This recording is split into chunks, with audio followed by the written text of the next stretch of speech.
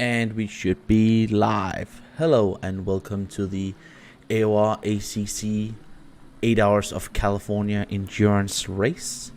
I will be your host, Niclas Domino, for the 8 hours that we're gonna do here. I'm gonna do it solo, so let's see how that goes. To introduce, this is Laguna SECA, as you can see, with not that many corners. The most important corners will be turn 2, which is the Andretti hairpin, and of course corkscrew turn 8 and 8A, which is one of racing's most famous corners.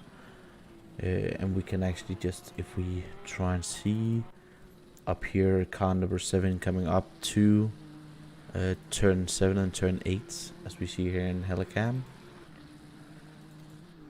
Here's corkscrew, and it's a big drop down, about 2 stories high from the top to the bottom. It's a track with a lot of elevation changes. There is from the highest to the lowest point 55 meters, which is quite a lot on this track. And it's a short track. It's not that long of a lap, so we will see quite a few laps around here tonight or today. The track is only 2.2 miles, which will be 3.6 kilometers. We are just finishing up free practice here with about 2 minutes to go. There's still some things going on there about the people going in and joining wrong teams, team liveries and stuff like that. We're getting all sorted, and we should be able to race here in 2 minutes and get these 8 hours going. We will start in-game session from around 8 o'clock in the morning, and then just finishing up 8 hours later. So we will probably not be looking at any nighttime racing. So what we're seeing here is probably the darkest we're gonna have. But that doesn't mean that there's no challenges for the drivers out there. We will see a lot of traffic as well. And that's something that the drivers need to be aware of, and the drivers who can, manage the traffic is definitely the guys who will have the best race here, because traffic can really win and lose you the race.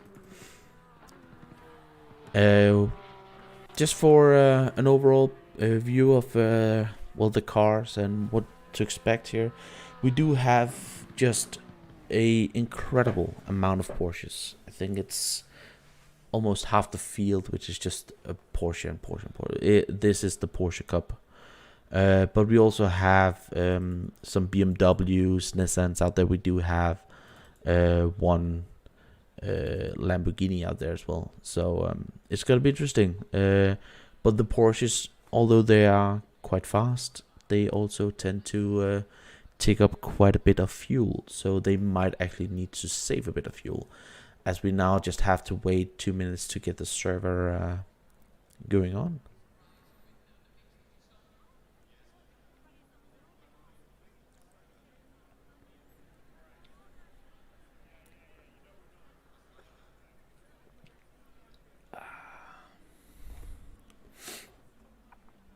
So, yes, alright, I will just go over the rules and regulations for the stints.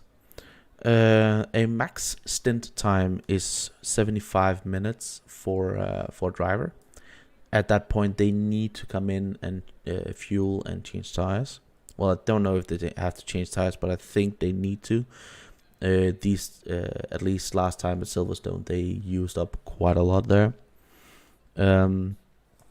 Max driver time per driver over the whole race, if you are foreman, is only 160 minutes that you're allowed to be in the car. So that's about 2 stints. If you're a 4-man team, 3-man team will be 212, and And the last, if you're a two-man team, that's 320 minutes that you're allowed to race in the race. So that's always there. And if any of the teams out there, when the racing has gone on and we've begun everything, want to have a chat, come into AOR's Discord on the Ready for Interview, and we will have a bit of a chat about what is going on out there and how your race is going. I am alone for 8 hours, so somebody to chat to sometimes would be nice. Also, a quick disclaimer: I will at one point go to get something to eat because I need to. So there will be about an hour where I won't be here to really, commentate. I will leave the race on. I am at the moment just testing out with the. I got the new broadcast thing, overlay channels to work, and there's an auto session, so hopefully it won't be completely horrible. But let's see. What else about Laguna SECA? I have some facts here. Laguna SECA is actually Spanish for dry lagoon, and as some of you might have seen, it's in the middle of absolutely nowhere, and it's in this really dry section of California. And I will just server will be restarted. Okay, this will be interesting. Let's see if we can. So I have lost connection here. All right, we will just be right back. See if we're gonna quit here.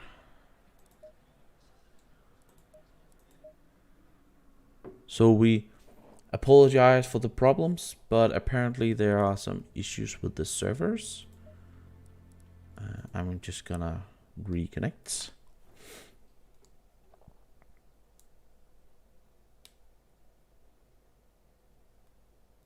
Green light, go, go, go. Ah! We're in.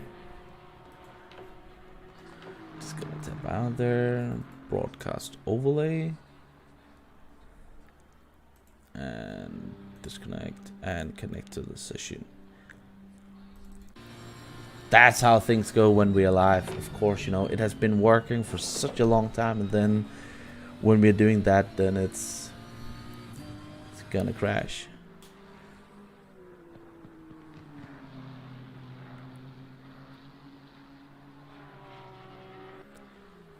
Yep. So, as you can see on the right corner, there we have the track map. I will leave it open. If anybody, if you don't want it there, we can take it off. But at the moment, I think it's a good addition, just so people might be able to figure out and see where your favorite drivers are and where they are. But as we can see here, we are following car number 12, the Nissan of Malon Andrade. Going down into turn 1 and now into Andretti Happen. Andretti Happen is a corner that was made in 1988, and it's actually what turn 2 here, 3 and 4 is actually what is going around the lake and the what's called the lagoon, which got introduced, and has over. So before it was just like almost it was almost an oval track. So it has been a bit more of a road track now, and gives a bit more opportunities for overtaking, hopefully. As turn 3 is definitely a place where people can send it in. It's a track with a lot of on-camber corners, so a lot of corners where as you're turning to the left, the camber of the corner will go to the left as well, and it's such a lovely thing. You can see here actually on the stream. It's such a lovely thing to drive with. So during the race, we will be talking a lot of nonsense. We have 8 hours together that we need to get going. So that's always a a good thing. I'm interested to see when they will get up and running here. They're having issues that people are leaving the server, and it's causing issues with driver numbers and liveries and stuff like that. So let's hope that they will get all of that sorted out. So yeah, again, apologize for the delay. We are now in practice session with 53 minutes.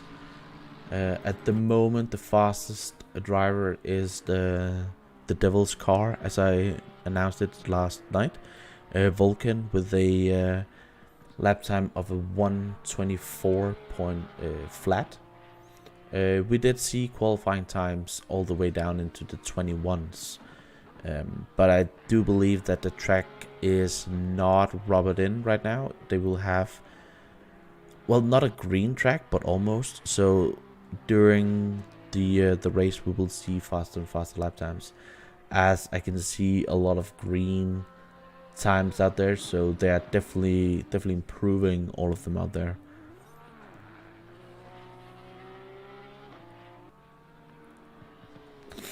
One thing that I want to point out as well, I have it in the video description, is but it isn't server 2, but a Nissan car number 22. Their team is driving for charity. So during this race you can donate, and there's more information if you click on the link in the description. If you have just $1 or $2, just donate to them. Good charity.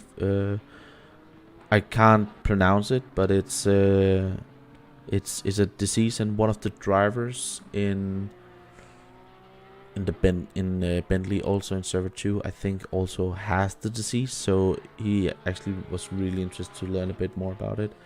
So what number?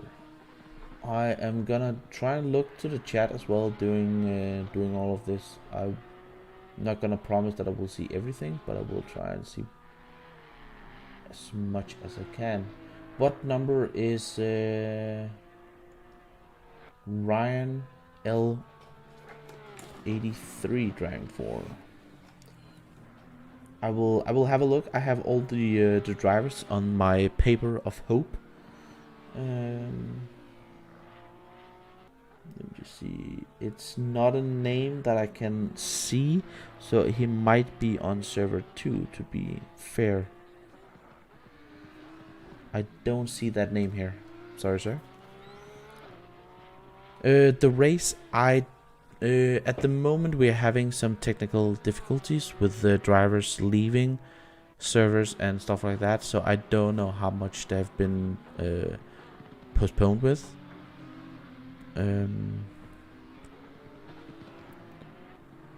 So they're just looking at both servers at the moment.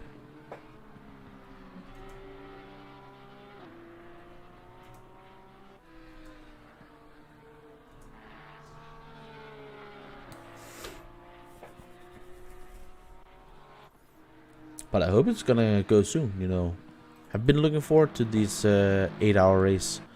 As we're seeing currently, P2, the BMW 97 Nils Nagya, Madjox. I'm gonna mispronounce a lot of names, and that's just how it's gonna be over these 8 hours. But this guy, I got some information. He is also driving in here, but also the manager for the Red Bull esports team, and he was also a part of, let me just see. Oh, I just got a message about 4 minutes for the pros until we are going racing. But yeah, I also got Nils here. He is a Red Bull esports manager, and G2 esports sim racing as well, manager for those two. So a driver out there who's real known for managing these esports, and really a forefront and fighter for it. So let's see how it goes. We Number 39. I have these cars at the moment is not having the right numbers. Car number 39, probably one of the cars that a lot of you are coming here to see. With the Honsik or Jadia, as he's probably better known. They're a huge streamer, and they will start from P3. So it's Jadia and Gecko for the race. It's gonna be interesting to see if they can move up and fight for the victory. There's also a couple of new drivers that I haven't seen before. Nils, as I mentioned here. Due to that, the qualifying session was split up into two. So half of the grid I saw yesterday, and half of the grid, were qualifying while I was babbling nonsense for about an hour. And so I don't know where everybody is in the picking order. So I'm going in. Oh, as we have a Nissan off the track.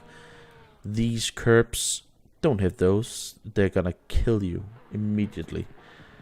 But yeah, I don't know half the field, so it's gonna be interesting. I'm also really new to all of this, both the simulator and the drivers and everything. So it's gonna be a learning curve for all of us,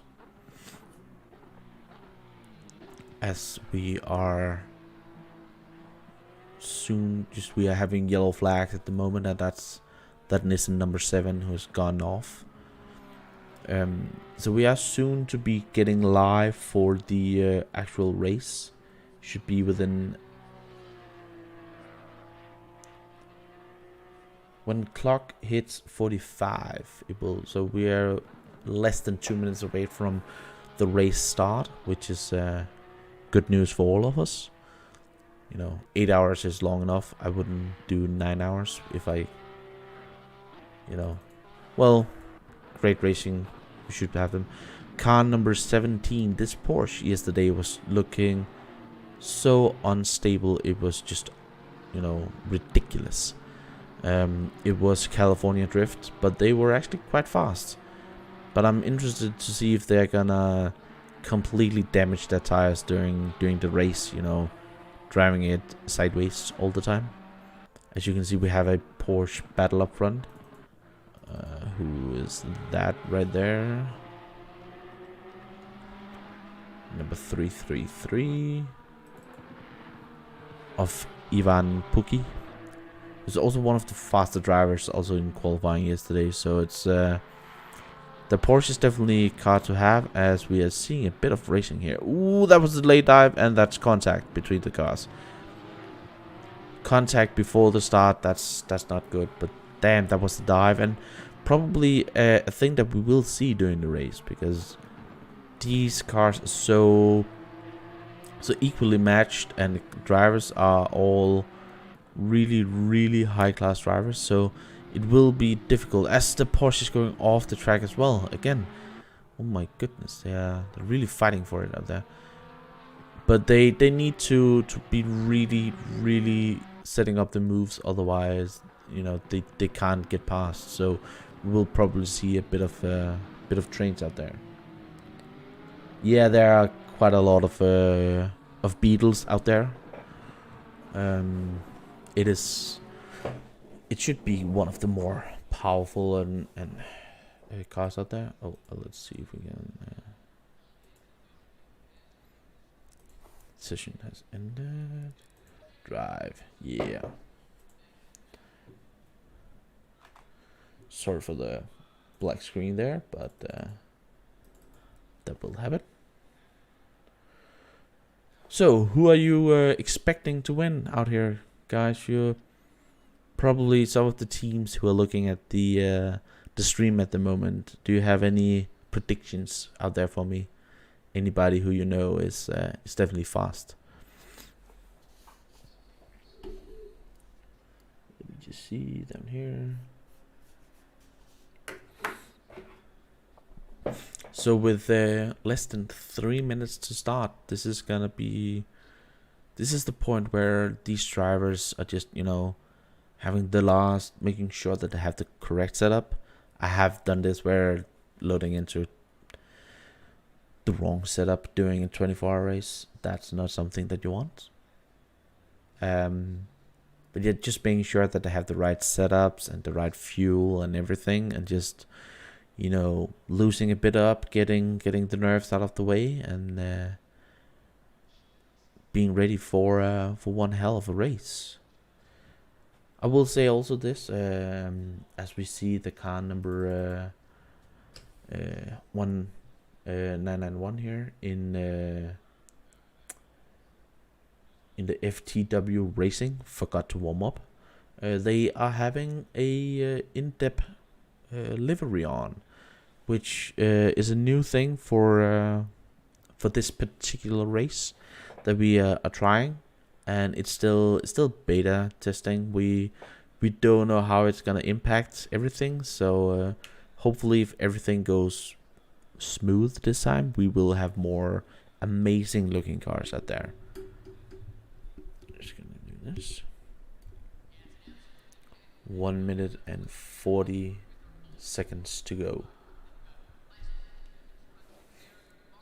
It's also, this time is you're so nervous, because if you fuck the car up and crash, at the beginning, there are 8 hours. It's a long race, but you can't win it in the first corner, but you can definitely lose it in the first corner. I know 8 hours is a long time, but if you are getting damage and half a lap or a lap down with these fields, that's definitely difficult to get back from. So you wanna keep it clean, especially in the beginning, and then you will start to just put the pace on. But it's gonna be interesting. Some drivers are aggressive at the beginning, and some drivers will be looking ahead. So interesting to see what is going on there as well.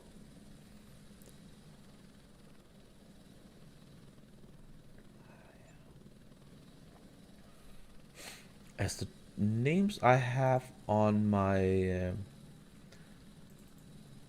description is not the names that is listed here, so that is gonna be interesting. All new, everything works or doesn't work. That's how it's gonna be. 15 seconds to the formation lap here. 7, 6.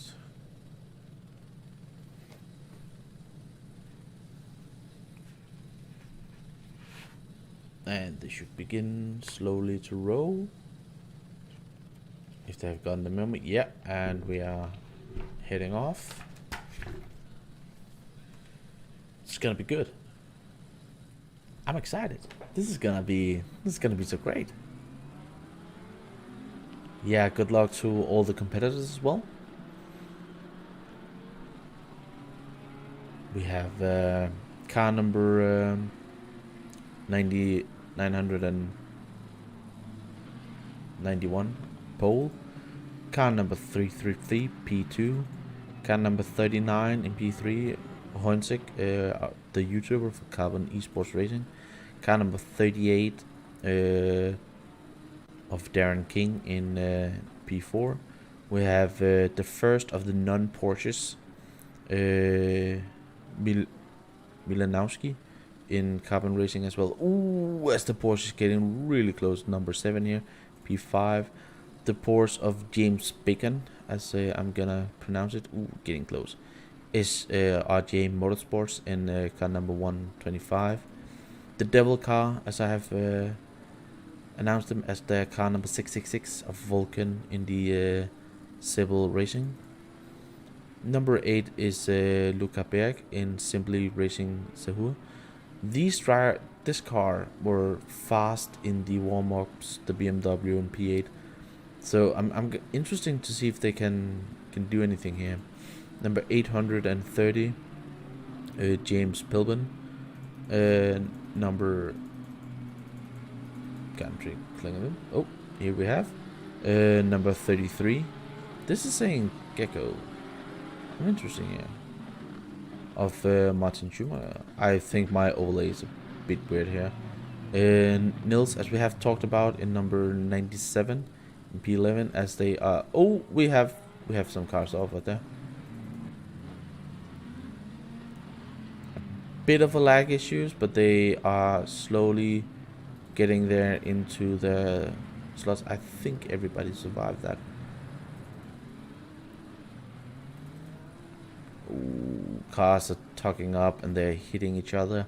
Let's not have that. We are soon getting into the last corner here with this. This is a German front here. Ooh, as car number 991 will be starting. Ooh, they're slowing down, accelerating, slowing down. Don't do that. He will get the green flag, and we are racing here.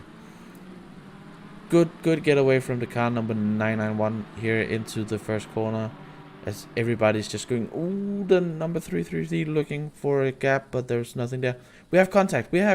Number 39, number 38 Porsche is middle of the track, and everybody I think got away there without any huge damage. But oh my god, from P3 and all the way down, as my overlay is all over the place. Drivers are getting into contact. Ooh, we had a BMW being a bit slow there. Getting 4 wide into turn 6 here. Ooh. Little contact between the Lamborghini and the Aston Martin, as we're looking back up to the front here with the FTW racing car in P1, getting just a bit away from the field, getting that gap. Now they have free air, just settle into the race, getting into the pace and just getting around there without having any major issues. But it looked like everybody got away from lap 1. Ooh, as we have a slow car, number 71 of Lucasson. I think he might have been off just a little bit there. I'm just gonna try and do this. Okay. So your top 3 after lap 1: Nico Solman, FTW Racing, Ivan Puki, Group Team, and we have Carbon Esports Racing of Jaroslav Hornsek.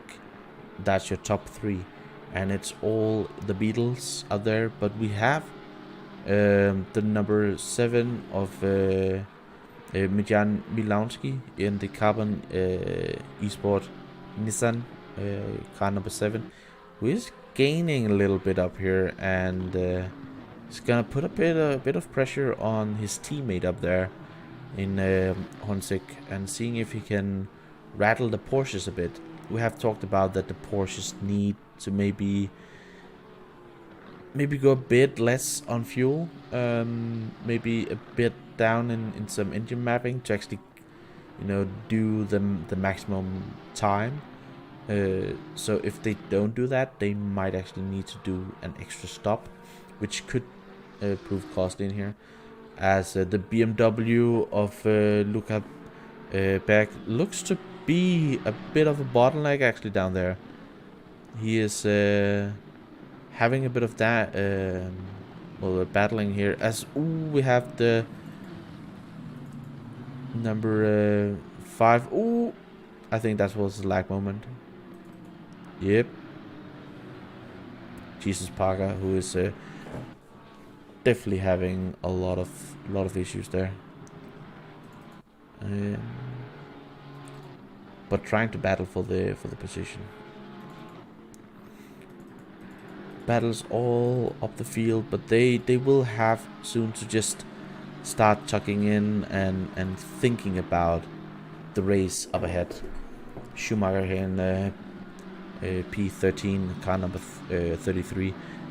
It's impressive with this old BMW that it can actually go around here. It's quite a big car. As we have somebody going off, it's James in the NCL Motorsports number 349. That is definitely not what he wanted, and is going tumbling down the order and is now almost down to last place.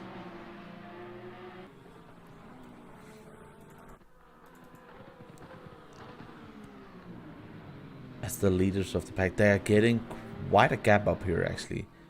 The top two have gone a bit away, and then the Carbon Esports racing drivers are fighting there as well for P3 and P4. Not quite close, but they're still, you know, when you're looking into your rearview mirrors, you know that the cars that are getting, the Nissan was just getting a bit wide there. Number 97, ooh, Nils has really put on a bit of a pace here and has gotten a bit further up the field.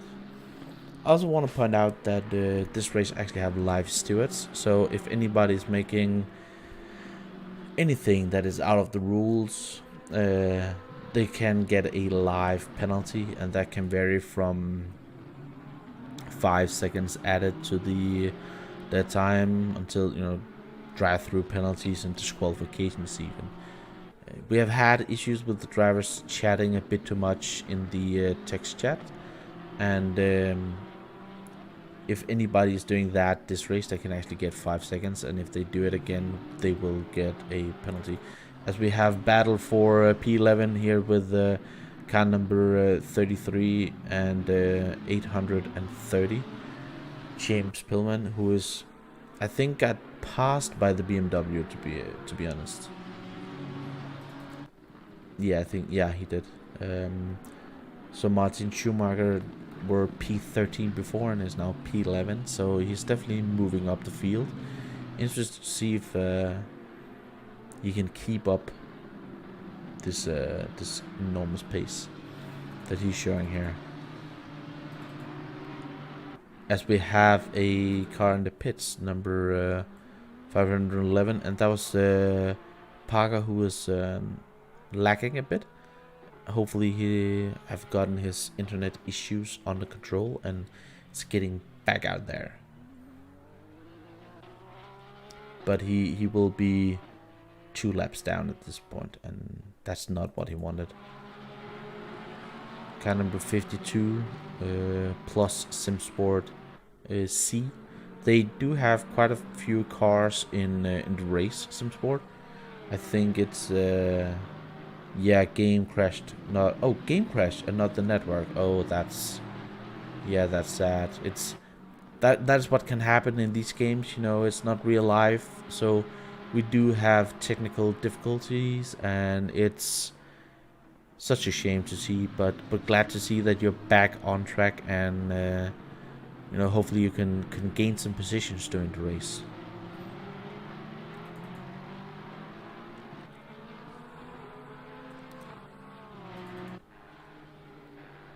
As the camera, see, the camera is a bit slow here. The 3 Porsches are definitely getting a bit, or well, actually top 4. The 3 Bentleys and the Nissan here, the Datsun, getting away. And these 4 drivers have shown to be a bit of class of the field, but Nils is definitely looking to get up there. Has taken the Porsches of James Bacon and Vulcan, the Devil car, and is now looking to try and see if he can climb up and actually get that position back.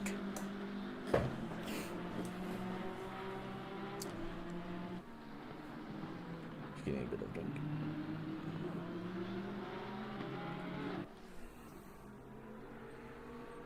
So yeah, now with the first 9-10 minutes, the first couple of laps going on, at this point the drivers will just be settling down, getting into the flow, and slowly, you know, when the field is spreading out a bit, you can start now to drive without overheating your tires, and you can begin to look at the fuel and stuff like that, and try not to go over the curbs and making any mistakes, because as we see in here, they have these sausage curbs on the inside, and if you hit one of those, you will just get sent directly into space.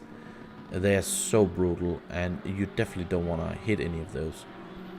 The car will get so unstable and you will just spin, so that's definitely keep off of those. I do tend to see a lot of drivers, Nils didn't do it here, but I do tend to see a lot of drivers actually cutting that chicane right there in the corkscrew. Haven't really been seeing, well, they're actually doing quite nicely here, all of them, which is nice to see. But we have seen a bit of cuts there, and it might be something that the stewards will be looking at. I am firmly of the belief that the white line that's track limits. If you go over the white line, you've been off track. That's, in my book, you can't really dispute that or discuss it. As we are having a battle for P21 with the car number 514 of Tobias Dubai, battling RGM. Sometimes these weird, game attacks, they don't really work here. I'm not a fan of them. I know why people are using them, but at least, have a game attack that can actually be pronounced. That what there's not able to pronounce. But he's losing a bit to the Lexus, and now getting under pressure from James, who we saw actually crashing or spinning in down in corkscrew last time, a couple of laps ago, and is looking to get back up the field. He was actually all the way down into 27th position, and is now back up to 23rd, and will be looking to try and climb up there, climb the field, as he's still looking a bit. Ooh, that's close, guys. He's definitely looking in, and this is a track, it's not really easy to overtake, but you are gonna really push for it. As he's looking, diving in there, that was kind of a dive bomb, but he was looking, the door was open and he went for it, and now he will be looking for the next prey and next target of his.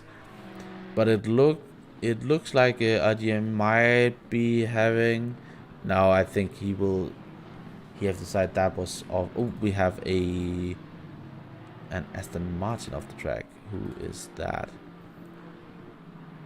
Is Barra in the blue-white racing? Blue, white, red racing. Well, that doesn't really come off the tongue really well. But he lost a couple of positions there. We're in, I think, 19th position, 18th position. So, didn't really see what that was. Jose Lamas from the Vanguard team. This guy is owing me a beer. He decided that, he wanted to send in deliveries for the skin pack about 20 minutes before race start. So that's a bit later than an hour before qualifying last night. But that's how it goes sometimes, life happens. Not everybody can be on point every time, but glad to see that you at least have a skin on. It's very beautiful looking blue Audi here.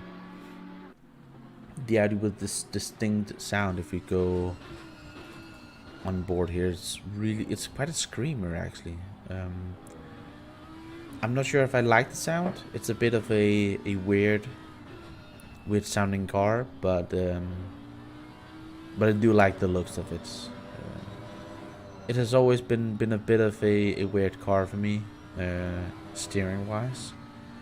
Not my favorite in that department anyway, but I do like the Audi, and a lot of the GT3s.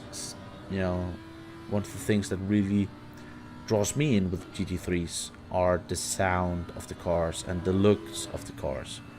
It's just such different, you know when you're looking at this, oh, that's an Audi, and you know that he's at the moment getting really pushed from the TPC Sim Racing Mark Vons here, number 777 car, the BMW, the big boy. It's not as big boy as the GT, but it's still really a big boy. One thing that's really impressive is actually how far they got the engine back. It's on, the engine is just right in front of the driver's feet, so a lot of so they actually got the engine behind the front axle, which is really feet. Oh, as we have a huge battle behind. Oh, we have a crash. We have one of our first offers. It's who was that? Number 514 Lexus, one of the few Lexuses that we have in the field. Tobias spinning. It didn't look like there were any contact from what I could see, at least, but we don't know there. But spinning and getting back down the order, not really what he wanted at this point. That can damage the tires, and you're just deflating after such a spin, or even contacts, which we don't hope that there were, as we see a lot of tires in corkscrew. Sorry. I think at the end of the race will just be one big black patch.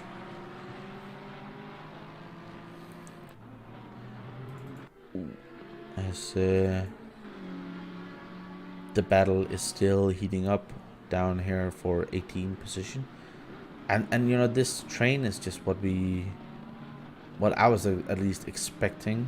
Just drivers going around slowly, as the number 991 car FTW Racing is looking to build up a gap there, caught in the corners, building up a gap and getting away from the other three cars, as Magic Carbon Esports has actually overtaken Hunsik for P4. So Hunsik is just slowly getting a bit down, and Nils has actually caught up to this front group of guys. So as he has gone up there, the 991 car of FTW Racing has just gotten away a bit, but he definitely had a lot of speed out there. Last lap he was 2/10 faster than Hunsik, but at this point in time, he's so close that it's really difficult to be a lot faster. But he's having the fastest lap out there as well, and 1:23 flat, so he's just keeping on posting these extremely fast lap times, and definitely one, I think, when we look back at this race, will be one of the guys up there in the top, maybe fighting for the win. But he needs to get past these three guys to ooh, is he slipping? Oh my goodness. Commentator cursed. He spun, and that's what tends to happen. You just push the car just a little bit too much out of the curb. Rear right wheel just getting on the exit of the curb and just dipping down to the dirt, and you're just spinning off. And now he has to do it all over again and down to P10. Oh my goodness, commentator curse is strong today. I will take that one on my end. That's how it goes sometimes, with Martin Schumacher up in P9 and Nils P10, the BMWs. Oh my goodness, he was so fast up there, and now he has to do it again. See if he can get his composure and really get back up there. As the battle for P17 is still going on, and they now have company from James, who we saw earlier spin, and he wanted to get past these two drivers. He looks to have a bit more speed, but it's so difficult to get around here. But But we have seen a lot of overtakes actually, even though I'm saying that it's, you know, difficult. Are we missing a driver up there? Ooh, side by side going. Yeah, I thought it. Side by side, Hunsick getting back as his teammate, and is now back up into P3. As the Nissan of Majcik will be furious with that. He wanted that position back, but you know, even though they're teammates, they're definitely fighting. They're fighting hard, but fair, and that's what they want, you know. But Hunsick didn't just let him get away with that. So from almost getting down to P5 is now up to P3, and the battle is still raging on, guys. It is quite a long race.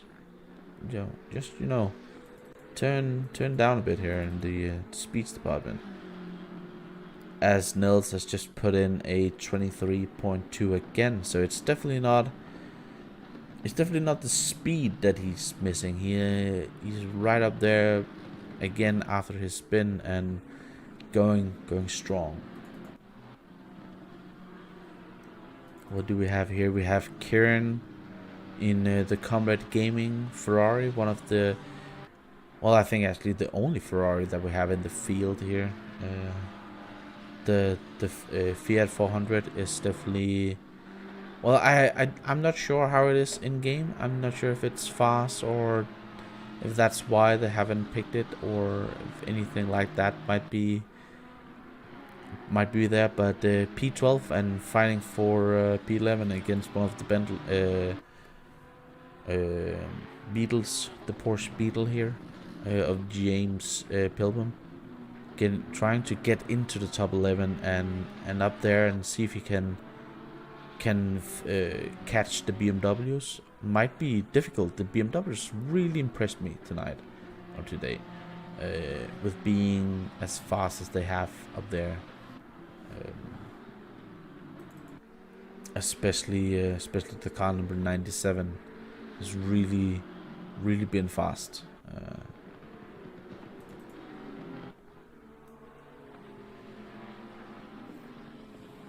87 as well. Look Herberg battling for P6,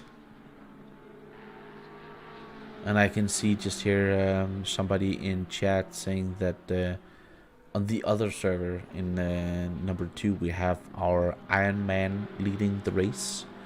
We have one of the drivers, Andrex, who's trying to do this 8 hours all by himself. Oh, as we have the Porsche going off. The Porsche going off the track. James Bacon was off the track, and he will be furious with himself going off there and just losing that position. You know, crucially, he didn't go well all the way off and hitting one of the walls or spinning as we saw with the 97 car, the BMW. But he still lost the position and might have, you know, damaged the tires a little bit by going off. He would be furious with himself by doing that. Small mistakes early on. As the battle for P2 is still raging on. Incredible to see these drivers being so close to each other. With Puki, Hansik, and Milinowski. If anybody knows how to pronounce that, please send it to me. Majcik Milinowski. Cabin Esports number 7 Nissan. That Nissan does not look like a car that should be able to drive, to be honest. If you look, it's not a race car. It's a huge box. It's such odd that it can go that fast, and we don't have any here, and I'm so sad. But the Bentleys as well, you know, that's a car that is just, when you look at it, you're like, is that a race car? Oh my goodness. So impressive that he's up there, but it does have quite, from what I Remember, quite a lot of torque and twin turbos. It's not the biggest engine, but yeah, go Vulcan, go Vol, go. See if we can find Mr. Vulcan. Now I need to see, because the names on my thing here doesn't really work. I don't know where Vulcan is at the moment. If you have a car number, that is definitely a bit more for me. I can see them. Oh, he's in the car number 666. There we go. Vulcan Ishik P5. A decent position for the Porsche driver. Not up there with the fastest of the bunch that we have, but they're also demons out there. But we have seen, as we saw with the 97, one bad move and you just lose such a huge amount of time, and it's difficult to get that time back. So a clean race, a clean nose, and the beetle of the Devil's Beetle will definitely be a contender and somebody to watch out for. But this battle up here is incredible. If these drivers are needing to save fuel, they are probably not doing it right now. They're just hammering in those lap times. But the leader in the 991 cars, he's a second faster than these three, and is now having a gap of over 7 seconds. So he's slowly but surely just driving away with this one, but with still 7 hours and 33 minutes. It's quite a lot of time to go. Ooh, as we see the Nissan really hammering on the brakes. Hontik is getting closer and closer to Pookie. Is he gonna look for a move? No, he's just not here. But is he going in for the last chicane, or is he gonna look for... He's looking to get it into turn 1. Will he get a move on, as we have a car in the pits? We have a car in the pits, number 92. Oh, that's a damaged Aston Martin. That's not what we want to see. Hopefully they will get back out there. Back up here with the battle for the P2. Hontik was not able to get close enough. And probably, well, traffic might be the way for him to go, actually, in this race. Being better at traffic and just getting out of there. Now they just got, half a second faster in this last lap. But they are still losing a bit of time to P1. Ooh, as he's just showing that he's there and having the high beam on. Just really being in the mirrors. Going for the outside move into corkscrew. That will be the inside, but he's not close enough. But he looks to have so much more speed than Pookie at the moment. Pookie might be running a bit low on tires at the moment. Half an hour into a stint, that could be costly if their setup is going in that direction. That's not something that they want to have so early on, but Hontik is just looking to have so much more grip and confidence in his car, as the Devil is slowly getting closer and closer behind. Vulcan doing more than half a second faster than the guys in front of him at the moment.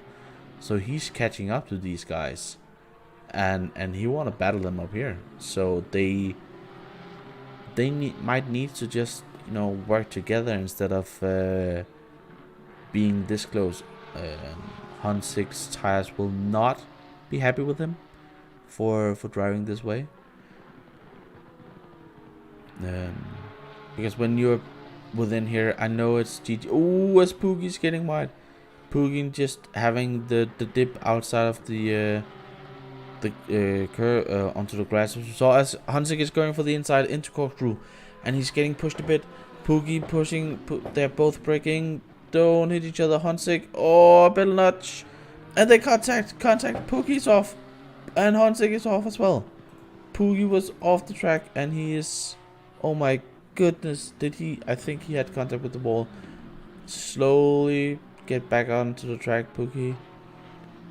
Went from P2 to P6. He will not be happy with that, but for me that looked like a racing incident. Two drivers going through corkscrew.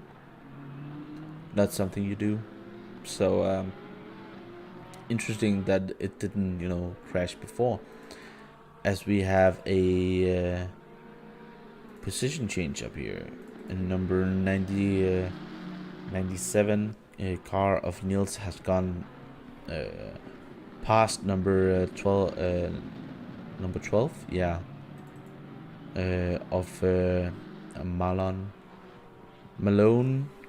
Andrade in the Nissan, and Martin Schumacher in the BMW on that last lap. So he's passed two drivers in one lap. That's incredible and testament to how fast he's going.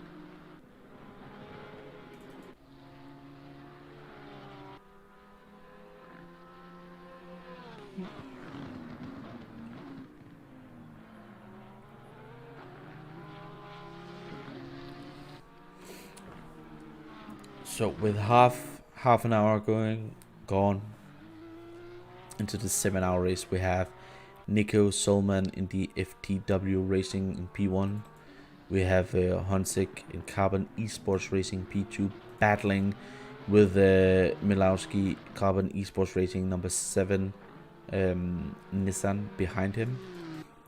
The Devil's Vulcan in the Beetle here in number 4. He's having, you know, quite a good race, getting fast and fast lap times and stable fast lap times and fighting up there. Luca in the BMW P5, and Poogie, as we saw before, having the issue with the Hansik, the crash that demoted him down to the P6. He will definitely be fighting to get up there, but he might have issues with his tires. Actually, we don't know yet, but that couldn't have helped. Mr. Bacon in number 125 in P7. Nils in the BMW P8 number here, and Andrade, as we saw before, car number 12 in P9. There, and Martin Schumacher in the GC Racing BMW. It's quite red out there. That's really red BMW, as he's piling on the pressure here.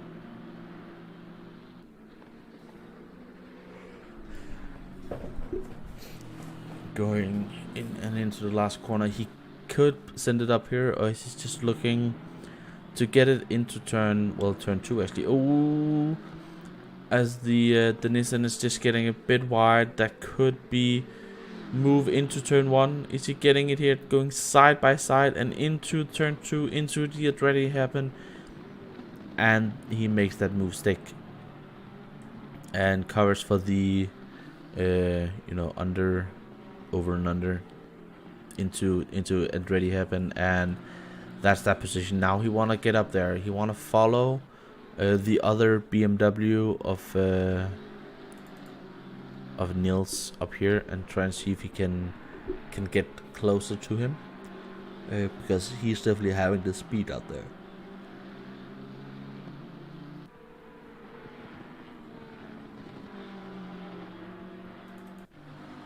Oh, we are having interesting battle down here between Pillman, Hartley, and Ivan in the Aston Martin Victorious Racing number 5, as he's just looking to push just a little bit too much out there. Not something that you really want.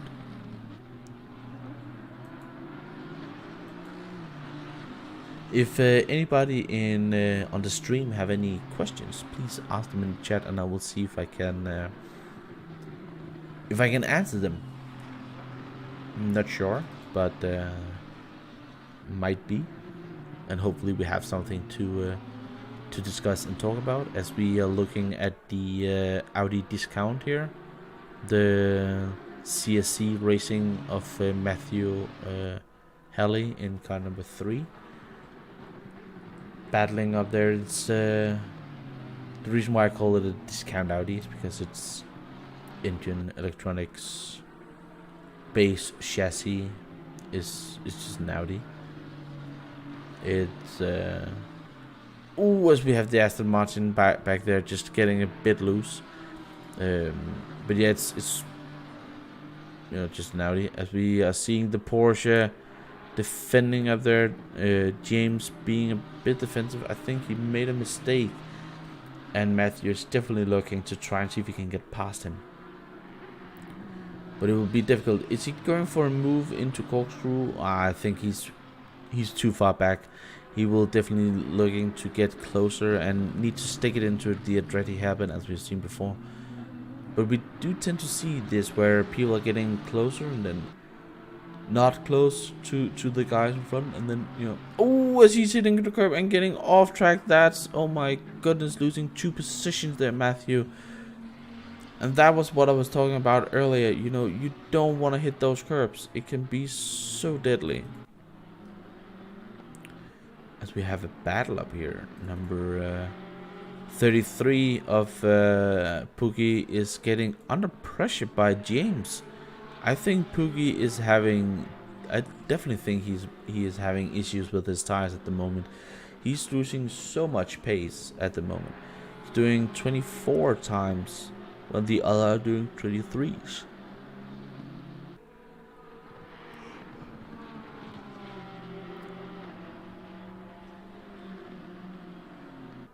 As I can just see Knop being angry about something in the chat as well. One of our stewards out there and coordinators just scolding the people.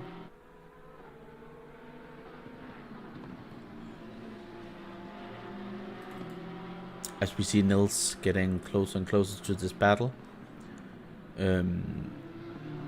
He's definitely, he would be really angry with himself about the stint. He's had the pace for even P1 actually, and now it's just, as he's looking for it. No, he's thinking better of it, but I think he will be aggressively to try and get past it, as we are 26 laps in and we are starting to see the first cars getting passed. But Nico Solman, who is a driver from the Air Wild League, has been driving there for quite a while and is still driving there, is really showing the pace of his car. It's just getting away from everybody, and the gap is now down or up to 10 seconds there and about, with the Honsick getting a bit of gap down to Milanowski. Vulcan still getting closer and closer actually.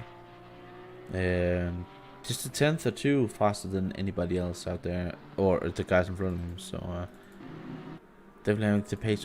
As we are having huge scraps here. Definitely didn't see that as who was that losing positions?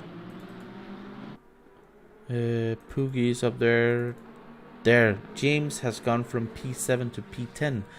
I think he went for a move that then decided that he had to crash and has lost a couple of positions. And Schumacher has gotten up to Nils, as we were talking about before. Just grab a hold of that BMW in front, because it's the same car as you. Just try and see if you can get into the same amount of lap times. They have done 28 last time, and there have been a huge incident apparently between all of these cars. they've lost 3 or 4 seconds. I think Corkscrew might be well, this has gone through. But Nils versus Pookie for P6, and for Nils about some new air. Oh, he's diving for it. That's not a position, Nils. You're not close enough. You have to be side by side to go for a move there. But he's, just showing his frustration by being behind Pookie at the moment. He knows that he is more in that car, and the more laps that he's being behind here is less lap that he has to just, pile on the incredible fast lap times that he has been able to show here. Ooh, no, he's going for the outside. Pookie defending on the inside. It's going the long way around, trying to do the switch underneath. Let's see if he can get the acceleration into turn 3. He will be way too far back, as we is also seeing the car number 12 of Andrade in the Nissan, piling the pressure on. These drivers are really, they're within, half a second of each other, as Pookie has to keep on driving defensive, and Nils is just showing his frustration and really piling on the pressure here, trying to see if he can force Pookie to make a mistake here into turn 7. Ooh, nope, they're both still on track. Is he gonna go for it here? He did have a look last time. No, he's thinking better of it. Into Corkscrew, turn 8 and 8A, down the hill, down to turn 9 here. Ooh, as we just saw, Schumacher losing a bit of time there, not getting turn 9 quite right. Nils is just, he's piling the pressure so much on, and he's on high beam as well.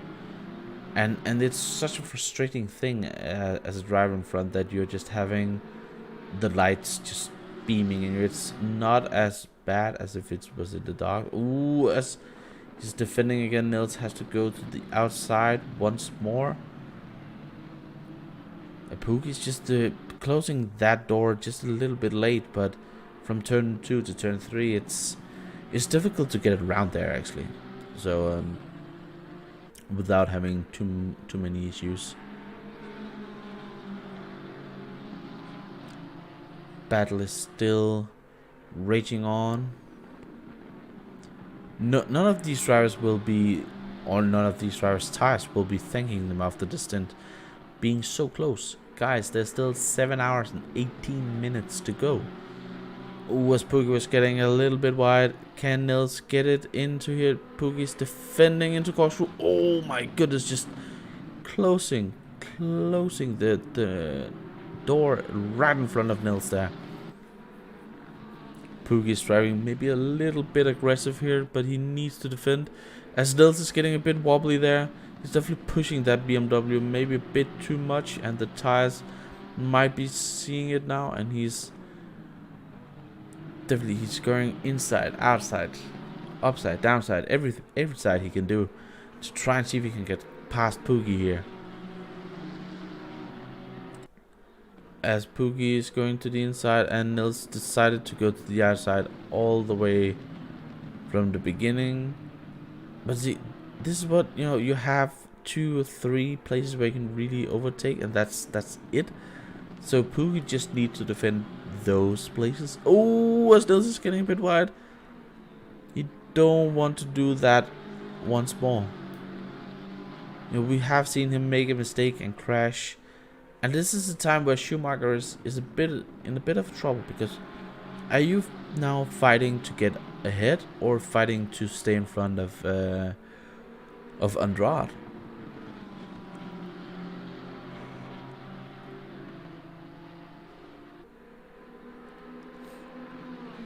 As Nils is looking, braking really late. He's looking to lose just a little bit of time. The engines as well can have quite a problem with this.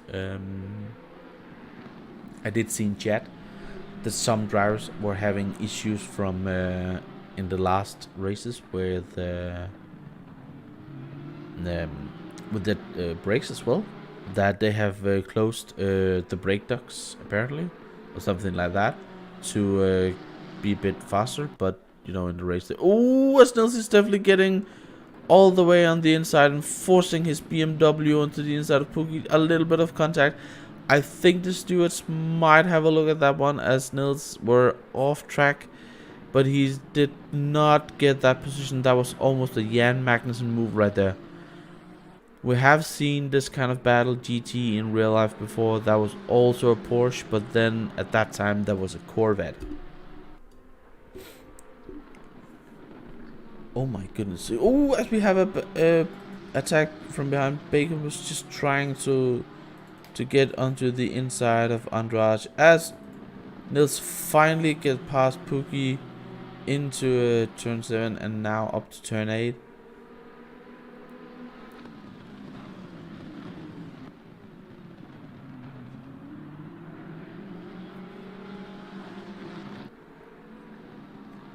Pookie will not be happy with that. He will try and see if he can fight his way back, but he's just been losing times. I think they might have gone a bit too aggressive with their tires, as Schumacher is now looking to pile on the pressure as well.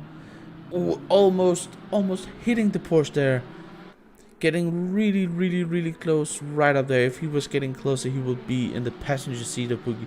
Pookie staying onto the right here, really defending, as Schumacher is trying to go the long way outside. Oh my god, guys, and there's a little bit of contact. Oh my goodness, as Andrade is looking to get into the inside into Andrade curve, and that's the thing. When you know, are trying to go for a move, it's so easy to lose the position as well.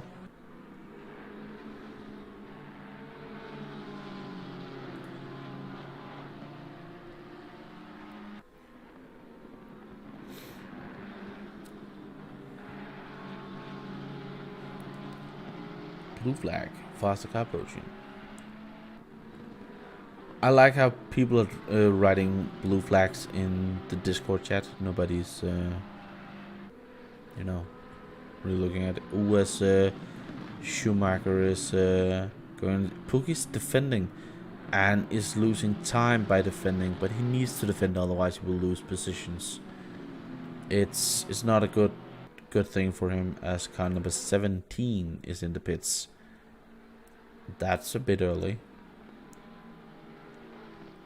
It's been in there for 32 seconds. Going up. As we'll get back to and Nils immediately puts in. Oh, it's Pookie! No, that was contact between Schumacher and Pookie went flying off the track. Oh my goodness, now down to P11. It has been a horrible stint for Pookie. Oh my goodness. And we got into that position quite late, so we didn't see if there were any major contact or how that unfolded. But Pookie now down to 11 and with a damaged car nonetheless. I think it might have been a racing incident, but you know, again, we don't know. I do have a replay system, but I have no idea how it works and how to get back to it, so I will not test it out. Ooh, as Andrade is definitely looking to push Schumacher here really aggressively. As with FTW Racing just chilling out there in front, starting to lap traffic at the moment, with Honsick also getting up to number to one of the back ones here, number 331 of Christian Book of the GC Academy Racing, a team comrade to the car number 33.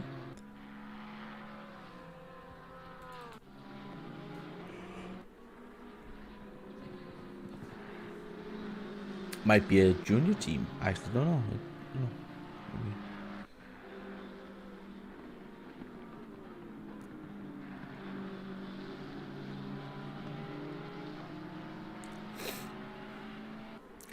as people are having the same old argument in the chat about blue flags, I can see. And that's the thing in you know, endurance racing, because blue flags, well, should you move over, should you not, as we have Pookie in the pits. I thought I saw Pookie in the pits.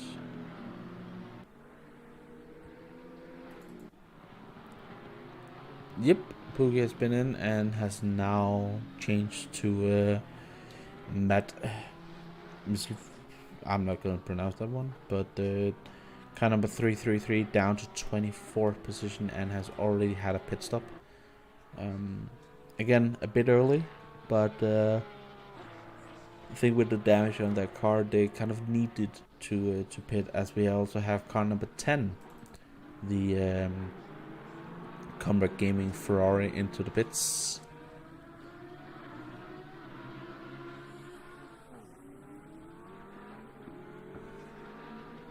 I think I would have tried to see if I could go past the hour, to be honest. Just to see if you know, otherwise you might at the end need to stop more times.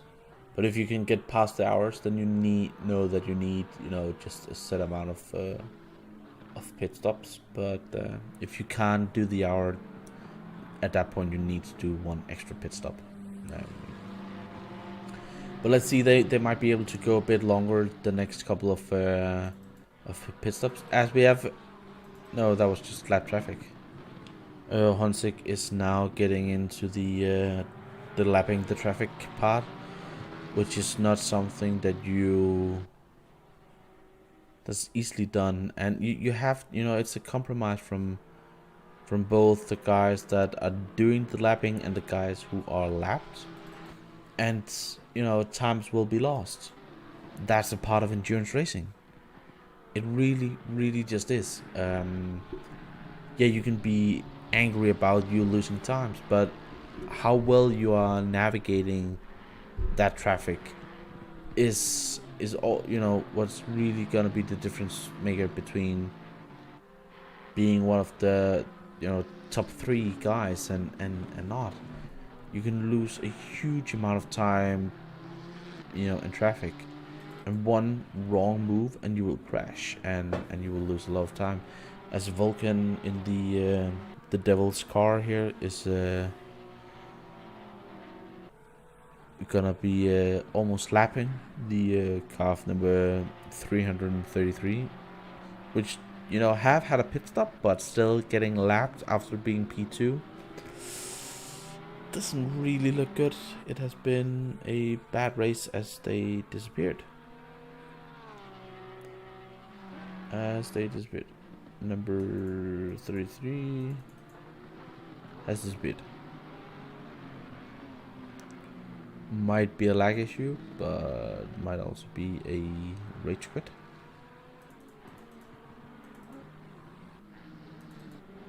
But it looked weird because it just disappeared out of nowhere.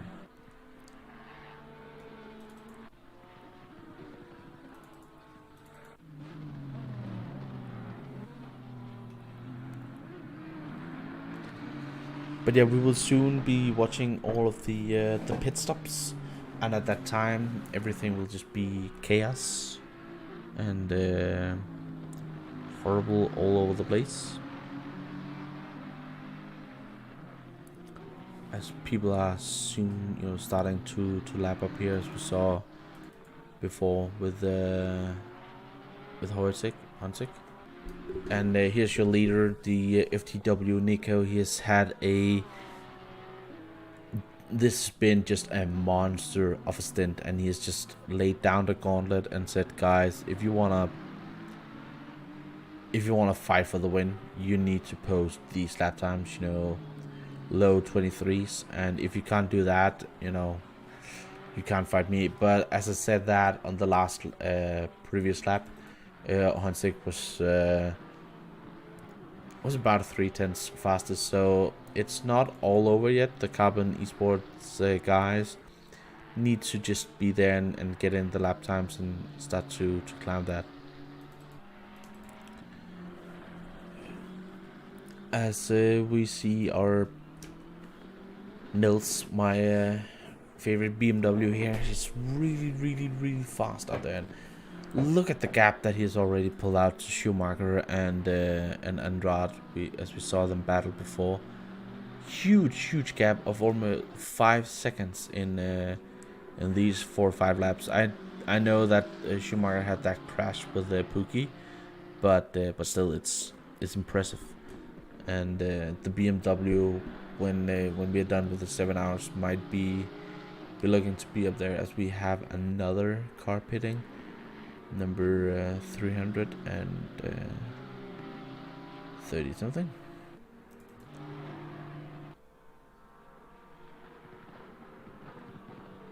$34.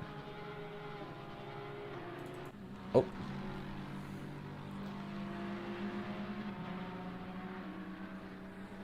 As I think they have had a disconnect. I think they have had a disconnect or something going on from the Coupe team. We saw the car number 333 going off track and just disappearing into the thin air, and Matt here has gone back into the car, but they're now in dead last place. So and I don't know, they might actually be, yeah they are. It's a new entry, so they will be 39 laps down, and that's probably their race, competitively over at this point. They will just be being here to try and see if they can battle and endure the 8 hours or 7 hours that is left now. Do we have any close battles out there? We have still the battle between Andrade and Schumacher for P7, but also down into the camera is slowly moving up. Camera between Florian Bauer and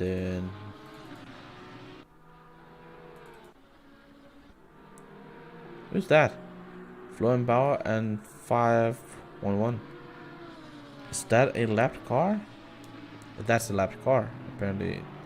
According to my overlay, that's a lapped car. So I thought there were a battle there. There's not.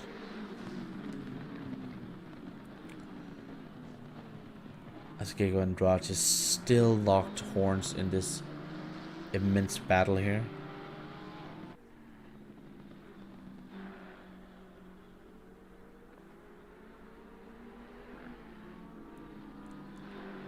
I think Schumacher just wanted to be looking. He wanted to look forward and just getting the lap times slowly in and just getting his pace. As I can actually see, his first sector is a bit faster. He's trying to open the gap up a bit here. The BMW is a beast of a car. It's a tank. I do believe that they have built a tank for a race car. That's what they have. Well, the Nissan behind is not a small car by any means of the imagination. 830.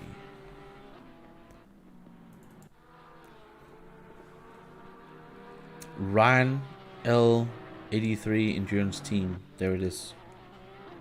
Saw that. Got asked before. James Pillman in the Porsche number 830 in P12.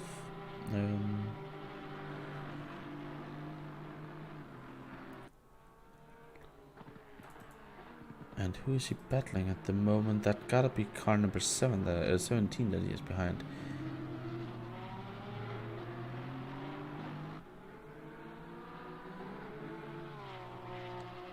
As I can't find our car number 17. Oh, he's P24, so he's actually not battling that guy. He's having quite a gap down to Ivan in the Aston Martin behind. The 17 is the lapped car, but James wanna get out there and just move up a bit, get a bit of a distance.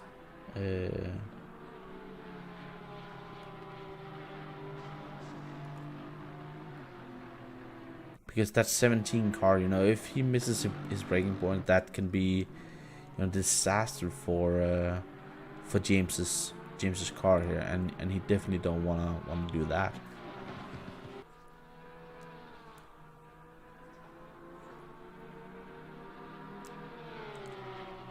Might be an idea to let the number 17 by. He is a lap down.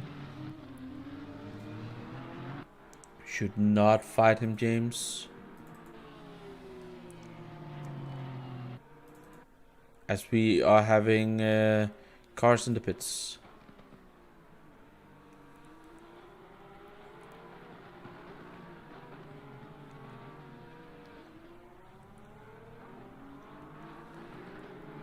Car number 331, I think, has gotten a penalty of Christian book for that might be blue flags. Car number 72 as well, having gotten a penalty. I do believe that these 15-second penalties might be for blue flag infringements. Stop and go, 30 seconds. What happened there? He was just getting out of the pit lane. They will probably be talking about that one, because I think he might have served his penalty. The first hour of racing has gone, and we had some close racing. Incredible fights out there and crashes as well. Server is not wanting to be there. Cars on and off the track, issues, amazing driving. We have had it all. We are having Nico at the moment P1 without having his first pit stop, and he's having quite a bit of a gap down to car number 39 of Honsick, who looks to be actually closing the gap a bit here in the traffic. Honsick in car number 39, P2, also missing a stop. Milowski in the Nissan number 7, also missing a stop, P3. The Carbon Esports Racing has really been up there. Luca Beck in the 87 car has now gained a position after our Devil's car went into the pits, and is now P4 and still missing a pit stop. Nils, who has really been one of the fastest drivers out there and is really piling on the lap times at the moment, in P5. Andrade, who has now finally got rid of Schumacher and is doing 1 or 2 races, or two laps, sorry, 2 laps more than Schumacher, and is slowly trying to see if he can, you know, increase and get a gap so he can notice, as Nico has just been into the pits.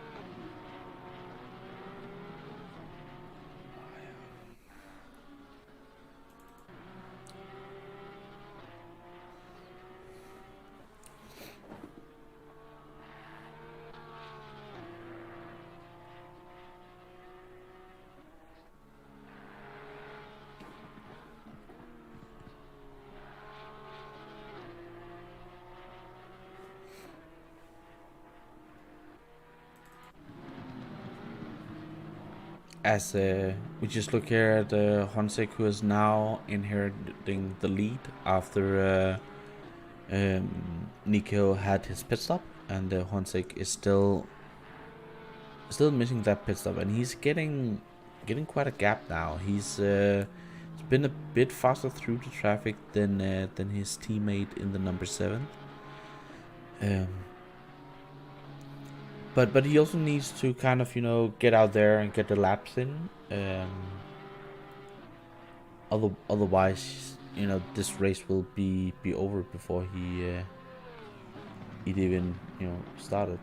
As I've seen, car number 31 has gotten their pits stop and go cleared, so there's definitely an issues there.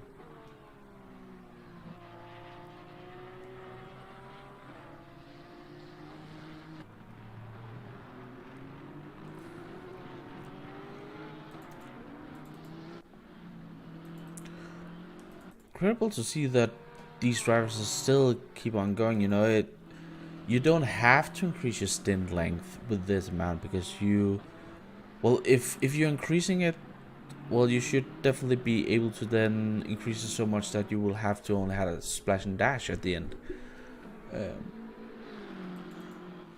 But then again, you could just fuel a bit less and have that hour of fuel, and having to pit then you won't have as heavy a car, and you will have to be in the pits for a short amount of time, as we see Nels using the correct way of flashing your headlights, signaling to the Lexus behind that he wanted to get past, and that was lap traffic. So well done by both parties, or participants. Nico, he pitted with around the hour, and I think that in that way they might not need to save too much fuel, to be honest. But the others might be, as we are having more pit stop. The 830 of James is in the pits. More cars coming in, and yeah, they have a maximum amount of time that they're allowed to drive, and that's 75 minutes. So Onsik and Valinsky will have to pit soon anyway. They have about 7 minutes. If they exceed that amount of time, I do believe that there's some hefty penalties out there. And I just adjust my seating position.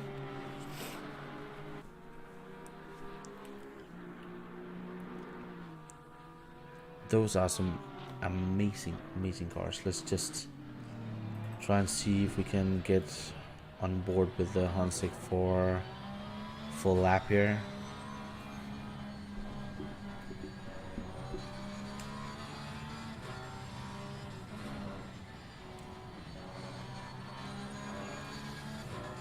It's going into the last corner. Let's see if we can get here. So don't want to hit that curb. Getting out, using as much of the track as you can. It's fine. Not going out across with all four wheels of the white line into turn 1, the American turn 1. Braking hard into Andretti corner here. It's double apex corner. Really being aggressive on the throttle. Out of the corner into turn 3. Here, just again be careful of the curbs on the inside. Out you just across, we can hear on the curbs. Turn 4, you can get really early on the power out there, and braking left. This is on camber corner. You can actually take a lot more speed through it than you think. Through turn 7 here, down. Just hitting the crest in the road, not hitting the curbs, into corkscrew, and see, this is the drop, and you can't see the apex of the corner into turn 9. This is also really a difficult corner because it's just getting tighter and tighter and tighter. Into turn 9 here, on 10, sorry, perfect, and he's getting into the pits before getting into too much lap traffic there, as his teammate will actually gain that position, and it's now P1. But they need to pit soon, with only about 60 minutes left until they will get penalized for not pitting. Nils is still out there. P4. Luca P5. The BMWs are going long as well. Interesting to see where Hansik is getting out in comparison to Nico as well. If he has been able to gain a bit of time, and or if Nico has just been, well, I can tell you Nico has been flying out there. He's doing 122.9 and 120 is his fastest, and his last lap was a 123 flat. So he's putting in personal best lap times out there, and it's just destroying everything. As Gecko is now in the car.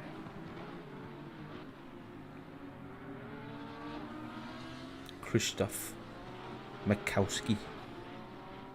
Wow, I think I actually got that correct. Krzysztof Makowski.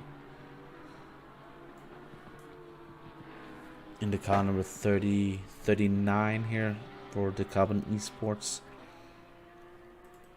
Do we think that the Nissan might go a bit? I think he needs to do maybe a lap more to really see if he can get down. But if he can do this for the whole race, you know, he might actually be able to save himself a pit stop, which would be a huge advantage to have. But that also means no crashes, no nothing. But you need to do the thing where you know when you're making these race strategies, you start already about here. And I'm getting the information that Jadia had about 3. Oh, as the Nissan Magic was off the track, and that's not what he wanted.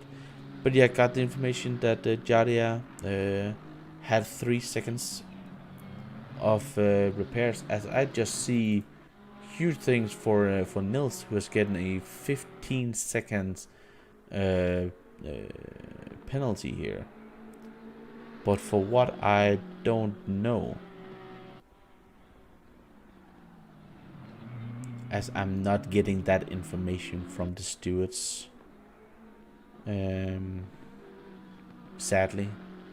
So we don't know what he have gotten penalized for, but you know, a not the best first stint has just gone worse for him here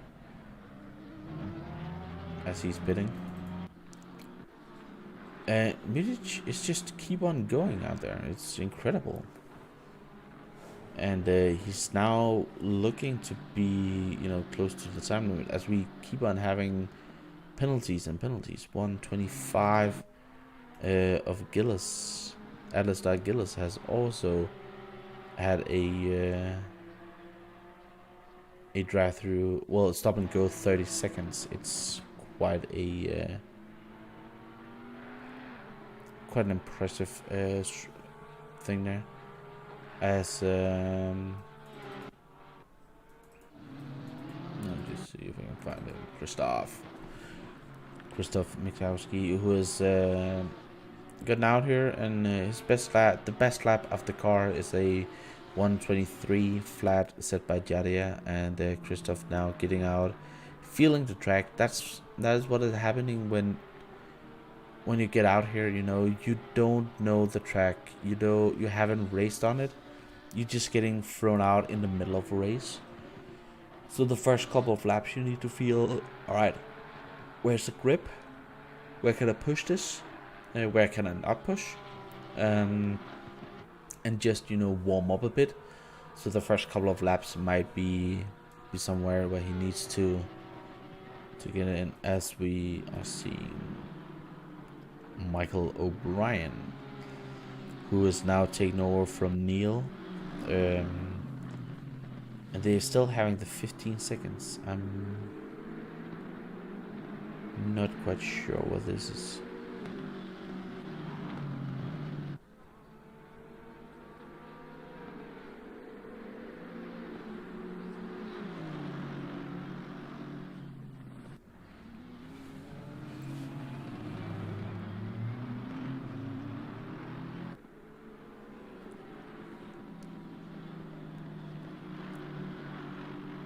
And there's a lot of discussion in the chat about penalties coming on there. And let's see if O'Brien... Oh, he's off track. And that's crash. And that's right into the Aston Martin. Car number 97. Oh, as he's hitting car number 12. Isabella. Oh my goodness. No, no, no, no, no. The Van Vel Simsport Nissan did not want that. He was just caught off guard by the BMW. I don't think there's much for Michael to actually do at that point. He spun and then got hit. Oh my goodness. And that's a lot of damage on the front of that car. And if they have a penalty and now damage, that's definitely their race going from bad to worse. As Malowski's now into the pits, just in time, with 15 seconds before. I don't know if he has to do it before or after the thing. We have car number 52 into the wall. Let's see if we can find him here. Oh, a lot of traffic coming there. Yep. Free to go.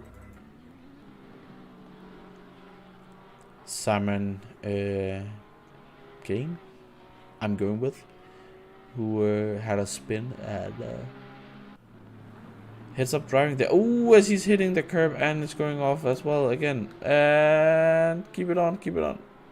With guys going 3 wide in the background.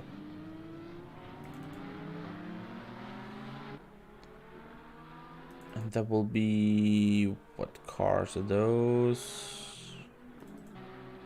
Up here, number 12 of Isaac, as we saw before, and that's number 38 diving on the inside and getting that position. Isaac not really willing to race, and I think he might have gotten a bit confused out there.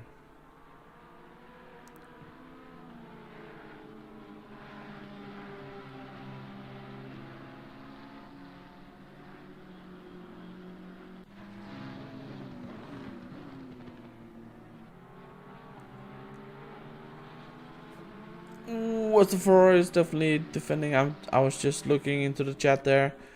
Kieran is aggressively defending against the King behind, and King is really close to the Ferrari. Is he going for the inside into corkscrew? No, it's well defended by Kieran here.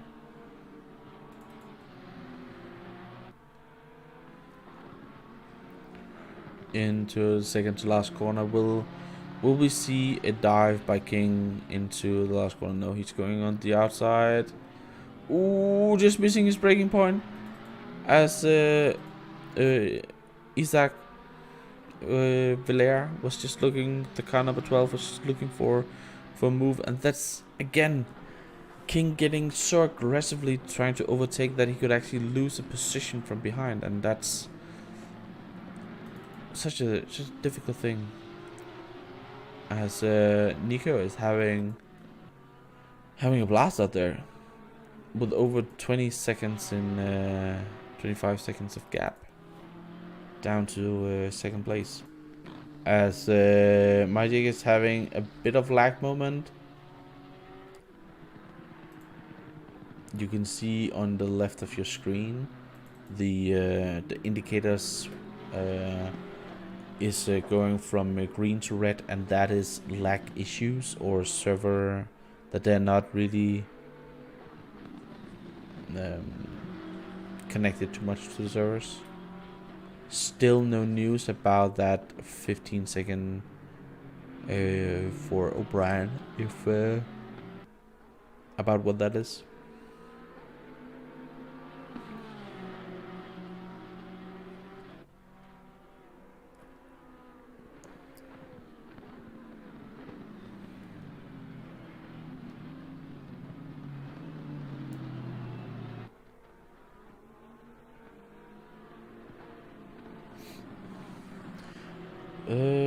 Pingrist. Ooh. When you guys are naming drivers, please reference their numbers, and you're talking about the Ferrari here. I can see in chat that he started from P19, the Ferrari of number 10. Comrade Gaming, which should actually have been car number 100, but that's a different story. They started P20, I can see on my spreadsheet at least, and but I can see they also had a penalty for some silly mistakes.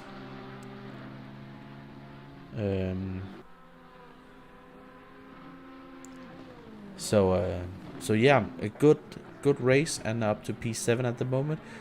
But there are fast guys who have had issues behind Isaac with the crash that we saw before, and that has definitely hindered his car, and O'Brien as well, the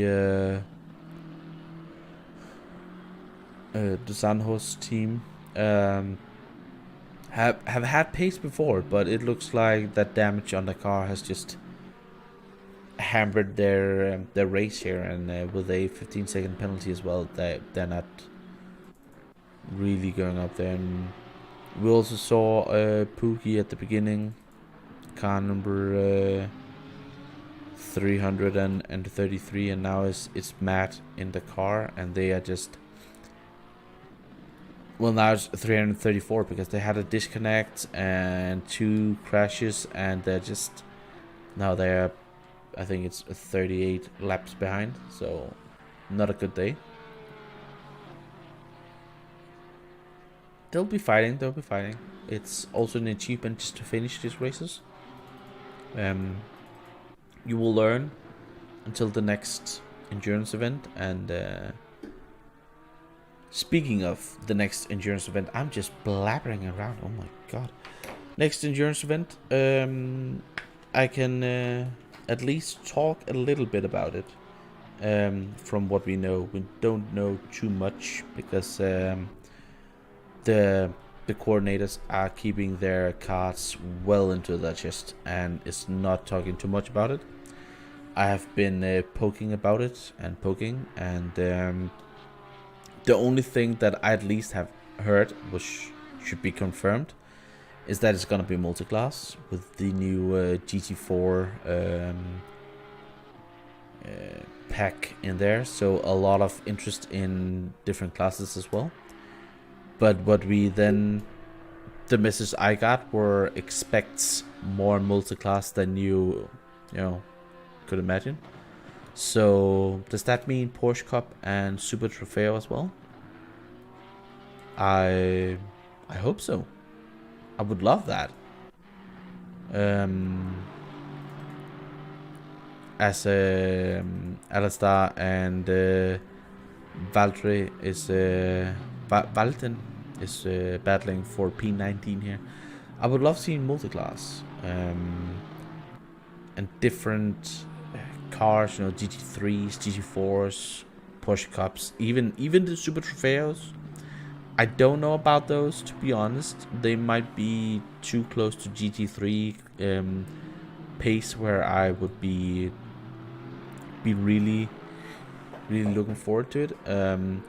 I also think that when you're doing these multi-class races, you should be aware of how many cars we have. If we have a class with like 3 or 4 Porsche Cup cars, that could be maybe too small. I would say definitely 10 plus cars in a class. That usually have, you know, you have a lot of drivers that are in different speeds and everything like that, but you still have the battling. You always have somebody to fight with. So that's kind of how I see that. I think less than 10 cars, you might be looking into a class that can easily be too spread out or a bit too dead. But yeah, with GT4s, it's gonna be interesting. Anybody in chat, you can just put in what, if you have the new GT4s, what is your favorite of the GT4s, and if any of you have are gonna try and do the next endurance race in the GT4 compared to a GT3. I'm interested to see if any of you guys would like that, as the Aston Martin is definitely defending, and that's almost a block right there. That was aggressive defending from the blue, white, red racing team, as Alistar is just getting really, really racy here, looking inside, outside to try and see if he can find a place around this car. The custom liveried Porsche of Alistair Gillis in the SRJ Motorsports car. It's also a team that has had a miserable first stint and is looking to just now try and see if they can get up there and get a bit more out of it.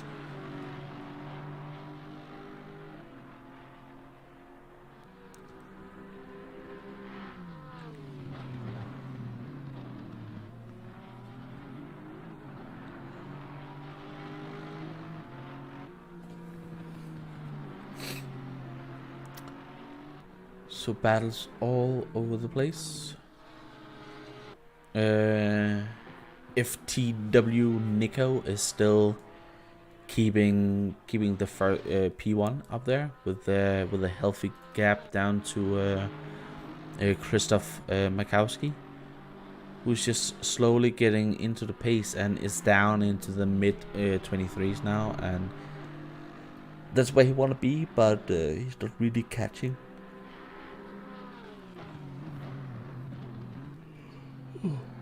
I'm sorry. Magic Carbon Esports number 7 Nissan. After that off track is has lost a bit of position up there, and is not really looking to gain. He's doing the same lap time as Krzysztof. He was really close, and the gap is maybe now what 5, 6, 7 seconds. He can't be impressed with that.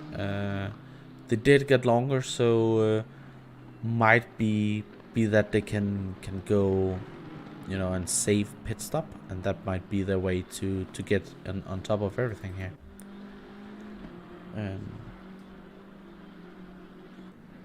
Any ongoing battles with number 830? Let's look at it. 830. It's now Mark Vestergaard.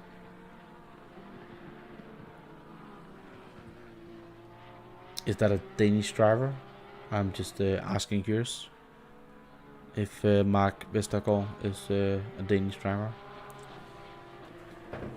because that's how I would pronounce the double A. In English maybe Vestergaard, but that's a question out to the. Yep, he's Danish. Yeah, I thought so. In the Porsche, he's having quite a bit of a gap down to Garcia in the number 753, and his last lap were probably a bit hindered by lap traffic. Let's see when he gets over the line next time. But the guys in front are fast out there, really, really fast. Doing it 23. It's Alex Life in the BMW 777. And let's see what Vestergaard is posting of a time here. 26.1. He's definitely losing a bit of time. So I lost a second down to Garcia. So if he doesn't get a bit more speed up there, we could see a bit of an issue, as I have somebody in the ready for interview. Let's see who it is. Hello, JRD57. Please tell who you are and your team name and how your race is going.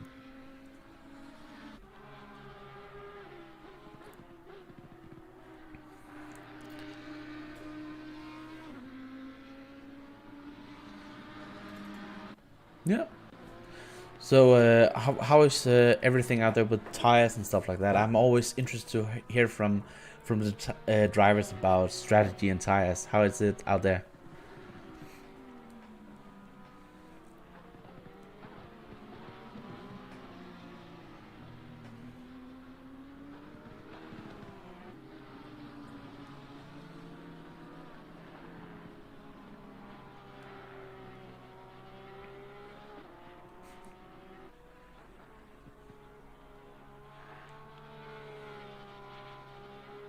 Yeah, we did see a lot of drivers losing time, and I do believe that it might be, as you alluded to, overheating problems. I think maybe some drivers have been a bit too much with the qualifying setup. Is that something you guys have had in mind, you know, race setup compared to qualifying setup? Is that somewhere where you have been focusing on?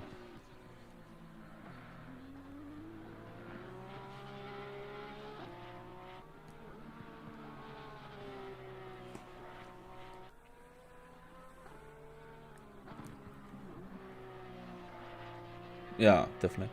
How is the Porsche? I've heard from others that the Porsche is a bit deadly. Uh, yeah.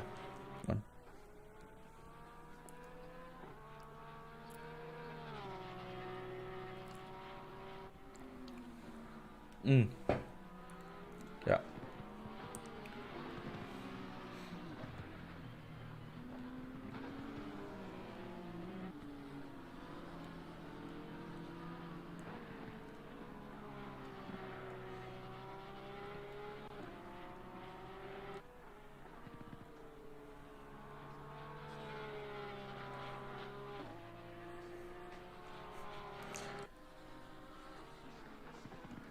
Yeah, and we saw, especially, you know, you did the first in, as you alluded to. We saw one of the lead guys, Pookie, who was quite fast up there, and he had a bit of a spin, and then he had a bit of contact and just lost the tires. Where are you guys looking to aim? You know, now you're P11. I'm watching you as you're going. Alexis is going around, and hopefully not, you know, doing any mistakes here. Um, where do you guys realistically aim at the moment? Is it looking forward, or do you just trying to keep the guys behind you from not catching? Mm.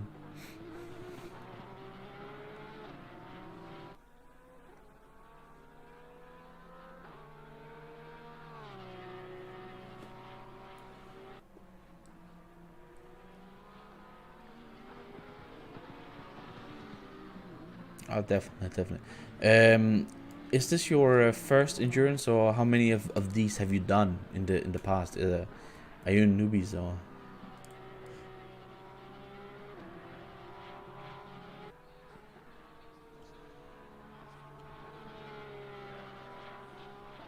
Ah, okay. Yeah. Well, it is a different type of racing. I've done a few endurance races. Not as many in ACC, or none in ACC, but I've done a bit in iRacing. I don't know if you're familiar with it. Um, yeah, but you know, I think I've done 6 or 7 24 hours of Daytona. So it's, you know, endurance racing. I love it. It's such a different discipline, and I just hope that you guys keep on going out there. Still, quite a lot of time left, and hope you will have a bit more positions up there. Yeah, cheers. See ya. Oh, I don't have to. And that was NCL Motorsports in P11. Thank you for stopping by, having somebody to talk to. Interesting, great to hear. But an interesting fact about the tires, actually, you know, just a little slide and those tires are just dead.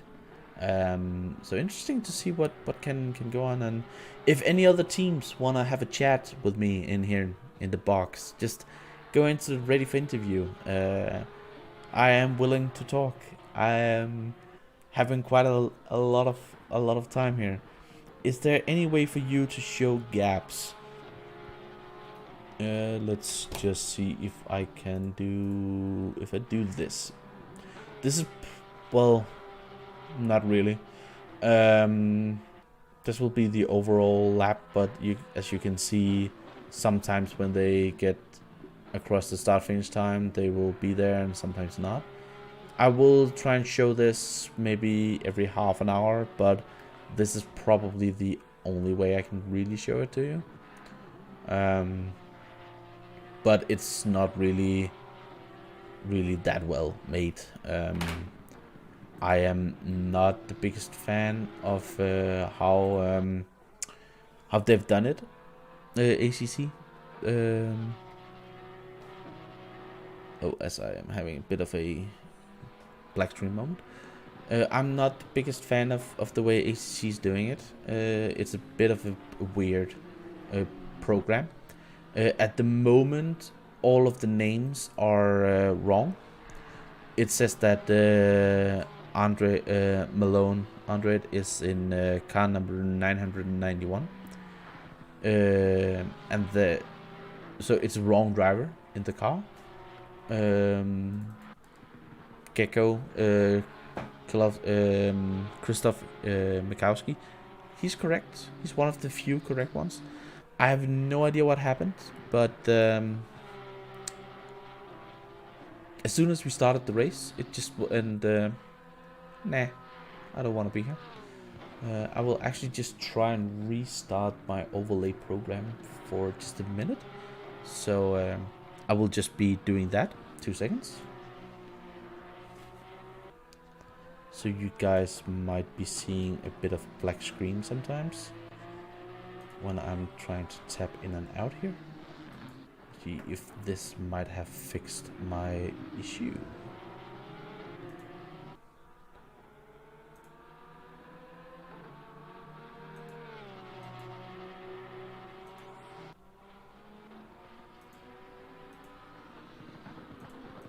I am now having quite an issue here.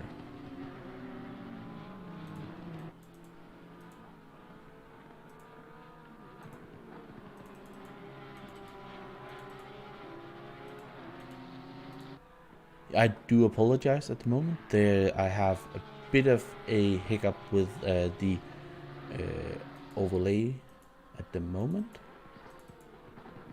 And if we then try and say connects to this one, I am not receiving any information about any drivers at the moment. So this is really good, really interesting.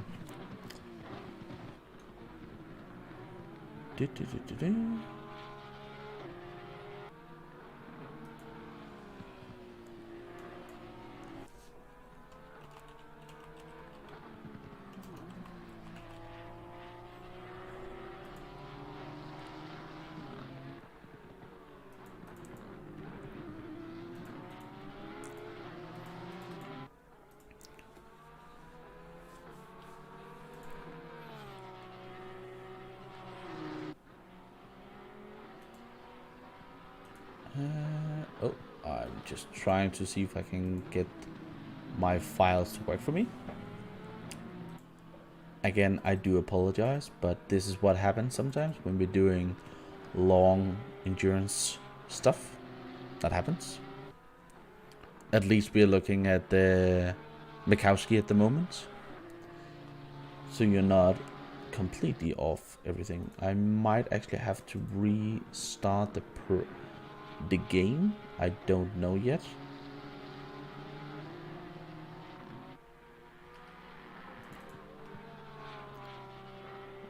I am fighting to get a fix. And we're going common competizione SDK broadcasting. There we have it. Let's try and just start it as this here.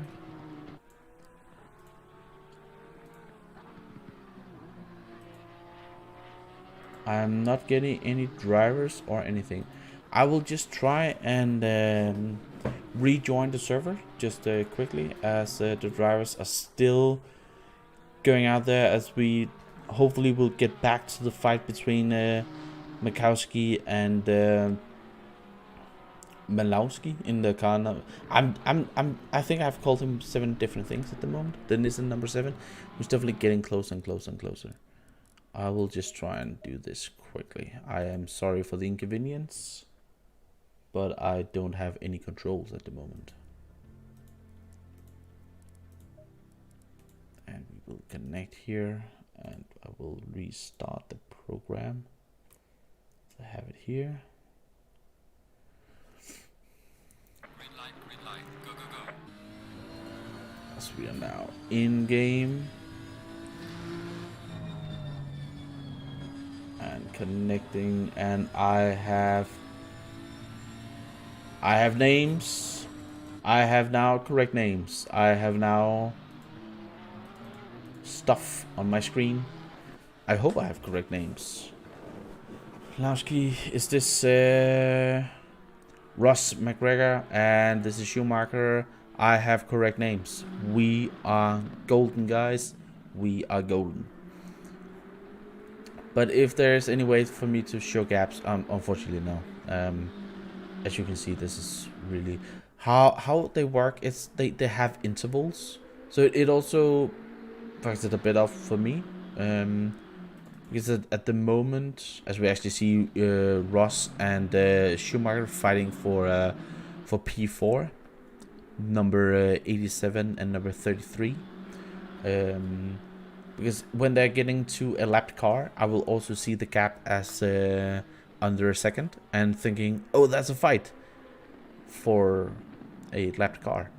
So, but interesting to see the battle for P4 is definitely heating up as the Nissan of Malowski is getting closer and closer to Christoph. Christoph doesn't seem to have the pace. He's been lapping in the high 23s, 24s, and Malowski's just doing low 23s, and it's getting real close now, and it's, you know, really extremely close.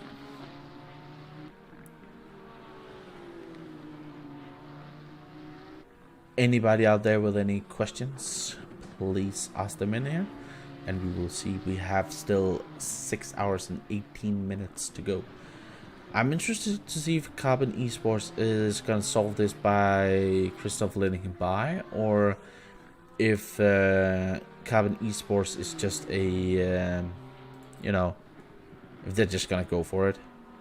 Because he is holding him up slightly at the moment. And Malowski looks to be faster than Nico at the top at the moment, but there's no, you know, way that that he can get. If he gets held up here, he's not gonna be able to use that extra speed to catch the guy. But Nico is all the way up here. As you see, it's quite a gap. At the moment, my overlay is saying that he's 3.3 seconds down to the next. That's a bit more, and that's why I'm saying it's intervals. So, interesting. Are there any cars able to double stint tires? I don't think so, to be honest. Ooh, as Christoph is definitely defending extremely here for the Nissan, and he's trying to go on the outside. Oh, much contact between them. You're not getting. It's incredible difficult place to overtake into the corkscrew. Double stinting tires? I don't think so. We have heard that drivers are complaining about tires already after stint. And with the temperature heating up at the moment, I don't think so. They want to, but they can't. We're not able to see temperature at the moment, but from what I heard last time, it was about 34 degrees, so quite heavy in the heat department, and the drivers are just, you know, really extreme tires. I would like ACC to implement a cap. So let's say temp is 36 and track is 40 degrees. Thank you very much. Thank you very much. So it is a bit toasty out there, and the tires are definitely not the happiest thing out there. You know, the drivers might be glad about the stint. The cars feels great, but the tires are definitely not your best friend. As this battle is getting up to some traffic ahead with the Lamborghini, see if we can get away. We see the blue flags waving, and oh, don't be there. As they both just diving on the inside of a Lamborghini number 3. As Christoph is definitely defending, so team orders between the guys. Nope, we don't have that. Mikowski trying just keep on being defensive. As the Nissan is going on the inside, he's diving. No, yeah, and he's still there. He's still there, guys. Oh my god, it could be. This could go horribly wrong with more than 6 hours left to go. It's still quite aggressive, as they're still having some lap traffic, and they're battling up ahead of them. It's Florian Bauer who is flashing his headlights at car number 500. I think it's 500, 515 or something like that.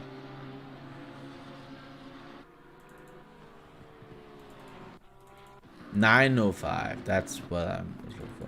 So those guys are battling, and that's a wrong way of using your flashing buttons. As he's diving on the inside here, Kiwi was just Karen Hudson. Interesting. KIC Inc. Just lost the position there, as we will go back up to the battle for P2. Ooh, as the Nissan went onto the inside and actually got that position. 999 and 29 teammates. Let's. Could there be another chance for Mikowski here? Yeah, there definitely were. As he's now. Christoph definitely he battled for that, but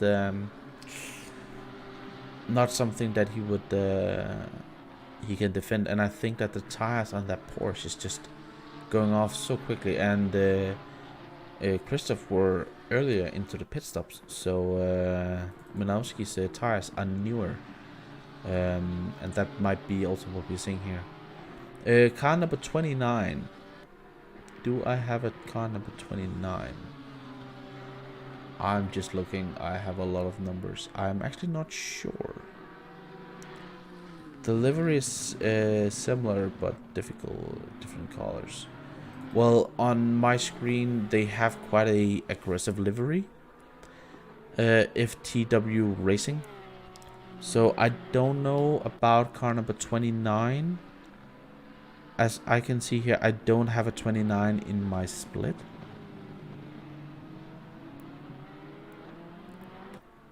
So I'm not sure if they have the same first and third Porsche. Oh, 39. All right, you posted 29. 39 and I think 39 and 7 are teammates. It's a Carbon Esports.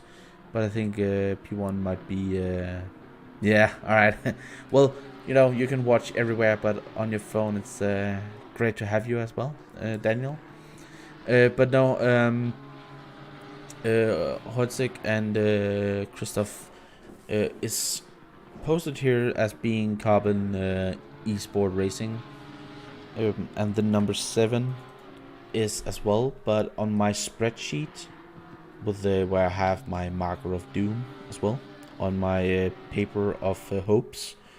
Car number 39 is actually posted as Jardia Community Team 1, and number 72 is Jardia Community Racing Team 2.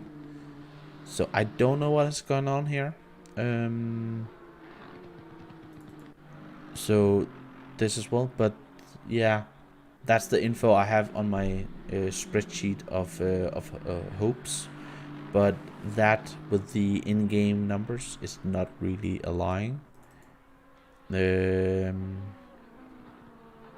So I'm just going with the numbers. You know, FLC Racing or the team names. So that's just what I'm going with. But I don't think that they're teammates. See, I'm just babbling. I hope that you'll like babbling because I am good at babbling. I've now done it for 2 hours and I'm gonna do it for 6 hours more. As we are soon getting in at the 6 hour mark, I will take my hour to half an hour off, where I will be getting something to eat. Is Carbon esports driver, and this time driving with Giadia. Thank you. So it is correct, Carbon esports and Carbon esports. So the Nissan and the Porsche is teammates. Thank you for the clarification on that one. But yeah, here in 10 minutes I will go out and I will get something to eat, and I will try the autopilot thing on here. And if anybody new joins and is like, where are the commentator, please remind them that I am eating. Yeah, no team orders. We will definitely there's no team orders. If they could, push each other off the track, I think they would. They have been really battling hard, but Milowski's definitely looking to just get out there, and he's a bit faster, actually quite a bit faster than the other twos around him. Christoph and Nico is both doing 24 or high 23s, while Milowski is mid to low 23s at the moment. Then Nissan looks good out there. They're both very competitive. Yeah, they look like it. They're also really fast, but as we saw, the battle was really really close, and I was like, you guys are teammate, don't do anything there, and they just went for it. Good to see though, not putting anything in between there. Michael O'Brien, the car of number 97, after his spin and crash and now also penalty, will be they will be have hoped for more. They had the speed and pace for more. Respect, yeah, they had definitely respect. Nissan sound. Let's see Nissan sound on board.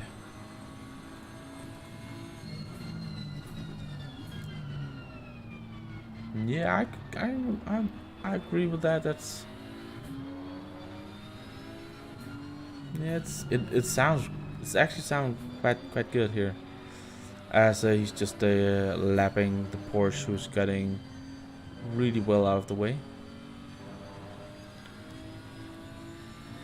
I'm having a bit of a soft spot for the Nissan here in the number 7 Carbon Esport Racing. Clearly down to that he's racing with my race number. That is the major thing. I am always in the car number 7, so I need to be that. Sound better from TV cams. Yeah, well, let's do the thing that we normally won't do. Let's just hear it from behind. I'll listen to that. Oof.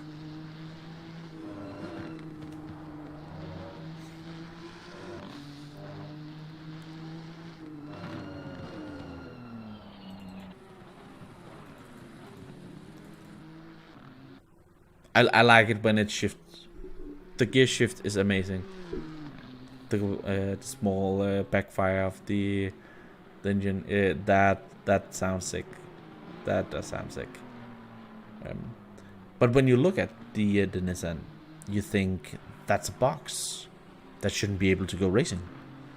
I would say the Evo version, as we are watching here, is definitely not as bad looking. It's a bit lower, but the old one that was like, and the first time I actually watched race were at Bathurst, and I was like, how the hell is that going up the mountain? How can that even be up the mountain, without scraping the walls on both sides? It's such a boat. But when you then drive it, it's really light and nimble, and you're like, but what is going on here? It's a it's turbo. I think they have double turbo in this. One of the first really aggressive turbocharged cars that they have out there, and really what exploded the GT3 era of turbo, because it was just so dominating with it when it came out. So, but yeah, he's definitely pushing. He's doing another 123.3, and Christoph is definitely, he's a second off on the last lap, and as well as Nico, who was also second off on the last lap, and Nowski's definitely getting closer. I'm just gonna look here. The car number 7, Carbon Esports. Michael Manowski has now been in the car since the beginning, and as they are 3 drivers, they are only allowed to do 212 minutes in the car. So you still have quite a bit there to go, but I don't think we will see him doing much more racing, as we have the Ferrari of Kieran in the pits. Getting pit stop again a bit early before the thing. And you're saying the Nissan ran well at Bathurst this year in real life as well. Yeah, good speed down the straight, and you can't overtake it. You can't overtake really on the mountain. Challenge accepted. You can overtake on the mountain. Not sure that you survive it afterwards, but you can. And speaking of the mountain, Bathurst, that is at least what I hear the birds flying around talking about, that at least one of the coordinates is really, that's the hook that he wanna get on onto the mountain next time for the endurance racing. So mountain 12 hours multi-class. That's at least what I hear in the rumor mill. That could be the next endurance race, and oh my goodness, I'm looking forward to that. 12 hours of Bathurst. Bathurst is a different beast. One thing is to do a 12-hour race, but then doing Bathurst at the same time, it's mental. Love that track. I wasn't a fan of it to begin with, but it has grown on me. But again, a thing that will definitely start in the dark. I hope so. Well, to be honest, I would actually like to see the race going from night to dark, but I think that from day to night, but I think that they might be using the official start times. But just that, going from light over to the darkness, as we had a bit in Silverstone, and slowly the cars having to turn on the lights, and oh my god, it's so beautiful. But a thing that will happen when we get to, if we ever get to Bathurst and do the 12 hours, we will lose the thing that really makes the difference between real life and sim racing. We won't have a safety car due to kangaroos. The Skippy, I love it. If you saw it as well, Daniel, on the next car. Oh, are you gonna go for the double stint? Is Vestergaard going for a double stint? Sorry. But yeah, the Skippy, as they called the kangaroos, on track at Bathurst. That's what we will missing. The first game that have Bathurst that will have safety cars as well, where you can send it out due to kangaroos, can call themselves a sim racing game. Everything else, Nope. As Vestergaard is in the pits. Is he doing double stint? He's double stinting. Okay. Interesting. I will be... Well, it will be interesting to follow his times on... You know, I'm gonna eat soon, but... Interesting. Double tires. On the Porsche as well. Brave man. He's... Well, he's a Dane. So, of course he's brave. But, you need to take a gamble. How long? Actually, that's a thing that I don't know in the comment box, but you, as some of the drivers, might know. How long extra is it actually to change tires? Is there any advantage to double stinting? At all? Because I know in the GTs in iRacing it takes about 15 seconds every time you change tires. And that can be quite a lot at the end, but do you actually save anything in here by not changing tires? Also with a limit of 75 minutes per stint. I'm just throwing it out there. But interesting to see that you're doing it. You know, it's definitely a first move. As the hour has now gone, and we have now 2 hours into the 7-hour race. As we will just have a look here, still with Nico Solman on P1 in the Porsche 991 with quite a big gap down to Manowski in the Nissan number 7.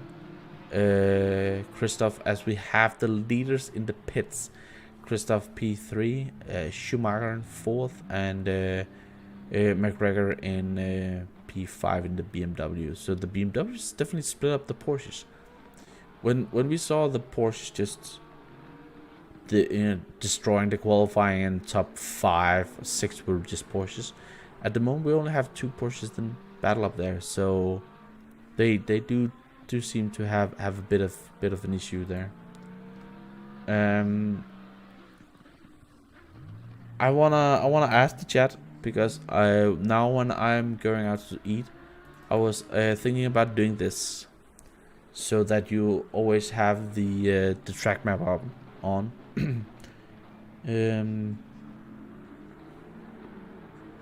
You're hoping to put an entry in, but your PC wasn't up to it. Oh my god. Well, then hopefully you will get new parts so you can join us next time.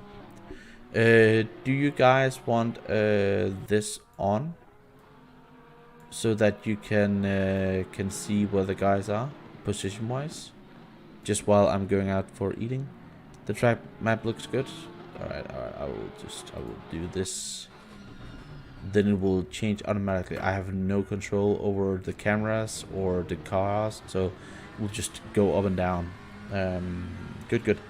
I will be back soon. I will just go out there and get something to eat. So be right back in about half an hour's time.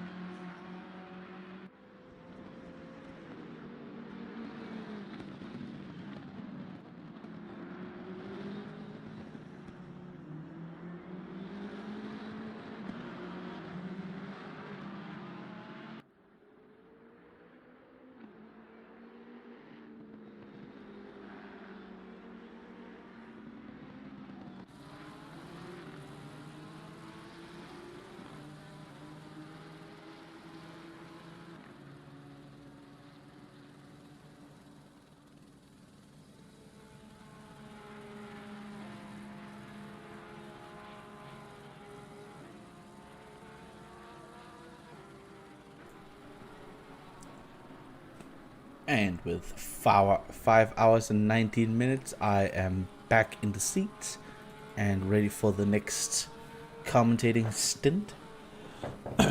Let's see if my voice will be completely over after this race. I think it might be, but let's see. And still in the lead, just to quickly look at the drivers here. We have Lucky in the 911 Porsche ahead of Jadia, who is now taking over the 39 car again, and a new driver in the Nissan, Nikowski, who has lost a position to Jadia. Reber in the BMW and P6, and Muro in BMW and P5. So, let's see what is happening out there. What are you guys talking about? Daniel, it would be good if we could run a full IGT season with all the big endurance events with the drivers, team, manufacturers, championship. Yeah, we talked about that in the qualifying session as well, actually. It could be fun. It could be really, really good. I would love to see it. The difficulty is, hosting these races, but if you have it as a championship, yeah, it might be doable, actually. Would love to see it. I would, to be honest, I hope that there would then also be a bit more variation in cars. We have the game with the biggest amount of different cars and manufacturers out there, and just there's so many Porsches in here that's just ridiculous. We could use a bit more cars that is not here, is like the Mercedes and the Bentley, but yeah, I would also like to see an IGTC season. Could be fun. Start at Bathurst, 12 hours, end with a 24 hours of Spa, and then just every month have a 6-hour race in between. I could be down for that, to be honest. I would need somebody in the box with me. Talking all alone here for nearly 3 hours is now I have been out eating, but two and a half hours. It has been difficult, and it will keep on being difficult. But yeah, again, as I've talked about before, if anybody wants to have a chat as a team, you can always get into the ready to interview, and I will be happy to hear your story, where your race is going, what your plans are, your experience in this, and stuff like that. Yeah, in real life they do rotate 4 or 5 commentators at least. Yeah, they do, especially for the 24-hour races, and normally they do 2-hour stints, and they are 2 or 3 men in the booth at the same time. I had some guys planned up, but they couldn't make it. Our main commentator had issues preventing him from being here, and yeah, then I just suddenly ended up with the gig, having to do it all by myself. I wasn't planning on doing that, but that's how it is.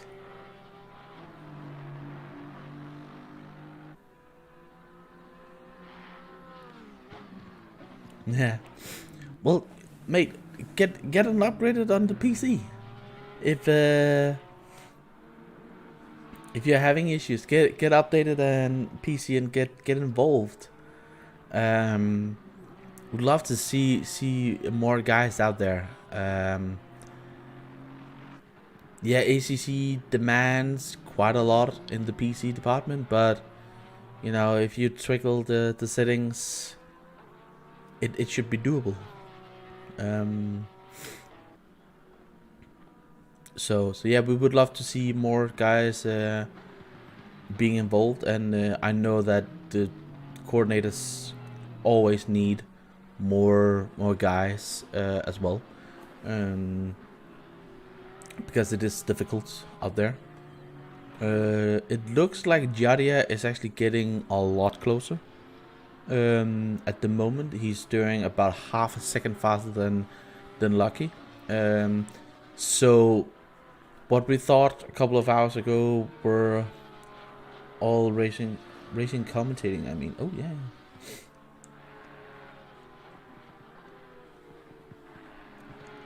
Oh, so you want to commentate? Yeah, that would be. We would love to have more commentators as well. It's definitely it's difficult. I started racing. This will be 5 hours of my life. I just started commentating or racing, and on the iRacing side was like we could use a broadcast. They were paying about $500 a season, almost a ridiculous amount of money for a broadcast. It was a super ridiculous amount of money, and they, you know, I was like, we can do this in house. So I worked on a overlay program, iRacing have, and coerced the king himself into commentating on the GT series together with Stevie. It was amazing combo. So I worked on the program for quite a while, and then Stevie left, and I wasn't really happy with my driving situation, as Jadia keeps on posting in fast lap times. And as I wasn't really happy with the racing, I decided to switch and, you know, just do the skin packs and stuff like that I have done before. And then King was like, well, join me in the box. I was like, oh fuck. And just trying to commentate on a race, and it was really fun, and then I just kept on doing it. So I haven't been commentating on races for more than 5 months, I think. And this is my first ACC.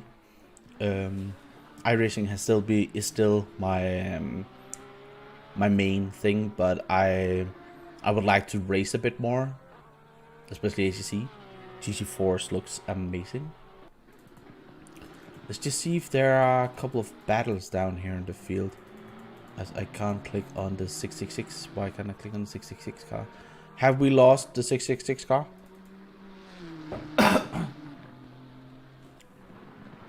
It looks like we have lost car number 666. I will just mark it with the marker of doom on the paper of hopes.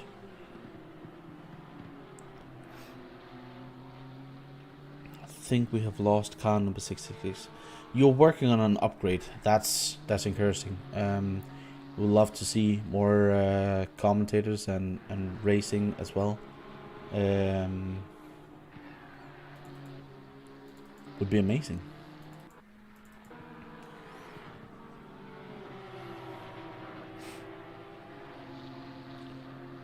There were somebody spinning, one Lambo and a Porsche. We have it can only be car number 3 of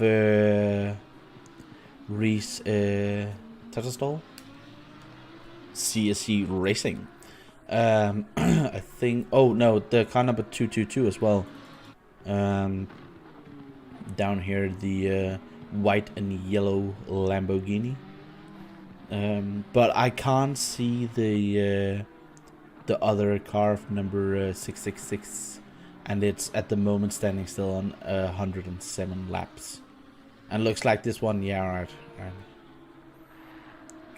Car number 753 as well is in the pits and have been there for also quite a while, and car number 17 as well. Oh my goodness, guys. So 717 will be marked with the marker of doom as well.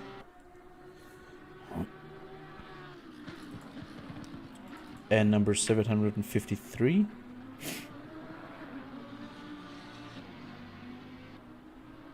That's the guys who owe me a beer.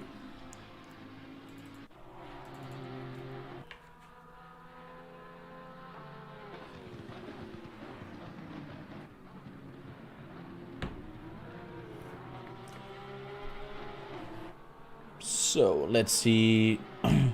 It looks like there's quite a big gap between a lot of the drivers, actually. Well, I say that as the battle for P20 again between Kieran and Alexander is heating up a bit here, but it's for P20 and Jesse Parker as well. The car number 511. Sorry for coughing a bit. I'm having something in throat. They were having issues at the beginning where the game crashed, and that's why they're so far down. And it has just been a struggle, and now they finally have somebody to battle with, which is, you know, encouraging. Oh, as he's going for the inside move. What a late move onto the inside of the 331. Opportunistic. Really, really impressive. Great move. Great move. And that's what you need about around here. You know, you need to attack when the guys don't expect it, and you need to just set it up correctly. Otherwise, it just won't work at all. As Jadia is keeping on posting the fast lap times, and he's getting really close. It's he can soon see Lucky up there.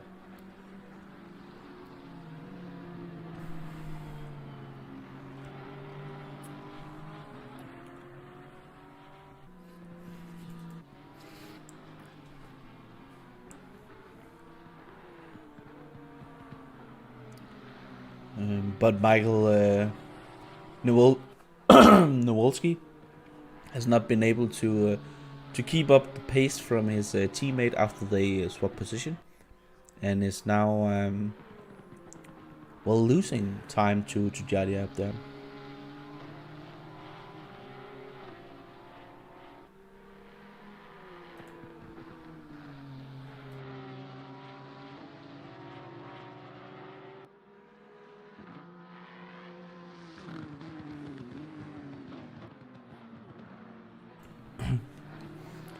Throat issues. So yeah, the Nissan is looking to having lost a bit of pace, and well, Jadia as well have been up there. P21.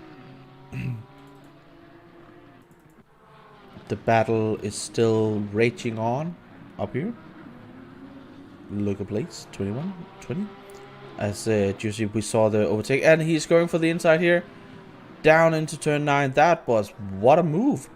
What a move. He has really been aggressive this lap, and is now up to P20, and is definitely having the speed on the other two. Well, he was lapping about a second faster than than the two Porsches behind him,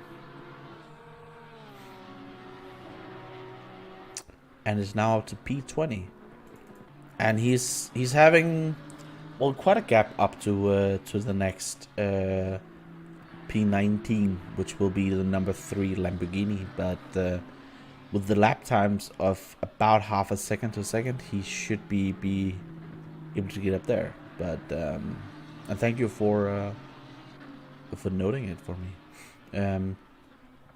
Should be interesting to see if he can get further up the field. He was 2 laps down and is now looking to fight a lot of them up here. Ooh, as Vestergaard is off the track, and he is on his second stint of these tires, and it looks to be going not as well as they was hoping. Um, the car seems slow. I'm not sure if double standing is really the way to go.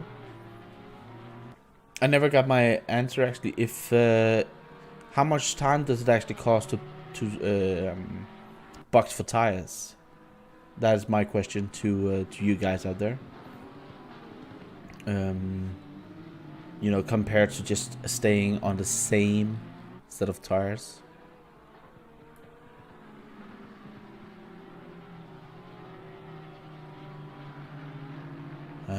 If anybody know the answer, I would love to hear it, because I have no idea.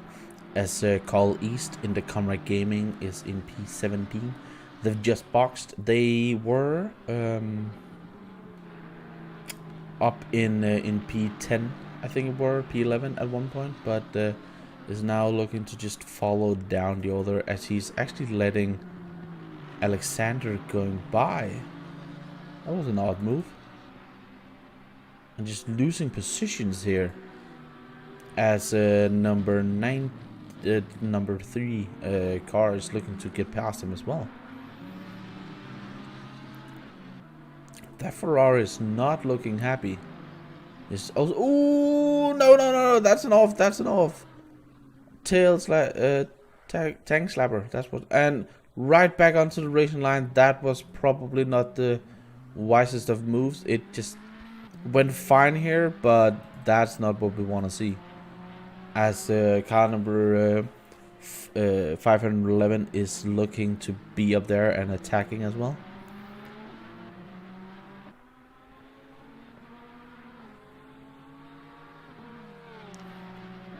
As there is lapping some traffic here. If anybody in the chat or in on watching the stream could please update me on how it's going in the session, in the second session. I wanna hear where Andrex is. I'm a bit of a fan of the guy who is trying to do it solo. You know, he's as old as time itself, and has been at AWA forever. I've driven with Andrex for quite a while, and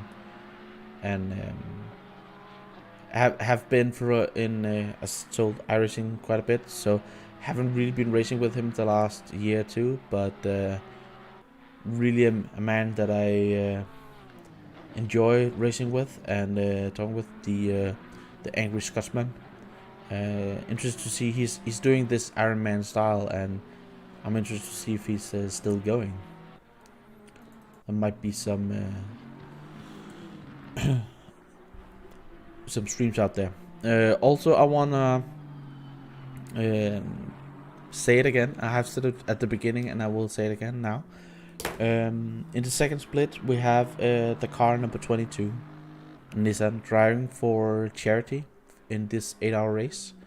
For more information about this charity, about donating money to a sickness, I can't pronounce it, but you can read more about it in the link in the description. If you have any money, please just donate. Just a dollar would be more than anything. It's just give if you can. I know it's hard times for everybody, but we need these diseases to get ridiculed, and that would be much appreciated. And now I have just mentioned it again, and again the link is in the description. So GT racing around here. We have a yellow flag, car number 222. The Lamborghini has been off, and that looks very slow out there. Is he getting up? Oh, that looks like it has been into a wall. That is a damaged car, as they're getting fast drivers here. Oh my goodness, the damage model could be better, but that's... Oh, is that job over? Is that race done for that Lamborghini? It has definitely had an argument with a concrete wall. And I will say, an argument with a concrete wall is worse than arguing with a woman. You will lose 100% of the time with a concrete wall. Maybe only 99% with a woman, but 100% with a concrete wall. And he's doing well, just keeping out of the racing line. And I'm not sure that, I think that there's a broken suspension as well there. Oh, it's so sad, you know, with the 5 hours to go, still quite a while, quite a lot of racing there. As he's getting into the pits. Go Carbon Esports. Honsick is still closing in. The gap is now within 5, 6, 7 seconds. You see here, 5.1 seconds. The gap is down to 5.1 seconds. Jadia is driving the wheels of that Porsche at the moment. Although his last lap was a 24.1, but still faster than Lucky up there. We saw this at the Silverstone race as well last time, where Jadia's team, they were up there and then they lost a bit and then suddenly they just came alive again. So impressive.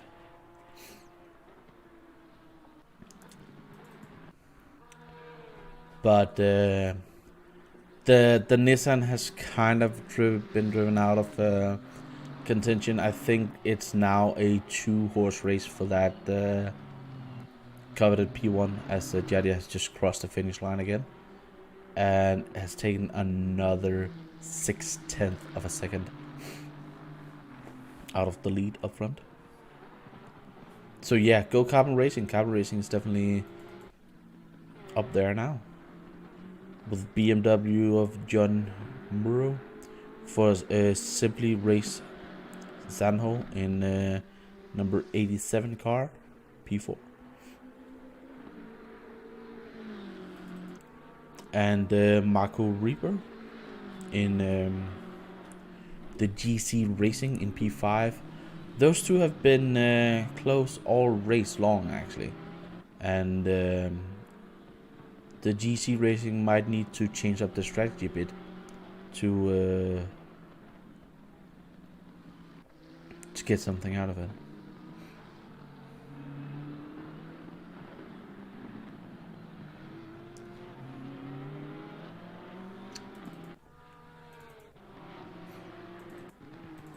As we just, but what tends to happen in these races is just, you know, lap traffic, as James in the NCL Motorsports. We talked with them earlier, but they talked about the difficulty of, you know, overheating tires at the moment. And just not trying to not get slides and stuff like that. Otherwise, you just have overheating tires will then make you slide more, and because you slide more, then you overheat your tires again. So, and never-ending circle. They're down to P13, but I don't know if the Ferrari and the Porsche ahead of them might need a pit stop. But still going strong.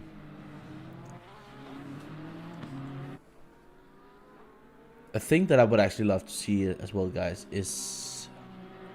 would be rain. Rain would be spicing up this race now at the moment, you know, with the gaps out there. I know that Honsick is getting, or Jadia, as I probably should call him, is getting closer and closer, but sprinkle a bit of rain in the mix and stuff will get, you know, crazy out there. As Lucky is getting up to more lap traffic. And they are actually, who's that? It's P5. P5 is about to get lapped. Just saying. There have been a couple of drivers up there who's just been the class of the field.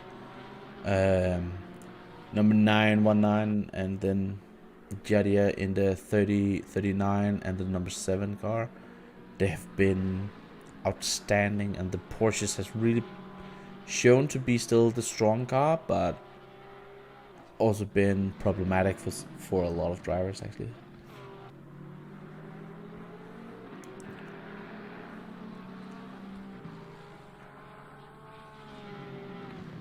Let's see if we can get by here. This is Alexis that is pulling over quite nicely.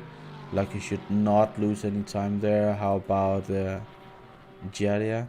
Will he lose time behind the Lexus? Jadia, you know, as a YouTuber and a well-known name, that might be somebody looking, oh, I should probably let him by, because you know, I don't want to mess with all his YouTube fans. So sometimes having that name can actually mean that you're easier, that it's easier to overtake, because people might let you by a bit faster, as he's still being behind the Lexus, and doesn't really look like the Lexus is letting him by actually. It can also have the reverse effect, you know. I definitely don't want to be, as Lucky has pitted. And Jadia will now take over the lead, and Michael will take over P2 in the Nissan.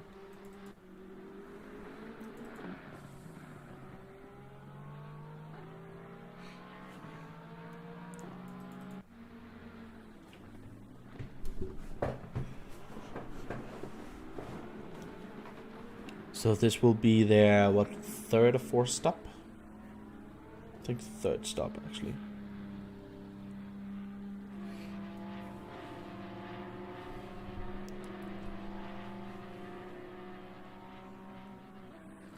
As we are in game time at 11:14 a.m. so about to get to noon.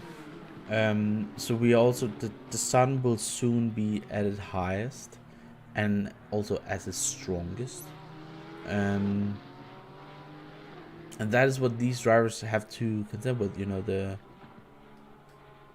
thing is really being an issue. Oh, I got a secret to getting through traffic: have a YouTube channel. Yeah, true. Yeah, exactly. You can have it. It's I've seen it done before. You know, sometimes it goes the other way. You know. Getting overtaken by Broadband or overtaking him in traffic, it's not an easy task. So it can also have the reverse effect, where you're like, I'm not gonna let this YouTube bastard past me, but you know, all hell to him. There shouldn't be dark. No, it's not gonna be dark. We're at noon, so no, it's not gonna be dark, which is a bit sad. I had hoped for it, but before when we started the race at 8 o'clock in the morning, 8 a.m. So it was a bit darker at the beginning, and probably the darkest that it will be. As we will have this race done in 3 o'clock in the afternoon. So, but again, you know, with it being, yeah, you have most the daylight of the race, but you also have the highest temperatures. So it's definitely the time where tires are least being your friend at this point.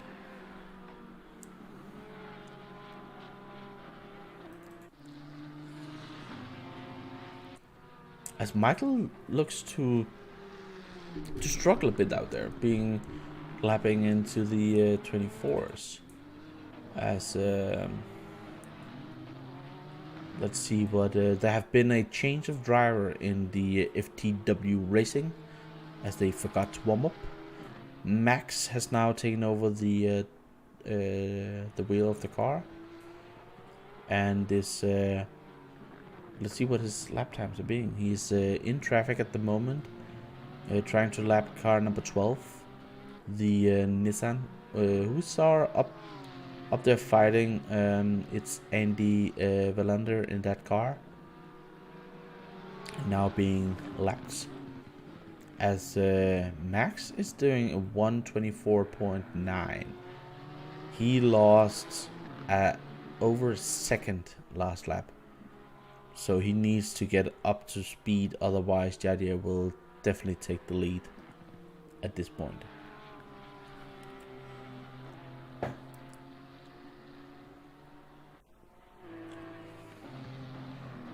With it being around dinner time, guys, have you all had something to eat?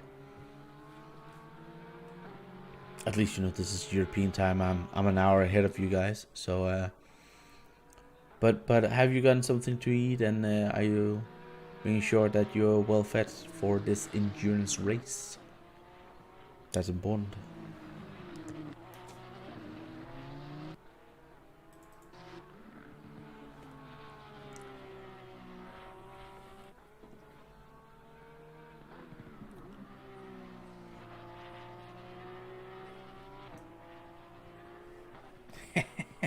That's the way to watch it. Cooking up curry and having a beer watching a race. Yeah, that's good. And thank you for staying with us at this point. It is quite a long race for all of us, but it's good to see.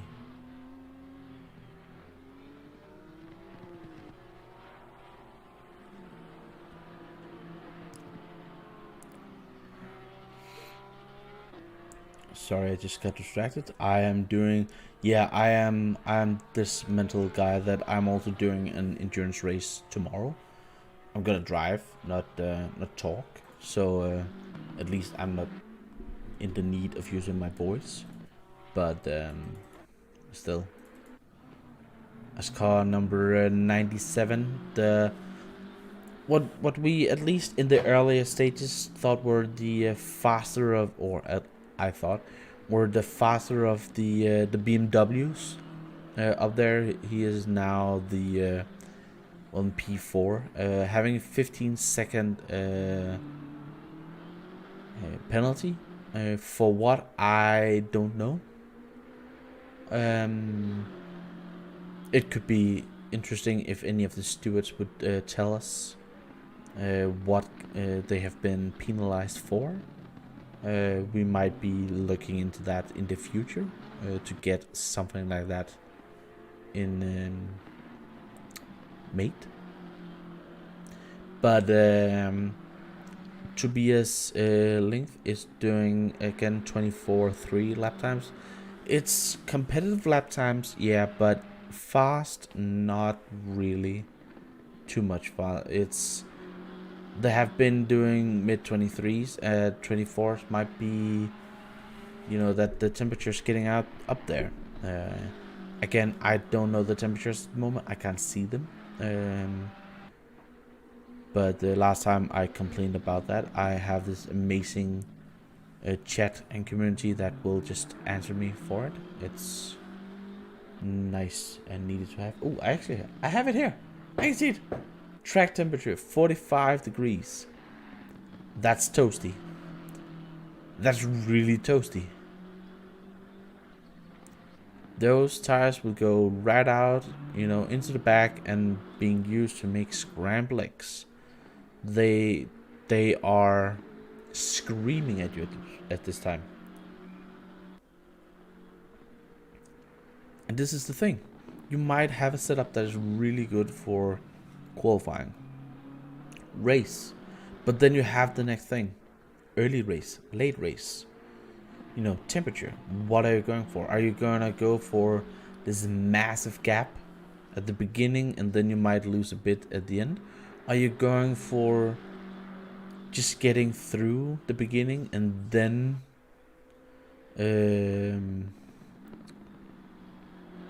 just, you know, getting the sprint to the finish at the end?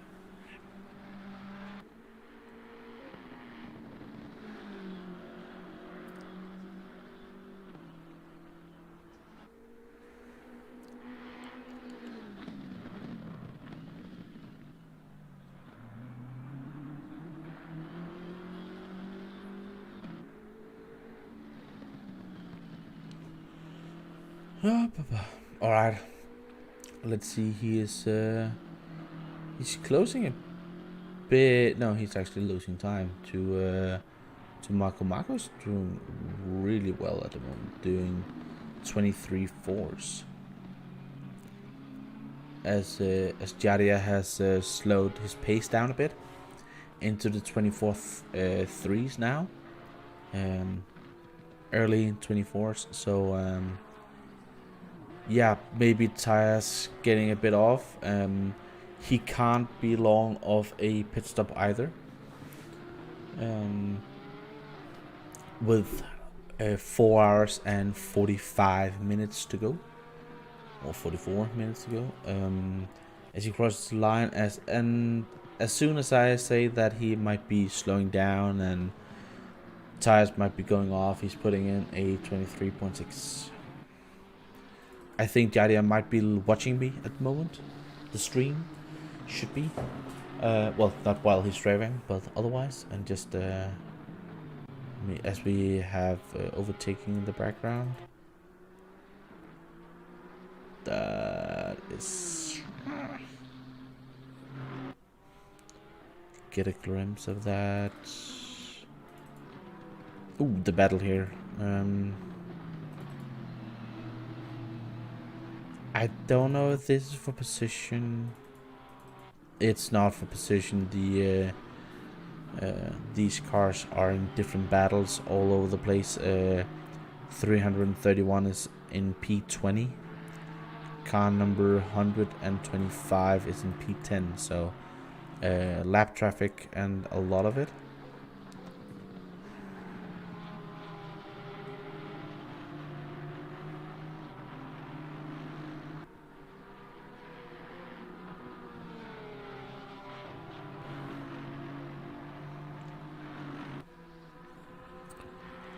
And there are complaints in the chat. I can see that car number 331 is getting a little bit too close to P10 there.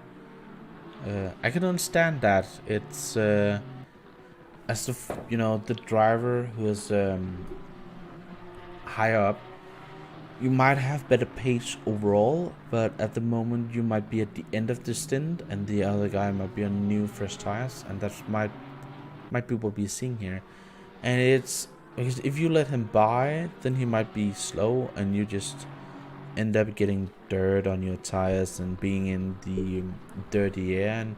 But if he's this close to you, you might just end up crashing into the back of you. So it's definitely something to look out for.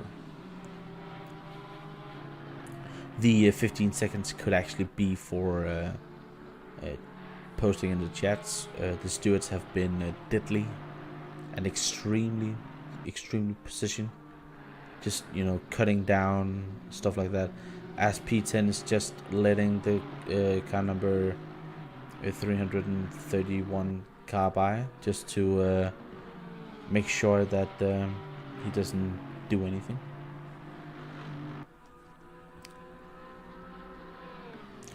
There's no rule against him not being able to lap himself, but now he needs to make sure that he can actually get away.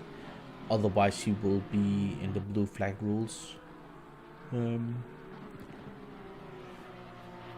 So that's the thing. When you unlap yourself, you have about a lap to really get away. Otherwise, you need to let the other guy by again.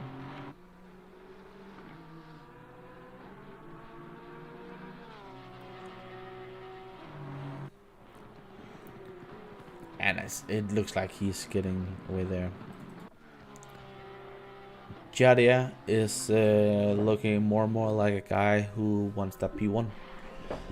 And is just destroying the timesheets at the moment. Ooh, a little lock up there. That can't be good for the tire health. He should be pitting in the next couple of laps.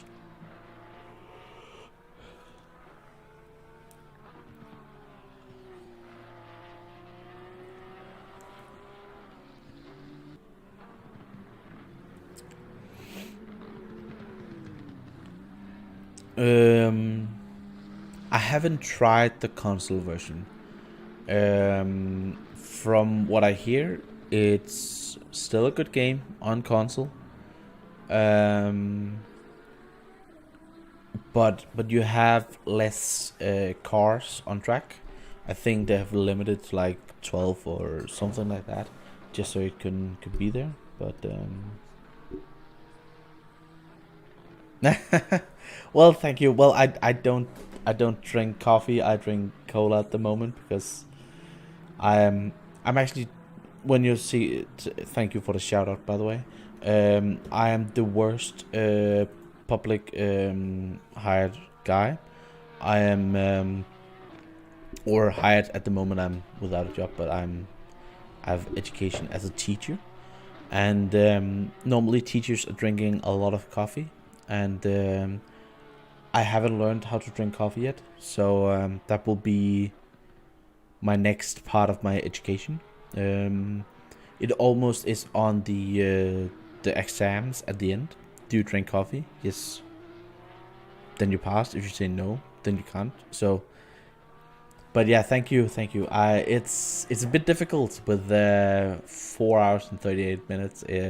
I am counting down a bit. It's a monumental thing, but yeah, I wanted the stream to go because I wanted to show that we can have these liveries, and I wanted to also just, this race series with the endurance events deserve a stream, and I like doing this.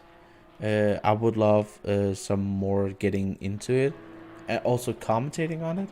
I know it can be a bit of a bit of a scare because it's quite a long time that you have to be sitting here and in the box, but it's fun. You can talk about all kinds of shit, and I'm good at talking about weird crap, as Jadia has pitted. Jadia has pitted and has taken over with quite a big gap down to Max. That is an incredible amount of time that he's gained there, Jadia. That can't only be lap times alone. I think they might underfueled a bit. I don't know. But yeah, I can just talk nonsense all day. Daniel saying you're on PS4. Great game with a few bugs, but devs are working on it. Yeah, I will say Kunas, I like them. They don't always get everything right. They could definitely, work on some more stuff in here. But in general, they do work on stuff, and if there are issues, they're working on getting it to really, try and get it to work. I was a part of the first Assetto Corsa game with the leaks and everything, and every time we had an update, it was just new feature after new feature after new feature all the time. They are a bit limited by the game engine, actually. Unreal Engine 4 is not the greatest thing to mod and change in, so they are having some issues there. And I do believe that they were talking about that AC2 will be on its own engine, so they can add mods in there as well. But this game being an official licensed game also limits what they can do. It's the best GT3 sim out there. I will say driving the cars, I really enjoy it. I will say, as you can see sometimes when they're driving around here in multiplayer, the lag and the internet connections is not the greatest always. You do tend to see these wobbly things, and they need to fix that, because if you could get that fixed and getting the broadcast to look more impressive than it is, that would be amazing. So you're talking about we did a server grab with the other AOR PS4 guys. and they're working on private lobbies. Well, it's good because there have been some interest in doing AOR, Assetto Corsa, PlayStation 4 leagues. We have for Formula 1 for both PlayStation 4 and Xbox. So it would be interesting to see if or interesting if they are gonna get those kind of leagues up and running. I will say PlayStation and Xbox, I think it's a bit more difficult to capture those things and getting them to work. So PC is still the best. You can't beat PC. And I'm also, I love console. I love playing games on console. But racing games with the steering wheel on PC, where you can, make stuff like this, amazing skins and stuff like that. We don't have the H7K synchronizing crash team on here today, but that was an amazing skin as well. And hopefully we see more of these in the future. Now they have tested it out. A good thing for the league, a bad thing for me, because that means more work. So, well, it keeps me up. So we have the beam. Again, when we talk about amazing skins, just look at this. I dig that. I really do.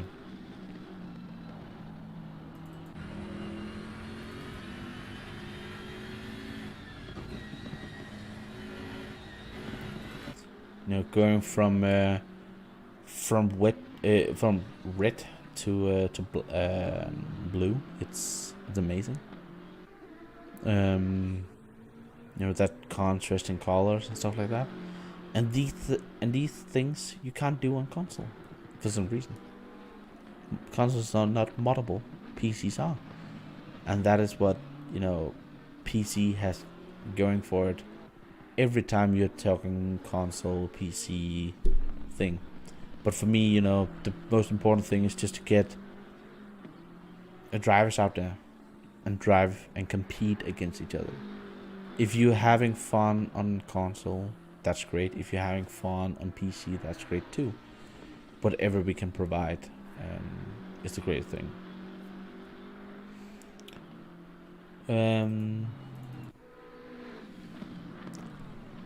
Back to the race. It looks like the drivers are quite spread out actually, and this is what you tend to see in endurance racing, where drivers are just spread out with about a couple of seconds between. I'm just going through them here. As James is back up into P11, he was down in P13 as we saw earlier. I think some of the drivers have had to pit in front of him.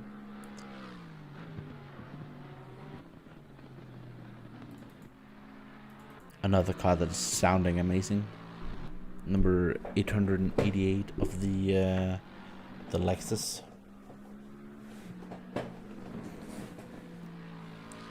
What a race car as well. Also, one of the cars that is not really looking like a race car, but it's fast and it definitely sounds like a race car.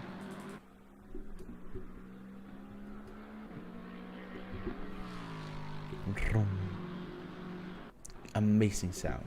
Let's just hear it from the onboard. Let's go on board with Jesper for just a lap here, and I will just be a bit quiet and listen to the sound.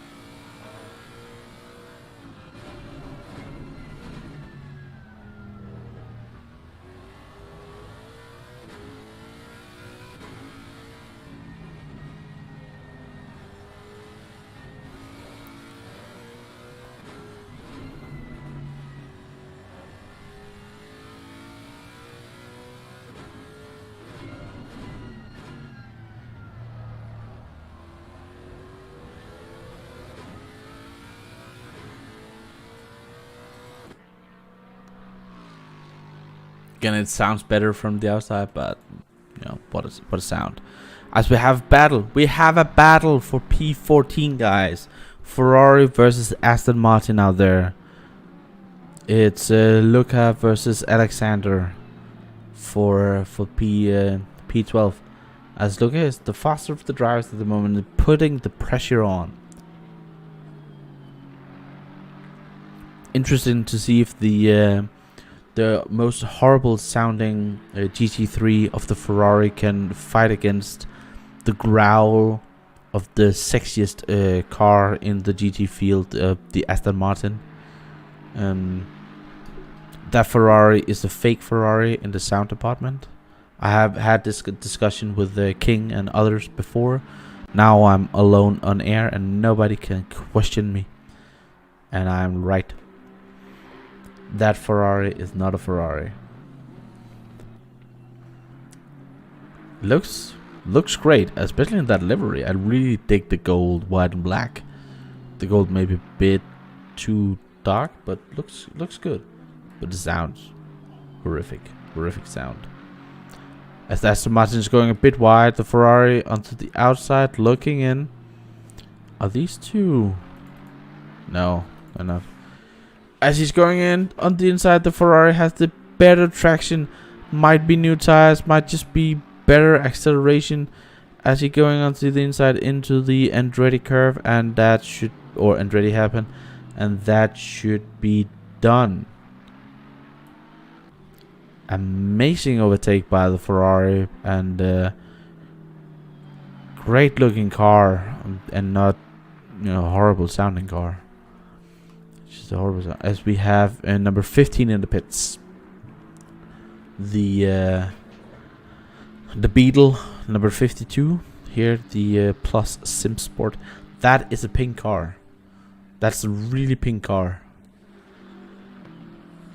I like the black or dark gray and the bright colors, but it's a really pink car actually, and yellow, pink. Oh, it's a bit much.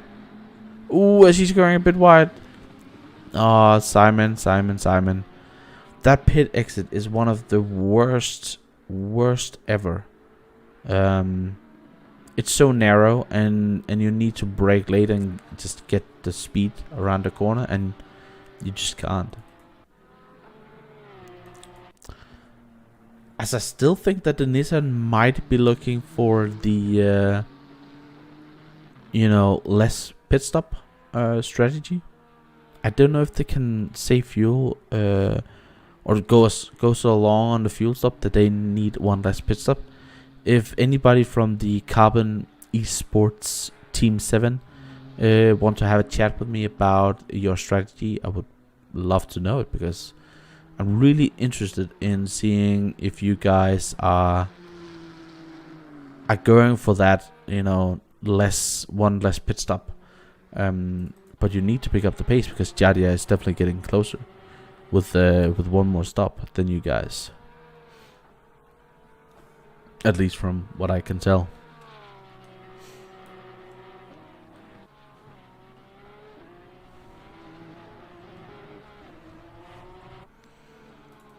And Max, who were leading, and the team that has been so dominating in this race, is now down in P3. And his lap times are not something to really write home about. Doing 125s, so he's losing quite a lot of time at the moment, and that's also why we saw Hansik being up there. But he's lost a massive amount of time to Hansik.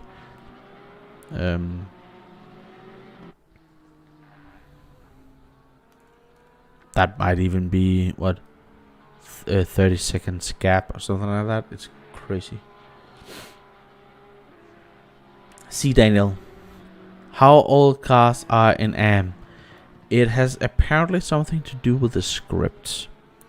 What they're doing is that the guys here have a script they have made, where they put all the drivers' names and IDs in automatically, so they don't have to do it manually. Apparently that script is set for them to have AM decals on. Why? I don't know. I've asked a question. And that's the reason I got. I think, at least we're consistent. Everybody's in AM. I would have loved them to all have pro decals on. I would also like to see a tier system in here. So that not everybody's just, tier 1, tier 2. But that you could actually have, qualifying for different classes and then qualifying for each split. So that a certain amount of pro drivers will be in split 1 and a certain amount will be in split 2. So you could have multi-class in race as well with GT4s and stuff like that. But also, so that I would like, that I would really like, especially if they're going, if we would ever go with a IGTC style of championship, as Hoisek is looking to is looking to overtake lap traffic as the Lexus letting him by. That I would like to see, and for that the script should probably be changed a bit.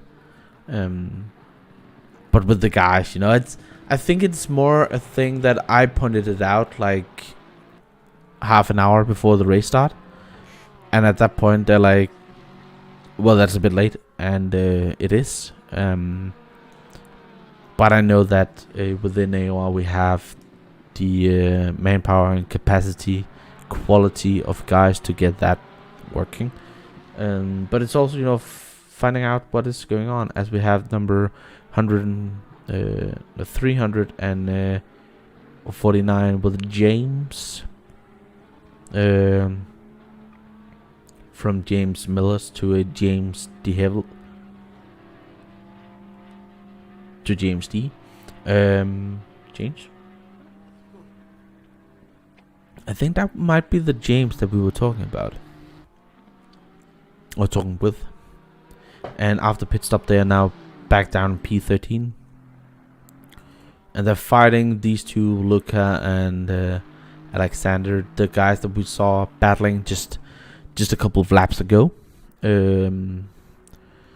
So interesting battle for the positions outside of the top 10, as Mr. Bacon is back in the car, and well, he's definitely setting great lap times out there, and trying to keep these guys away from it all. But yeah, I would like to see that, because I firmly believe in that a class system keeps more drivers to the fire, especially through a championship. In iRacing, I know I keep on referring to iRacing, but that is the world that I'm coming from. In iRacing, we have pro-am and AM drivers, and it just, that keeps the league alive. I know in ACC we have so many drivers that we need tiers, so that's, it's not really an issue. But in there we have 50 cars on track, and we have like 72 members, something like that.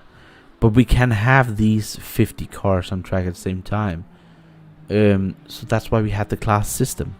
So we always have a full grid, but everybody is able to fight each other.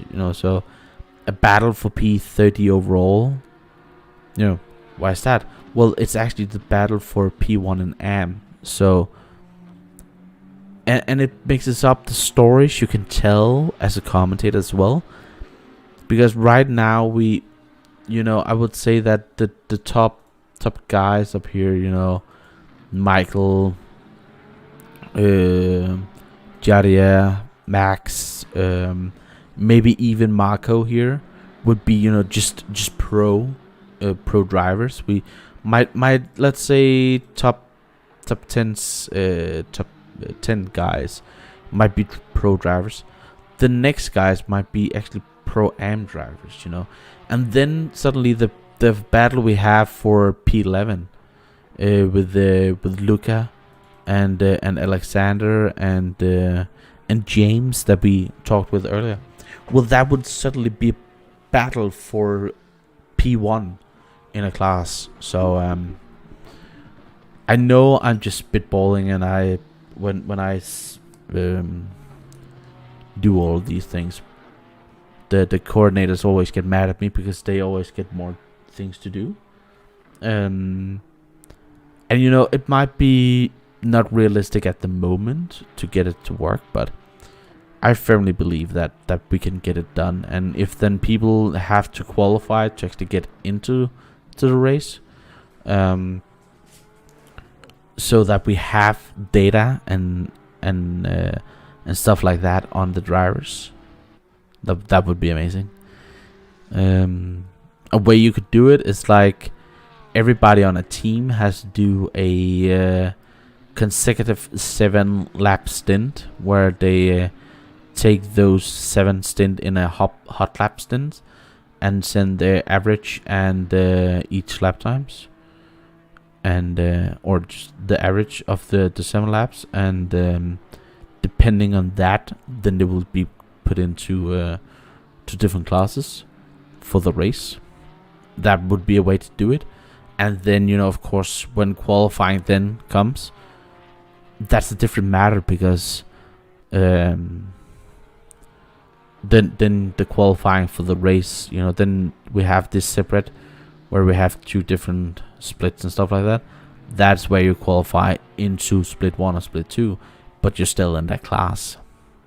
I think it could work, especially with the amount of drivers that we do have.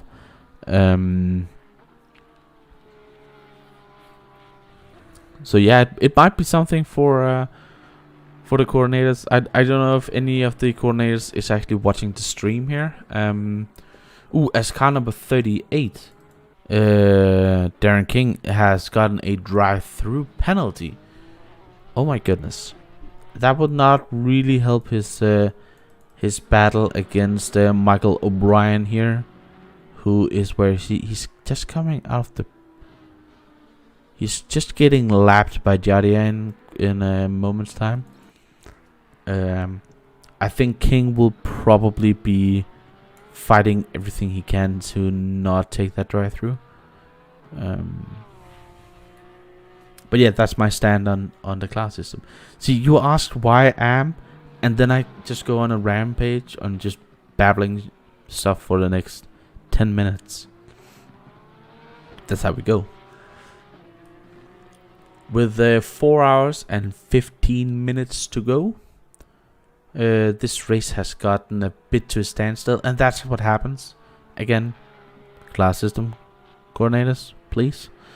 Honestly, is just keep on piling on the pressure as I say that. Yeah, Michael has just pitted. I was like, that can't be right, because it was 2 minutes 20. I thought it said 1 minute 20. I was like, that's fast. No, 2 minutes 20. He's just pitted. There's quite a gap between a lot of the top 3 drivers, but nothing is done before the fat lady has sung. People can crash.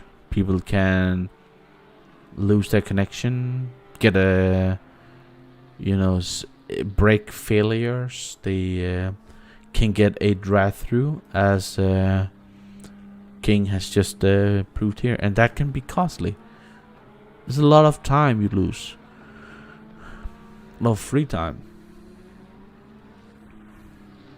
I need to send in a list to the coordinators of things that I want changed.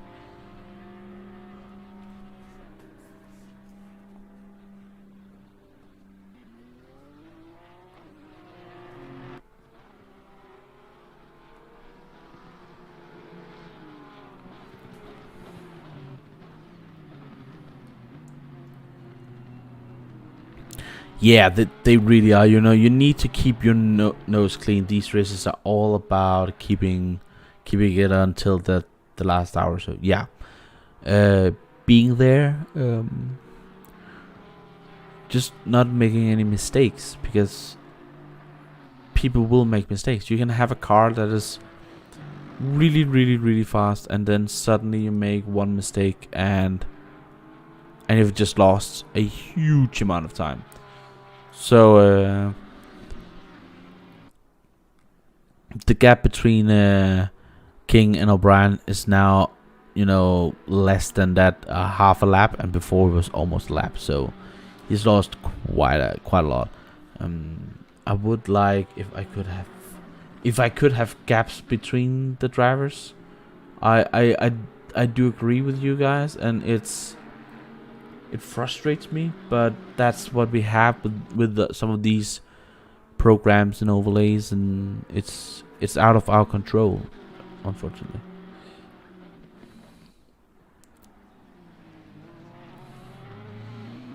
Yeah, you need to stay on the lead lap, as you're saying here. Yeah,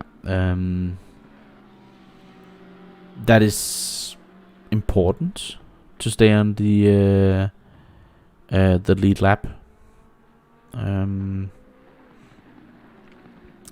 But you know, you can't always be there. I would say the most important thing is just to keep your nose clean.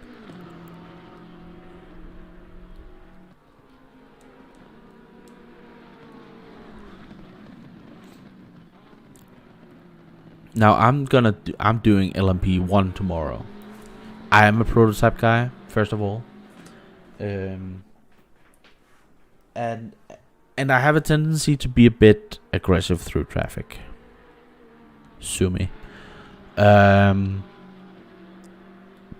it's just, you know, amazing, and you have drivers in there that are really, really, really fast, incredibly fast. But it's just being there on the last lap and not doing any mistakes, as I thought that's Jadia. Jadia's getting caught here. I think he might have been off. I think Jadia has been off the track. Let's see next time he crosses the start finish line.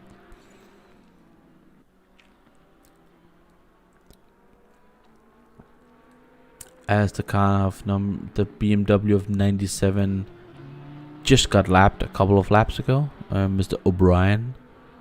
Let's see when he gets across the finish line. No, 24.3.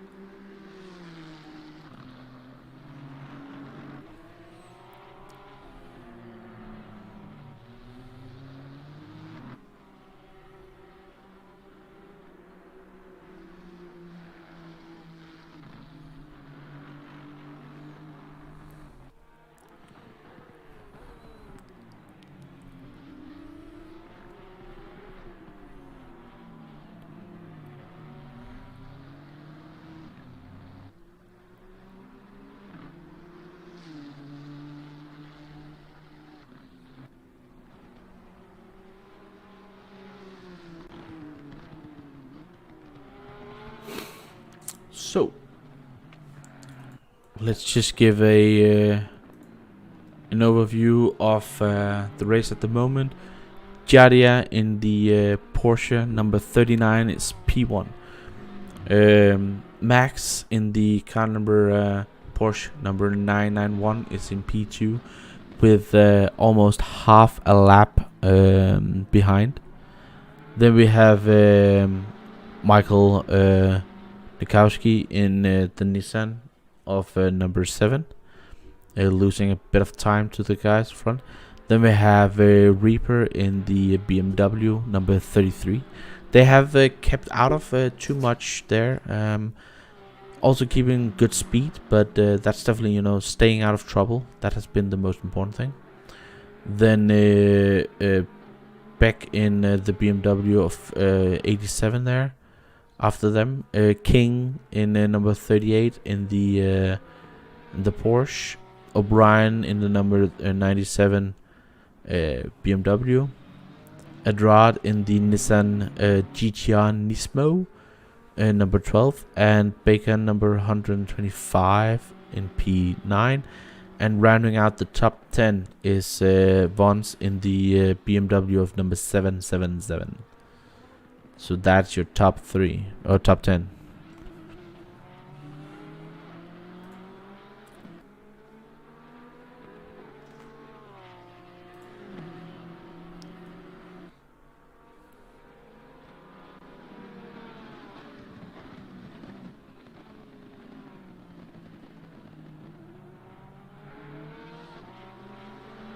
As I'm just looking in here. Again, if any of teams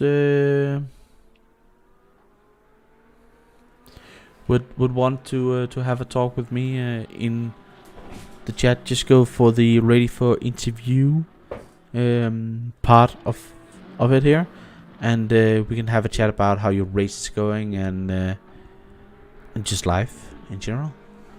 That's how it is.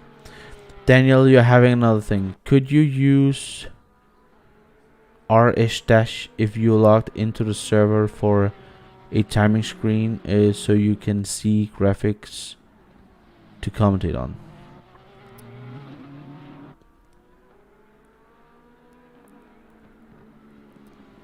I don't know what the RS dash is. If you log into the server for a timing screen so you can see the gaps to commentate on. Oh, if I log in on another PC, I think. I don't know actually. I don't have it on any here. I won't be able to show it on the stream, but the thing is that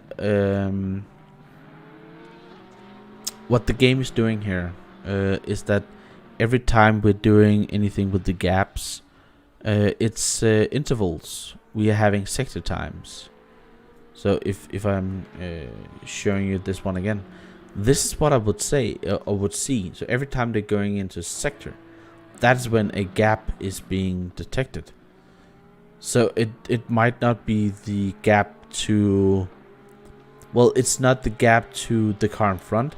This is the gap or interval to the guy car in front of them on track, because O'Brien at the moment is a second behind Hunsick, and that is what you will see. So 1.1 seconds, that is the gap between O'Brien and Hunsick, but O'Brien is 2 laps down, so it's the interval and not the gap itself. But how to change that? That's the $1 million question. Kunos, hit me up. I have a lot of things that I want to change. I have a lot of things that you could work on. Be in contact. I have a list. I am working on a list for my coordinators. I can work a list for you as well. I'm just babbling about. We are almost getting into the 4 hours left of this race. Guys, can you believe it? We are almost halfway there. My voice can't believe it, but that's how it is sometimes. Track temperature at the moment, 46 degrees. If you stand with your shoes too long on one spot, you won't have any soles left on them. It's steaming out there. Steaming. Incredible that these, you know, and you see the rubber around the track as well. It's, the tires are having such a hard time out there.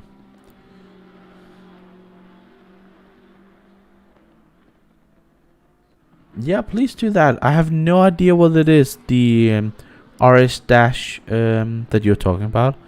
But But if it's another tool that could help us in the commentator's box, that would be amazing for future broadcasts. Because gaps is something that would like to see. I would also like to change the overlay, if it was me, to something a bit more festive and AOR. But that might just be me. We have done, ladies and gentlemen, Jadia has now done 167 laps. That's incredible. And Max has not gone across the start-finish line yet. The FTW Racing has really lost a lot here in the last 2 hours. And Carbon Racing of Michael Nakowski. I'm going with Nakowski. Polish names. Not a fan. Not a fan.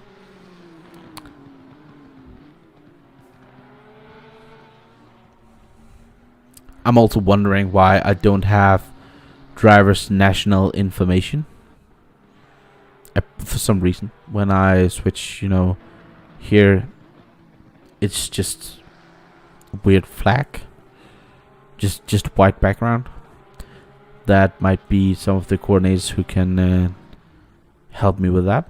So we have a lot of stuff that we want to change and we want to try and see if we can fix. But right now, we're still early. This is the third time we're hosting one of these endurance races. Second time I am doing this on ACC, and the first time I'm doing it alone.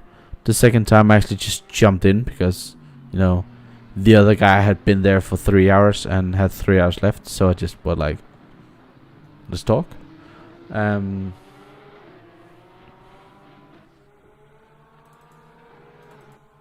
Michael is looking slow, really slow. Oh, Max, sorry, Max, doing 125.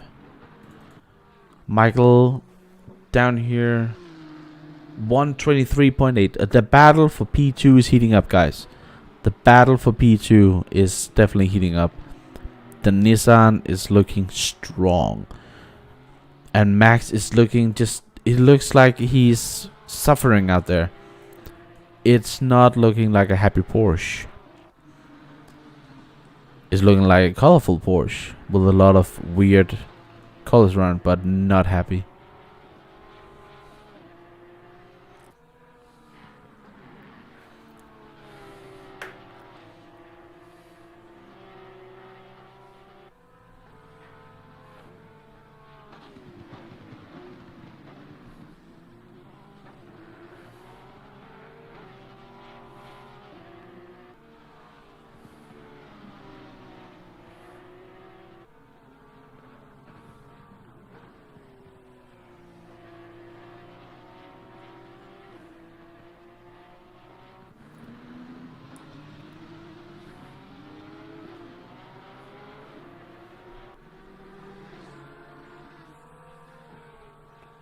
Just gonna post this in here. Tagging myself. Incredible. So Max is looking, he did a 125.4 and Michael is doing now a 123.8 again. He's definitely, he can smell it. You can smell the fear now. You smell the fuel. Yeah, we just got confirmation halfway through the race. 4 hours have gone and 4 hours left. With only one break for me left in the race. In about an hour's time, I will go off and just to get a bit, bit less disturbance in the voice. Need to keep everything in check as well. Let's just keep an eye out on P11, 12, and 13 as well, as the battle for P12 is heating up as well, as James is getting closer and closer to Alexander.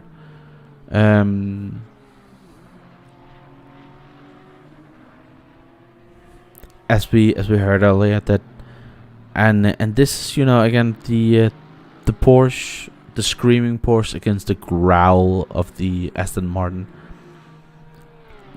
Alexander has lost the position to Luca earlier on, and might be doing it again. But James is doing a 124. Alexander was doing 127. I'm curious. Alexander and Luca might be double stinting. They might be double stinting. Oh, Aston Martin is off track. The Aston Martin is off track. He got a bit scared, maybe. Unexpected that James were there, and now he's lost the position. And he also have a 15-second penalty. Not the way that he wanted that to go. The battle was over before it even begun. As Max has been in the pits, and now we have Nico. Nico is back in there. Fast driver. Let's see if it's the temperature and the setup, or if Nico can really get the car back into position as we saw earlier. How many drivers are there actually at FTW?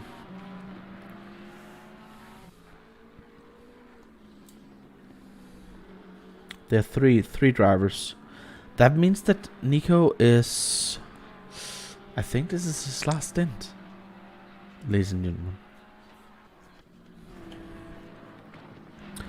Because as a three-man squad, he's only allowed to do 212 minutes in the car. And so that's gonna be interesting to see. Might be in for some of his last stints here, but he's definitely one of the fastest drivers out there.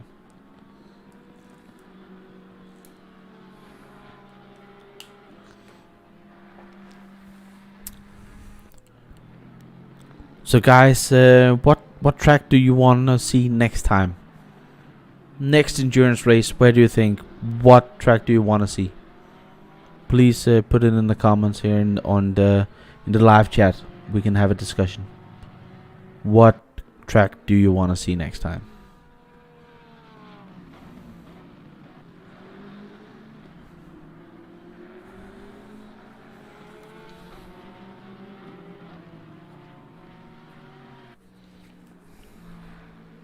Spa.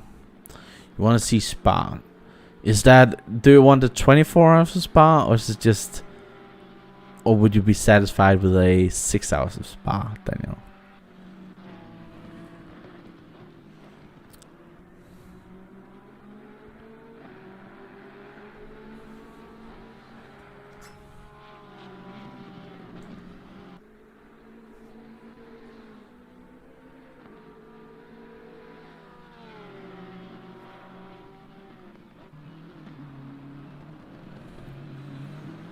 I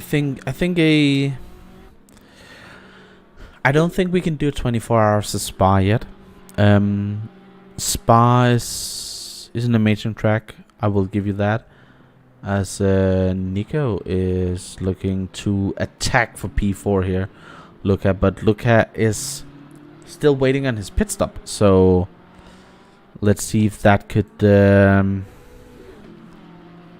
if he can do that. Luca. This is battle. This is time where you might just want to be, or I'd pass, let you just go on.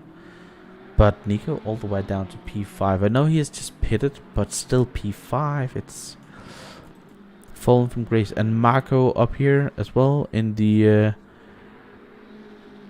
33 of the BMW. So quite close racing now all of a sudden. But yeah, the 24 normally takes place next week. Yeah. I'm not sure that we have server stabilities in ACC to do a 24-hour race yet. Would I love to see it? Oh, hell yeah. Do you think it's possible? Maybe. Next week? Probably not. But yeah, Spa could be fun. Bathurst is definitely could be fun as well. a track that I would really like to commentate on as well. Is this stream? Yeah.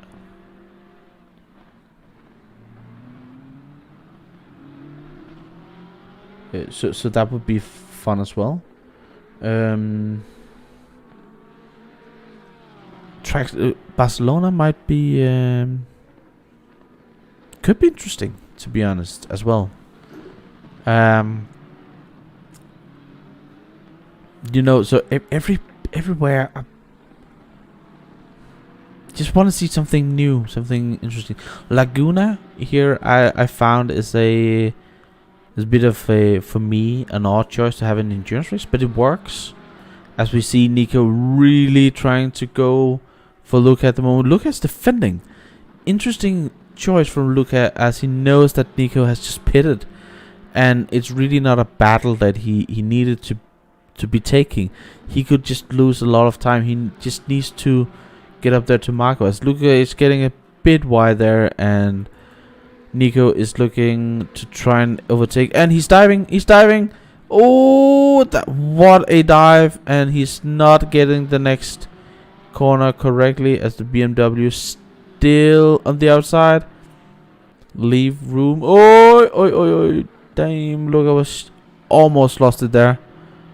And that was what I'm talking about. Just, stay there. Marco is pitting from P3 at the moment, as Nico will get up there and is now P3 as we hope for, and as he has been up there and he has the pace, he needs to pile on the pressure, otherwise he won't, as Michael has had a stinker of a lap, a 1:32.5. He's lost 8 seconds on the last lap. I think he's done something completely wrong there. But yeah, endurance racing, Spa, Bathurst, those are of course the juggernauts that we could go to next time. Sandboard could be fun. 6 hours of sandboard, anybody? That would be a challenge for machine commentators and drivers. Not too many drivers actually drive and know the track. I know it's a bit of a meh track, but I would actually also like to see endurance racing at Paul Ricard. I know it's a meh track for a lot of drivers, but I like the flow personally of it. You can't see anything. 10 hours of Suzuka, a lot of night racing, yeah. We need a bit more evening, night in these races, and a bit more mix in the weather. Well, sometimes these races can be more enjoyable for the drivers, but as a commentator you want a bit more mix up in there. As Nico has lost a position to Luca again. I think Nico has been off track. He's done a 1:28 last time. So another, they have had, since they actually lost the lead, they have had issues in the front here. So they need, now they've put their fastest driver in that car, and he needs to they need to get the best out of it. Otherwise they will lose a lot to this one. As Michael is back on 24.9. I think he's damage. Can anybody from the carbon support confirm if he has damage or not? Luca is doing 24/7. Or is the temperature just so high that the lap times are just disgusting at the moment? Well, it is 47 degrees. It's beyond toasty. The Finns should be liking this, sauna weather. No. That's the level, guys. That is the level. Bad jokes will be here all day, all night.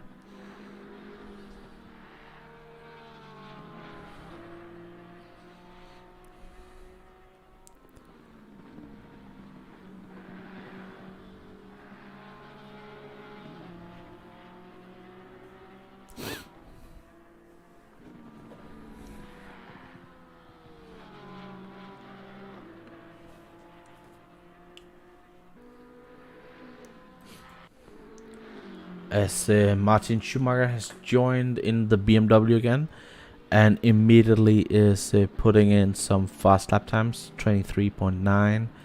The king in front of him, 24.3. Nico, last lap. That's more like it, 23.3. That's what I was expecting from him.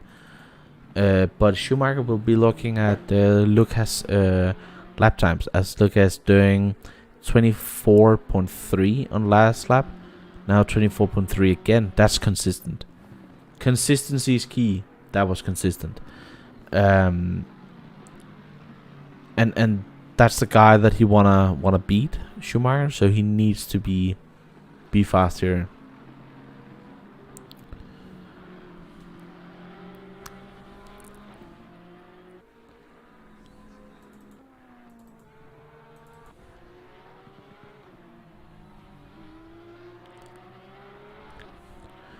As car number 72 with Mike Williams have pitted and has lost further down, is now down to P15. So not a great day for the blue-white racing team.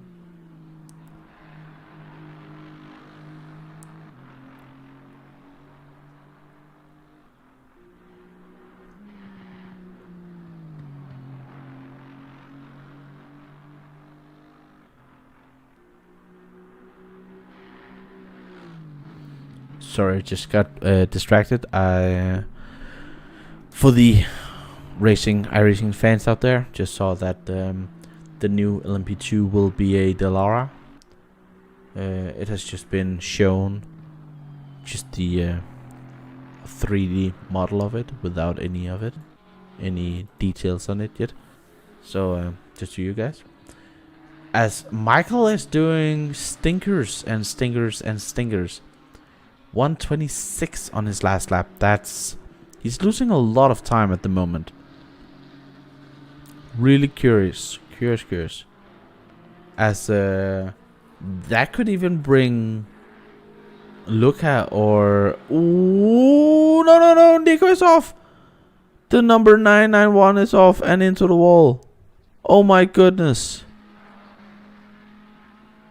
Oh my god. What a disaster. What a disaster. He just got a bit too wide on the exit, hit the curb and smashed into the wall. He will lose a lot of lap time. That's a lot of damage on the front of that Porsche. Let's see if he's gonna box for it or if he's gonna try and see if he can keep on going. But he was pushing, and he needed to push to stay in contention. But I think we can say that they're now out of the battle for the lead if nothing happens to Jadia out there. They can no longer really realistically decide for themselves. Pace wise, with 3 hours and 45 minutes left. It's gonna be a tall order. They have just lost 10-15 seconds again, and that's what we have been talking about. You can just go for it with all that you want in lap times, but if you crash, that's it. You can lose all the time. As he's going wide again.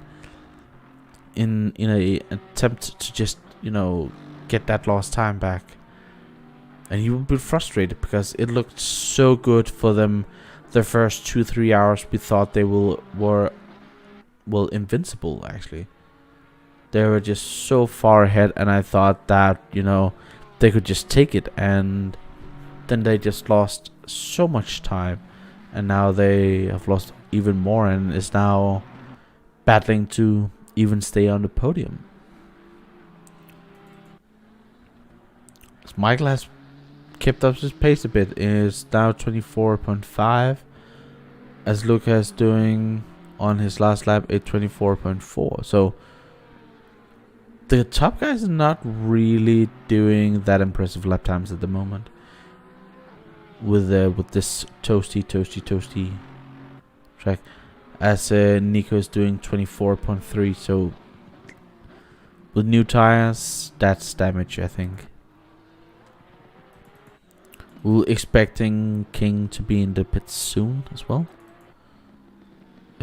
Schumacher out here, he's doing fast lap times 23.4. So the hot temperature might suit the BMW and their setup as they're running here. He seems to like it out there at least. So all the power to the BMW. 123.3, absolutely without any question the fastest driver on the track at the moment is Martin Schumacher.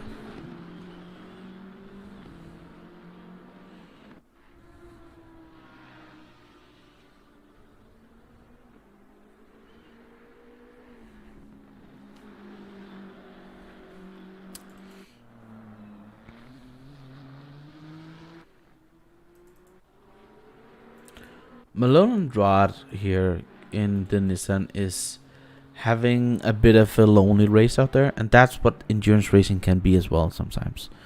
Just, you're just driving around. He's still having a bit of damage from hitting car number 97 of O'Brien when he spun the car, and they haven't really seemed to have a lot of speed in that Nissan since actually. So that's of course a sad thing to see, but sometimes that's also part of endurance racing.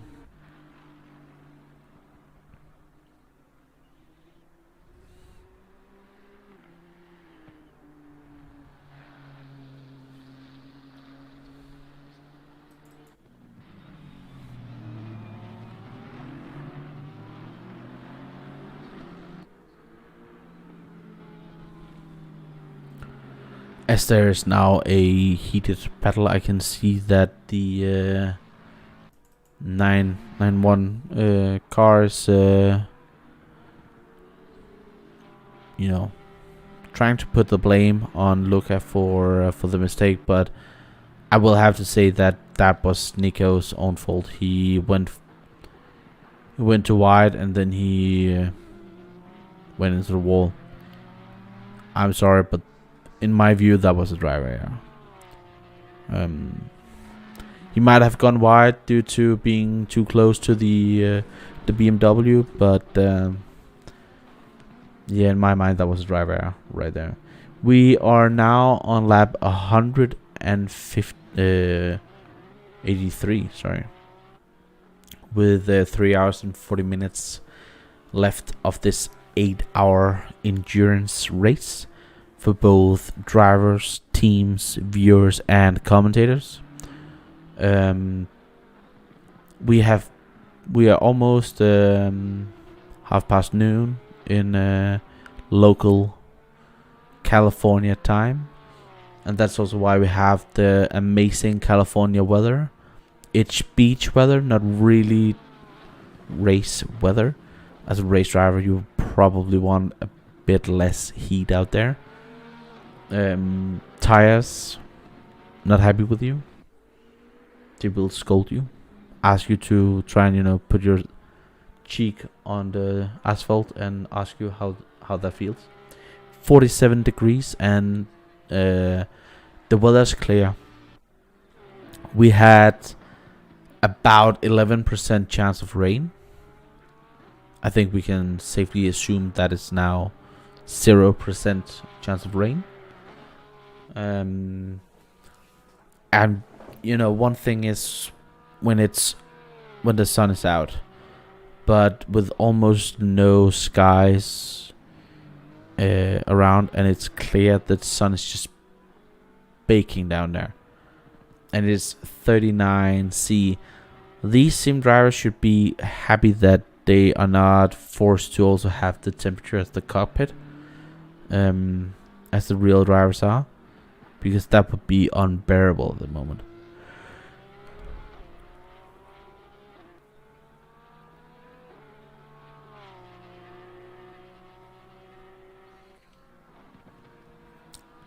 Car number 222. I think car number 222 just was off. As has Michael been. Michael has damage. Michael has damage on the front of his car.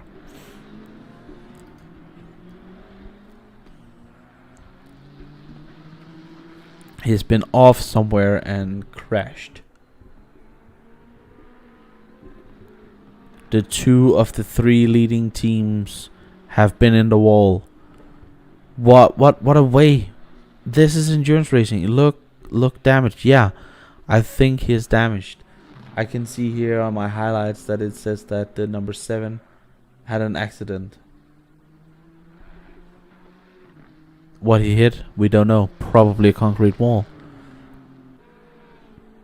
And whenever carbon fiber have an argument with concrete wall, the concrete wall wins.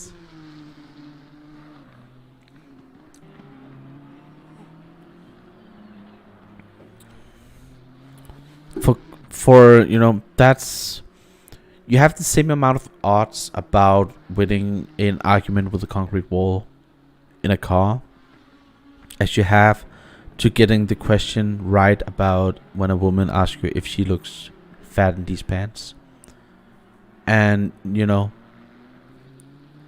the possibility of getting that right is just 0 in both cases. So let's see if Michael's time is down to 27. 27 now. Is looking closer and closer to not just a podium, but maybe even P2, as Nico is losing time and is doing what 1:23.7, so don't count him off yet. But he's definitely not setting the blistering lap times that he were before.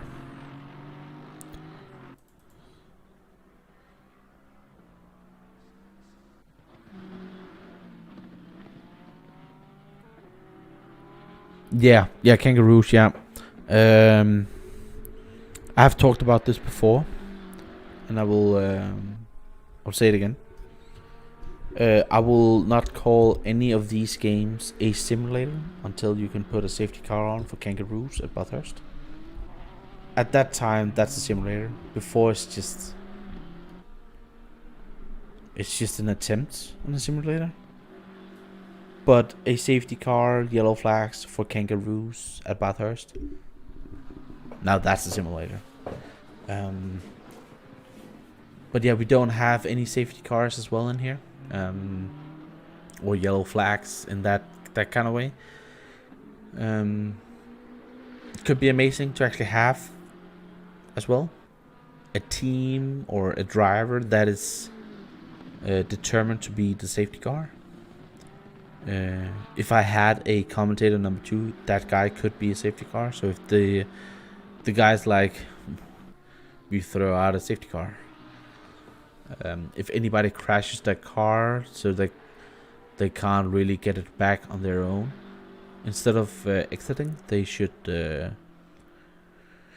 type in that they have damage, and then they will call the safety car, and at that point they will then be allowed to exit into the pits, not before.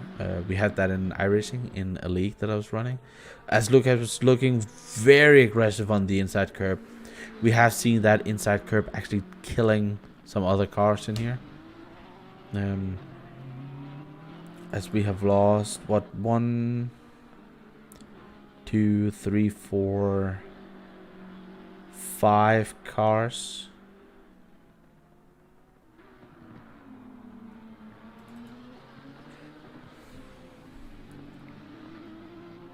Five or 6 cars actually.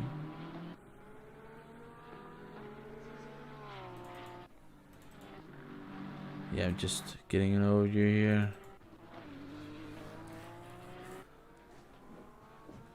So, you know, a lot of cars still getting out here, and that's what we tend to see, and also why we love having the amount of drivers that we have, but we would love to see even more getting involved in this. these endurance races are just so incredibly fantastic to watch, to commentate on, to drive, and I know the amount of work that goes into it. Huge respect to the coordinators. Shout out to the coordinators. It has been, just such an amazing work. I know I'm bitching, moaning, complaining about stuff that I want changed, but I always do that. I'm a commentator at the moment, and I can do that. It is my job to bitch, moan, and complain, but in a respectful way.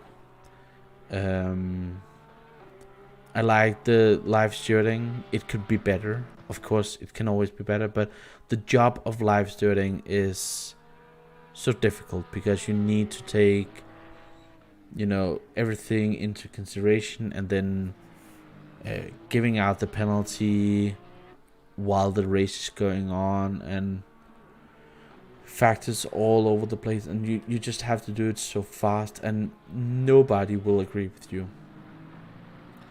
I have never ever heard anybody saying, "Oh, I agreed with the penalty I got." No racing driver would be saying, "I deserved that drive-through."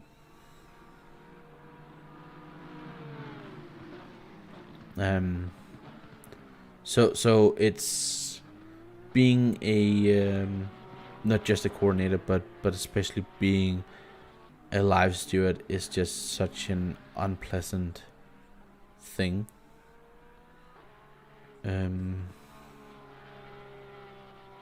Well, unpleasant. No, it's fun to do, but it's a job that nobody really appreciates. But when we don't have live stewards, they complain about that as well. So it's always an up and down thing. As Michael has lost huge amount of time, that car is really broken at the moment, doing 28, and I think Luca will just breeze past him. Maybe not into the corners here. No, I think next lap maybe, as they're still trying to lap traffic with the Lamborghini in front of them. Oh, as Michael was off. Oh, he just saved it. He saved it. Or a bit of contact there, maybe. He flashed his headlights. There could have been a bit of contact there. Oh, as Michael is getting almost hit again by the Porsche there. He's suffering. Lucas saw his chance and he went for it. I didn't see if there were any contact, but it could have been. As the car behind actually is being impatient, the 331. He wants to get past. And I understand, because if Michael is going this slow, doing 28s, he's at the moment being the cork in the bottle,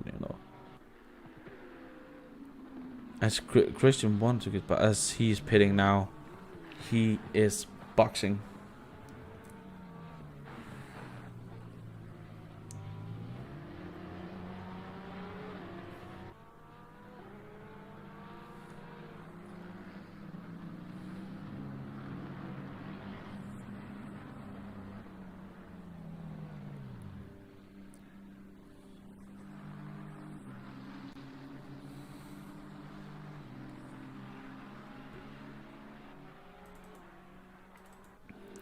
We have a BMW in P2, guys. Something we haven't seen for a couple of hours. Not something we have seen since number 97. With Nils at the helm of this car. Afterwards, it had a spin, a crash. Stuff really not going for it, but I think at the moment Michael might just be taking an Ironman stint to just get it around, and then Nils will probably get it across the finish line. They are actually 3 drivers, so we still are missing a driver that needs to get into that car.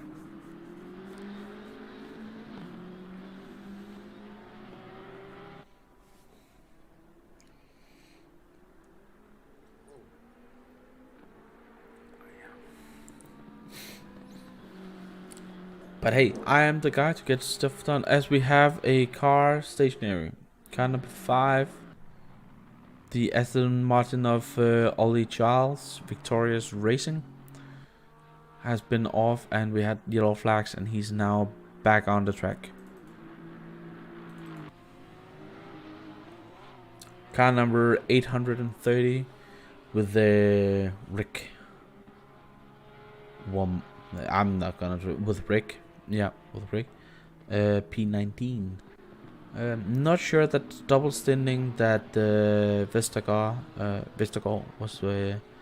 was doing really was the right call. But you know, again, you learn from these experiencing. Doing endurance racing difficult. Such a difficult thing. You need to be on it all the time. As number 87 has been off. That's Luca. Luca has been off the track and has now lost the position to Nico. What happened there? I'm curious because I'm not sure. I can try the replay file. Let's just see if we can get this to work actually. We can definitely not. Ooh, was that retaliation?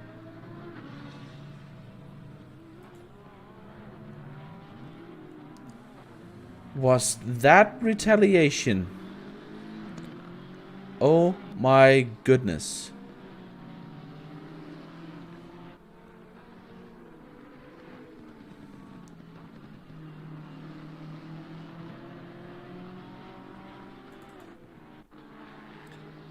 Car number 7 of Sebastian Sebastian. It looked like he just plowed into the end of Luca there. If that was retaliation, guys, if that's retaliation, I can't indulge that. I just, for me, if that's the case, the stewards needs to look at if that was retaliation due to if there were a slight touch at the beginning, you know, when they overtook last time, that could be a disqualification right there. If that was retaliation, that's a disqualification. There's no question about it. But Luca just needs to calm himself down because he will be furious, steaming behind the visor there. Just, you know, cool down, get up there and try and just get back and do your race. So,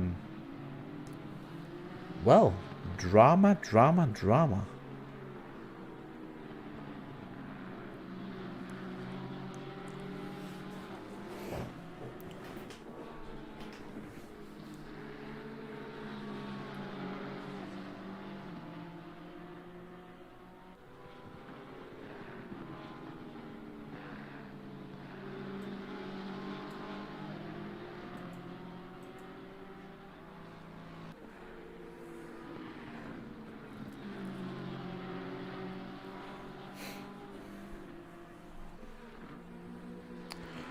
Time to eat. Yeah, well, have a good lunch and or dinner, whatever you're eating at this time.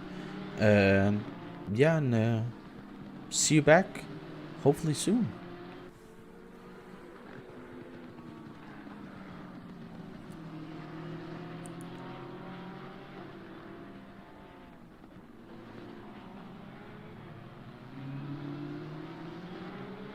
Oh, it's dinner. Okay, yeah, of course. Well, what time zone are you in? I am curious. I'm always curious.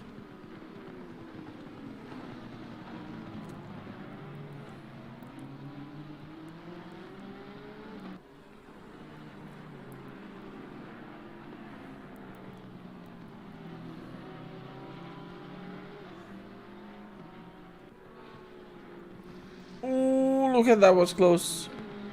Just got dived by the Porsche there.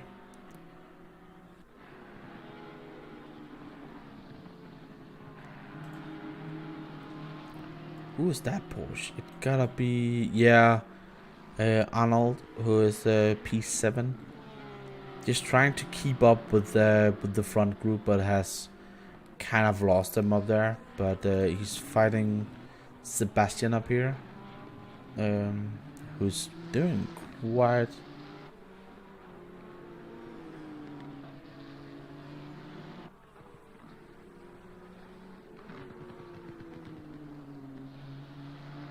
There's no protest possible. And I like having the chat over here because I'm just following all the drama up there. It's, you know, I need to get the time going as we have 3 hours and 22 minutes to go. Still quite a while, quite a lot of racing to go. 3 hours is still, you know, a lot of the endurance races in the in IMSA is less than 3 hours. So still quite a lot of racing going on out there. Not too many cars close battling, but we do have the drama up there.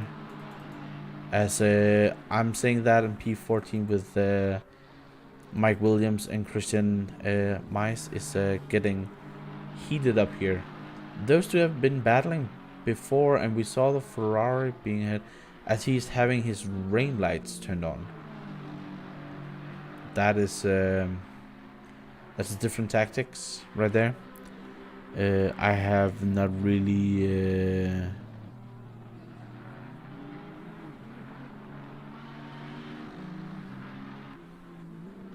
can't really understand that because we don't really see any wet weather out there. Track temperature's gone up to 48 degrees.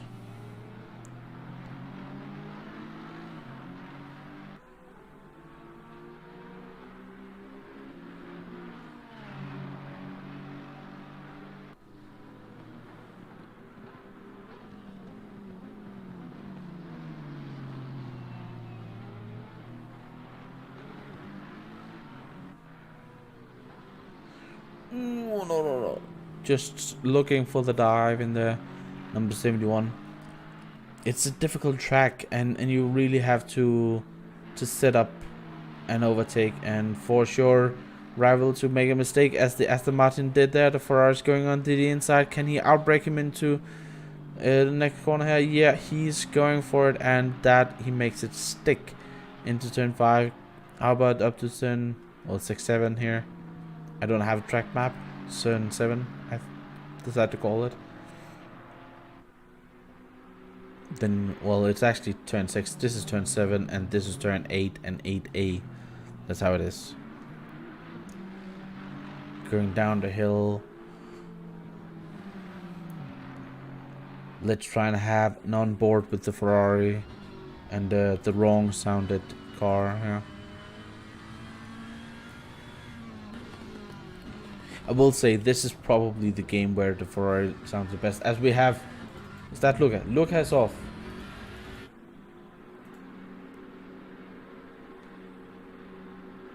I'm just gonna try and see if I can look at the replay here. As has he tried to overtake? What's going on here? Oh, contact again. That looked like netcode, but two guys getting way too close. And look, it's just, it looked so well before, and now he is off the track again.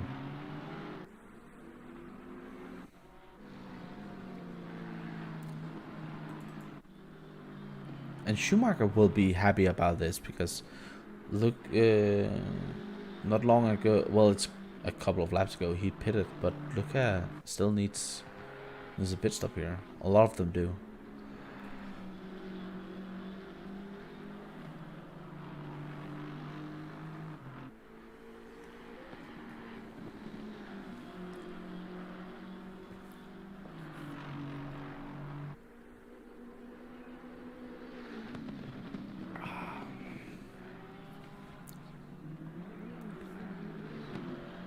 Martin Schumacher. I'm curious if he has any relations to the family. I don't think he has, but Schumacher, you know, it's legendary surname to have in sim racing as well. You know, just in racing, but so it just, I'm always, when I saw it last time, I was like, huh, really? But Martin Schumacher, yeah. As we will go back to the battle here. Battle for P13 with the Tech 1 Racing Lexus, the 888, fighting with Christian. Christian is looking racy here, with his rain lights on as well.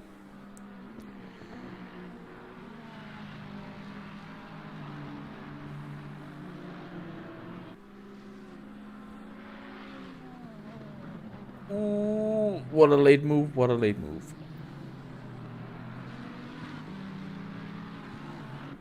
See if he can keep on piling on the pressure here. Just forcing your rival to make a mistake. He's going inside, outside, and is he gonna dive into the last corner? No, he's just waiting for it. See if he can get a better opportunity out here. But Mike is getting closer and closer behind them.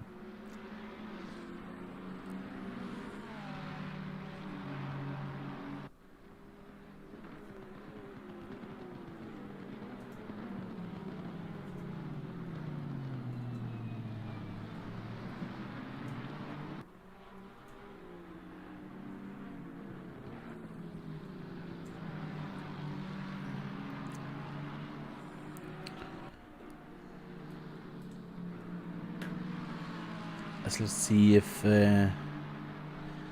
still quite a discussion about penalties everywhere, as the Ferrari is still looking to be, to try and overtake the Lexus with this 3+ hours left to go. He's going outside, inside, and now I think he's gonna take it in here. Dive, no, just waiting for it. The Lexus is looking great out there. Let's see.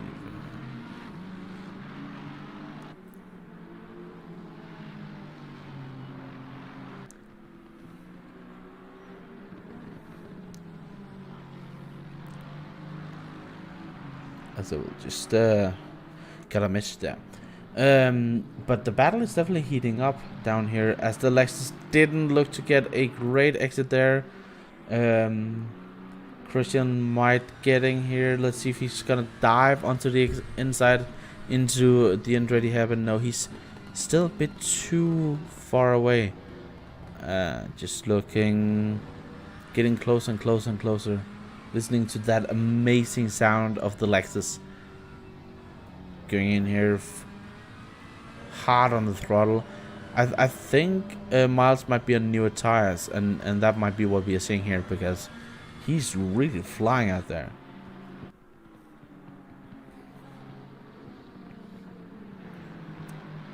Ooh, as the Lexus looks to be very slow through turn 5 and up here to turn 6. Hitting the corner. Is he gonna dive in from turn 7 and turn 8? The corkscrew, he's definitely looking at it. And the Tech 1 Lexus is definitely having to look into the mirrors, and when you're looking backwards, you're not going forwards. That's as simple as it is.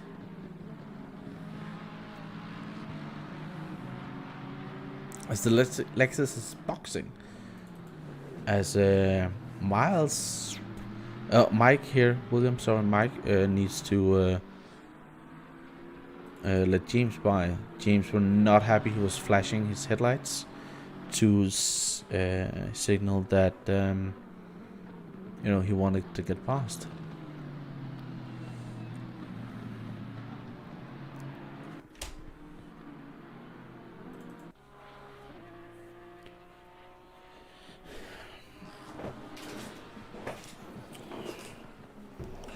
As our leader of the race is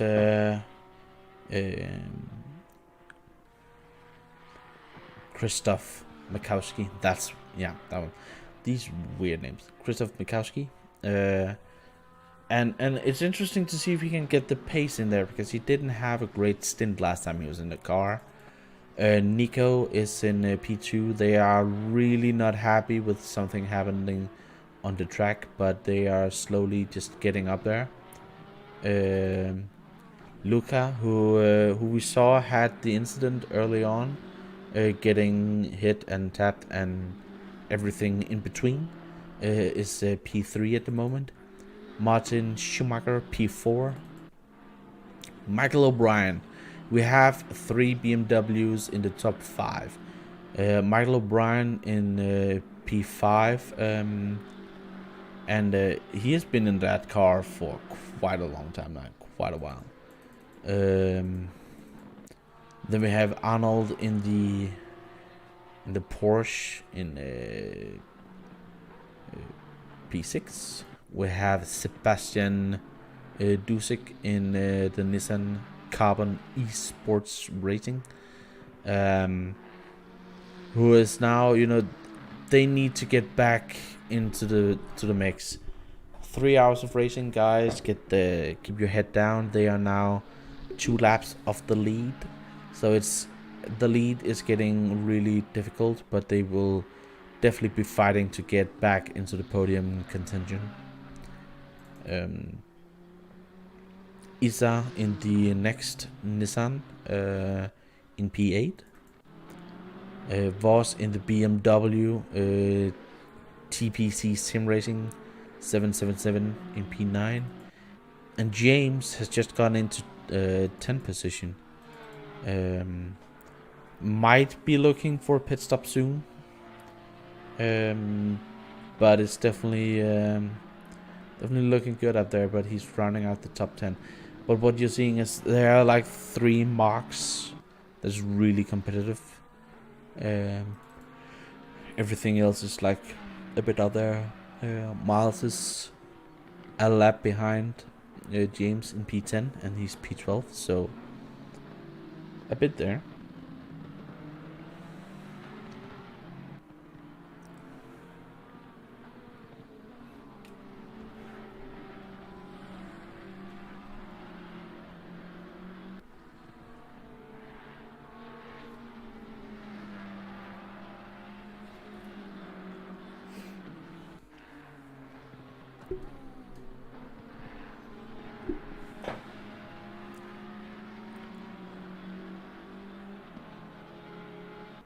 Stuff that I think Kunas could improve on in this amazing game is the damage model.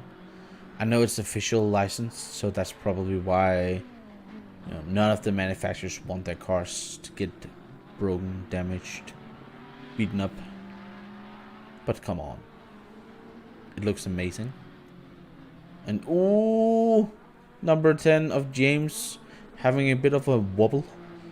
That's not something that you wanna have, and he's pitting there. Might be the tires which is going off, and behind him is Luca, who might be wanting to get out of that car. I think it might be 39 degrees air temperature, but I think his helmet might be 100 degrees. You gotta be steaming in there, as he's been really having, being hit and hitting somebody and stuff like that.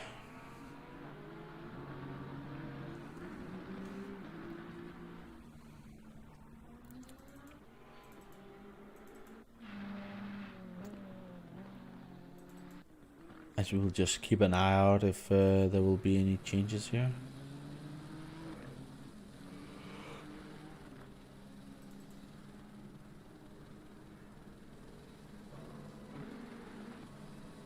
Alexis is coming out.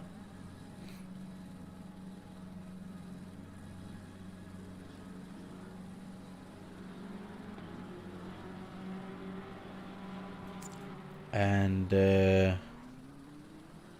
Ross McGregor is now in the BMW instead of O'Brien. Not O'Brien. Now the name completely went off my mind there. Luca. Yeah, instead of Luca.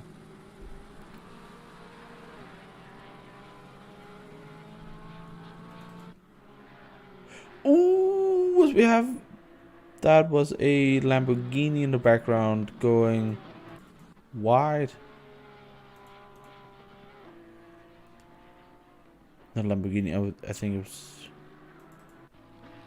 Yeah, it was the Porsche of 331 and Florian Bauer in the Lamborghini number 222.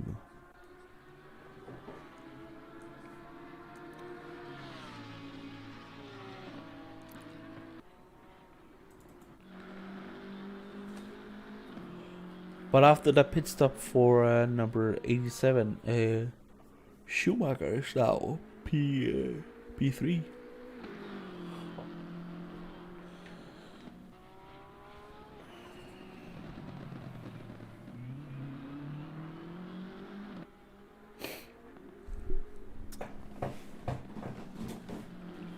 As the gaps are slowly covering up, Ross and Sebastian are close.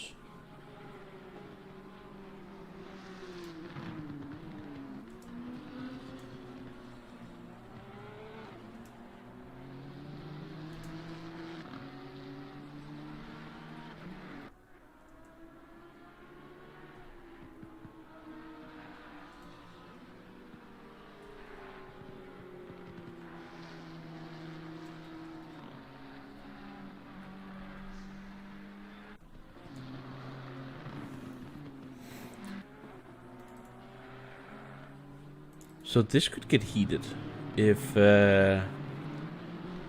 Ross and Sebastian, they're not that close apart. If they could just really, get close to each other again, that could be sparks flying all over the place.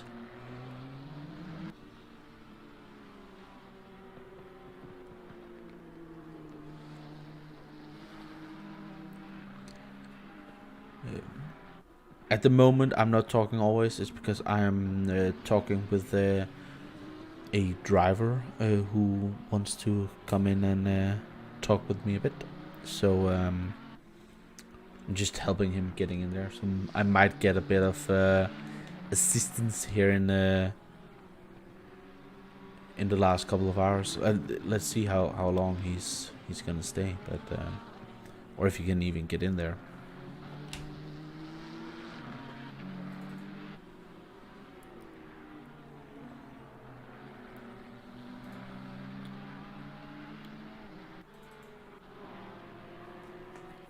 As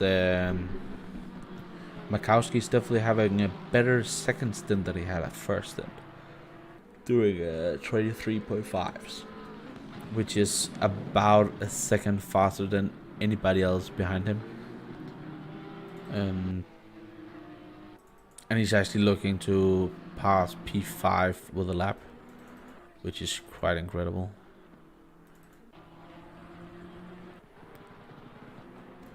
Hello, and welcome to you. Hello. Thank you for joining me in the boxer bed. You were in the second split, right? Yeah. How did your race go?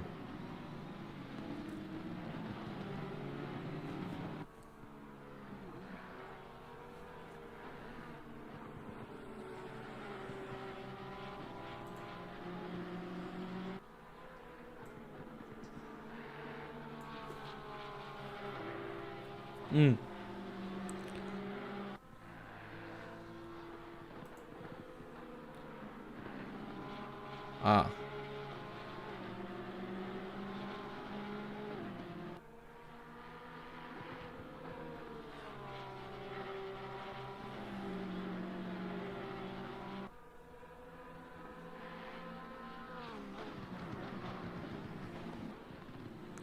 Oh.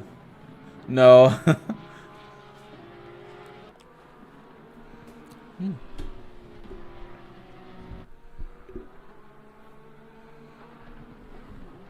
Yeah.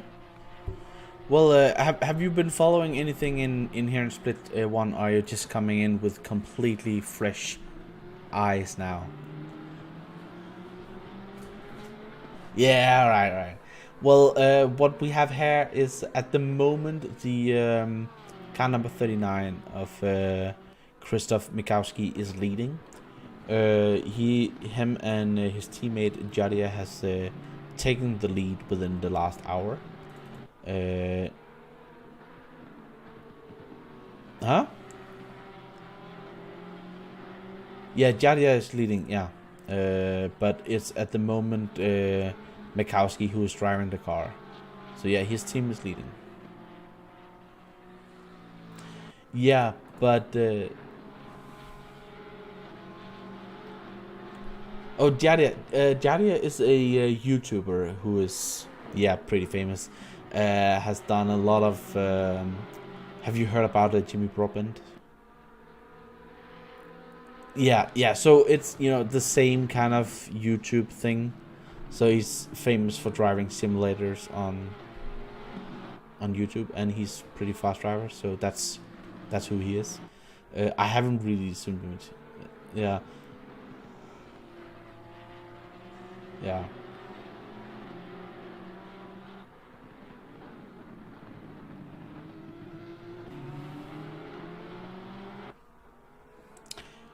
Oh yeah, definitely. But the car in P2 at the moment, Nico Solman, he they have had a bit of damage on the car, and that's probably what they're feeling at the moment. But at the beginning of the at the beginning of the race, they he had a gap of maybe 25-30 seconds within the first 1.5 hours. And then swapped to other drivers that were not as fast, and I think they've had some incidents with the car number 87. That's the drama that is going on in the chat at the moment, and so it's gonna be interesting. Sparks flying as the car actually is getting close. P5 Ross McGregor is getting up there, so that's what has gone on here. Drivers are pretty spread out, not that many battles around here, so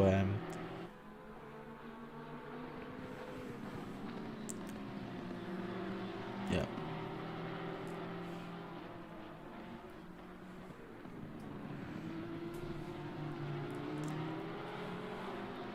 Oh. Yeah, for the most part, people have been fairly respectful, and as we just saw, Krzysztof overtaking McGregor for a lap. Ooh, as he's completely misjudging the Porsche wanted to give him space, as McGregor is trying on the outside, and that's contact. Oh my goodness, and that is the car of number. Ooh. We had them in here before. 300 somewhere. Why can't I find them? See, that's the thing when they suddenly swap things out. But it's a lapped car, at least, that they are fighting down there. So he should definitely get out of the way.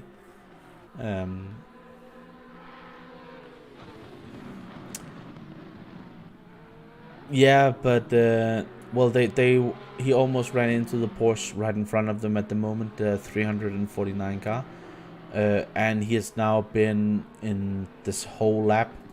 There he is in P11, Alexis. I think that is probably going to be a penalty right there. He is not letting them by, and blue flag rules do apply. So, but the thing for a driver like Krzysztof at the moment is just keep your cool. Now you've passed him, go on. Post the lap times again. You can easily do it. He has a gap of, as you say, almost lap. Nico up there is getting close. But how much endurance racing have you actually done? I'm just focusing to you. at the moment, you know. Hmm? That's your first endurance race ever. Oh, interesting.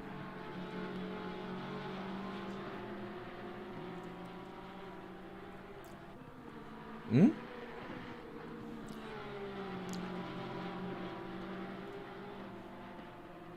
Okay. Yeah. Oh, okay. Oh, that's sad. No, no, no, no, no. We are just talking. It's fine. I have talked iRacing quite a few times as well. I'm just, you know, talking things. Yeah, yeah, yeah, yeah. Yeah, I am. I am. I've been. Well, you say graphic designer. I am the, you know, the brains behind everything broadcast iRacing. Before I joined, we paid another company for making broadcasts for the Formula 3s. Yeah, quite a lot of money actually, per season. Uh, well, it's, you know, out of the leaders' money, own money, so expensive. And I thought we could. Yeah, I am kind of the saver. I am the saver of definitely iRacing. So we had the GTs, and that's why, you know, the GTs here. You have the less fast cars here, but the GTs, we had the league, and I was like, we can broadcast this. So I designed the whole overlay as well with the program. So I designed everything that works in it. Um,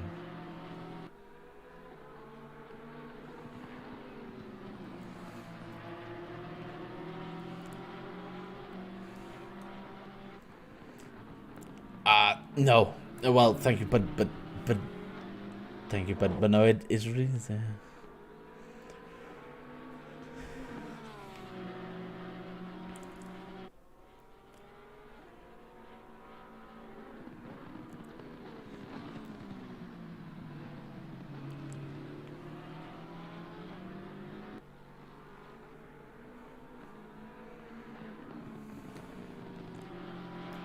Oh, thank you. Well, yeah.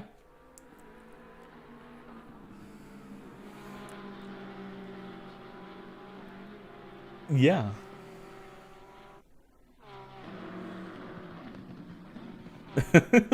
Well, I program. It's really you know, a lot of the things that I can choose is already in there, but graphic designs and then getting all of them to work together and getting the correct data in what I want. That's the program stuff that I do. So I'm not sitting and typing, you know, 001 plus. It's not that. But are you doing any kind of that work, or is it just driving and engineering for your part when you are racing? Or are you also doing stuff like graphical designs and stuff like that? You know, skin. Mm.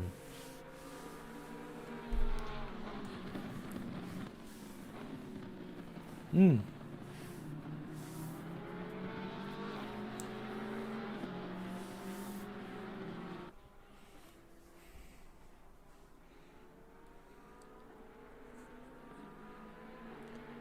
Mm.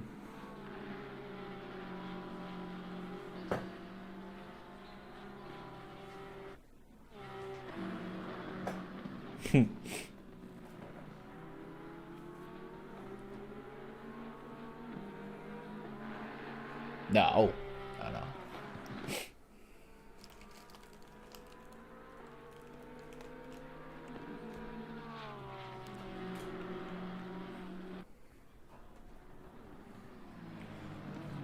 Oh yeah, well.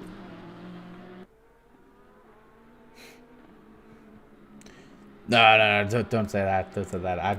I'm also doing simple stuff, and I'm self-taught with everything, and that I know. It's just like, you know, I'm trying. Um, And you know, after a bit, you know, you'll just learn what is going on, as Christoph is actually has put a lap on the FTW Sim Racing, has lost their P2 at the moment with Martin Schumacher. That's his surname that really inserts speed and pressure.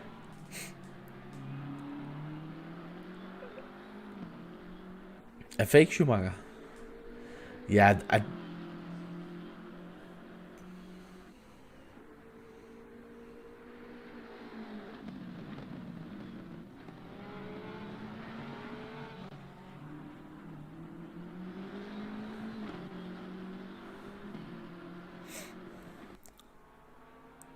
oh yeah.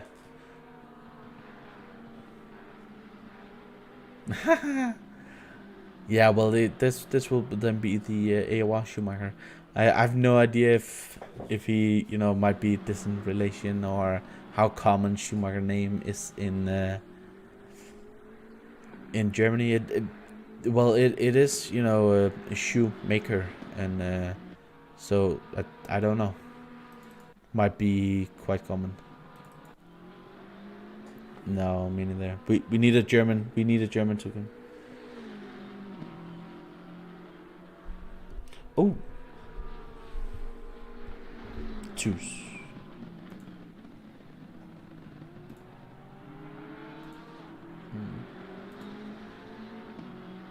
Driver in the past. I think it could be related, but no idea if that's a common surname as well.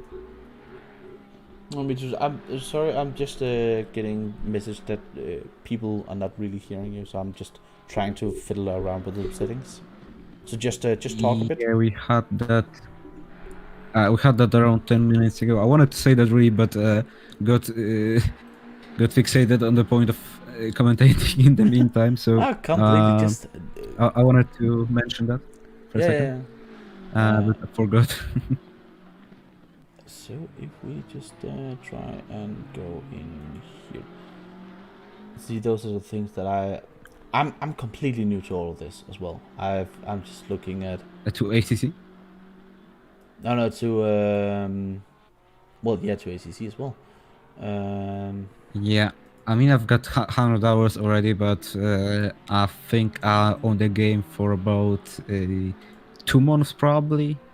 I just bought the game probably a week before signups for overly AOR ACC GT3 League closed, so not a really experienced racer in that point of view. But yeah, I'm getting a hold on all of this. I'm going to join one of the leagues, perhaps in the ACC. Yeah, I've been looking to do that as well. To be honest, I wanted to race as well, but I don't know yet. You know, I might do a bit more of this broadcasting, but I will see. Do you fancy GT3s or GT4s? As I'm just trying to see if we have a bit of sound to just answer that question. Well, I haven't got a hold on GT4s yet. I really wanted to buy the DLC, but didn't do that yet. Few interesting cars I want to try. I want to try the Alpina for instance. So everyone getting hyped about the Camaro. First day it got released. Everyone in AOR was hyped already. Over average 10 guys driving all day. Literally, I saw them in the voice chat. So I see the community is very hyped about it, and the league has already been announced. It's gonna be on Friday, so I will maybe be joining it because the car is a little bit slower, a little bit easier to drive. So maybe that's better for me because I like losing the car very often. And I'm really hyped about the GT4s as well. I really hope that I know that ACT is I I think now it's the not blank pen, but what is the GT brand Challenge. now? GT Challenge. GT Challenge. Yeah, it's the main sponsor. Let's say the offshore game of that series. I hope we will get more like VLN or stuff. Maybe Notchlife in the game as well. Yeah. I mean, Notchlife, not really. I mean, we've got endurance on Notchlife with GT3s, but it's probably far from the that we'll get the tracking game. But going back to Was GT4s, sorry as Luke W just or Lucky just went dive bomb into turn one to try and overtake a lapped car. That is quite an aggressive move when you're in P3. But yeah, back to a point in GT3 racing and endurance. It is an official license SRO game. That is really what it is. or SRO. Yeah, that's what I meant. SRO, and that's why that's the problem. Yeah. Well, that is the. Yeah, because the 24 hours of Nordschleifer is that's ADAC, right? Or what they called ADAC. ADAC. Oh yeah. Yeah, ADAC, the German. Yeah, that's a German version. spirit, I think. Yeah. ADAC GT Master. Yeah. Because that's the governing body that also have the DTMs and stuff like that. They also had. I mean, it's GT. German, I think. Yeah.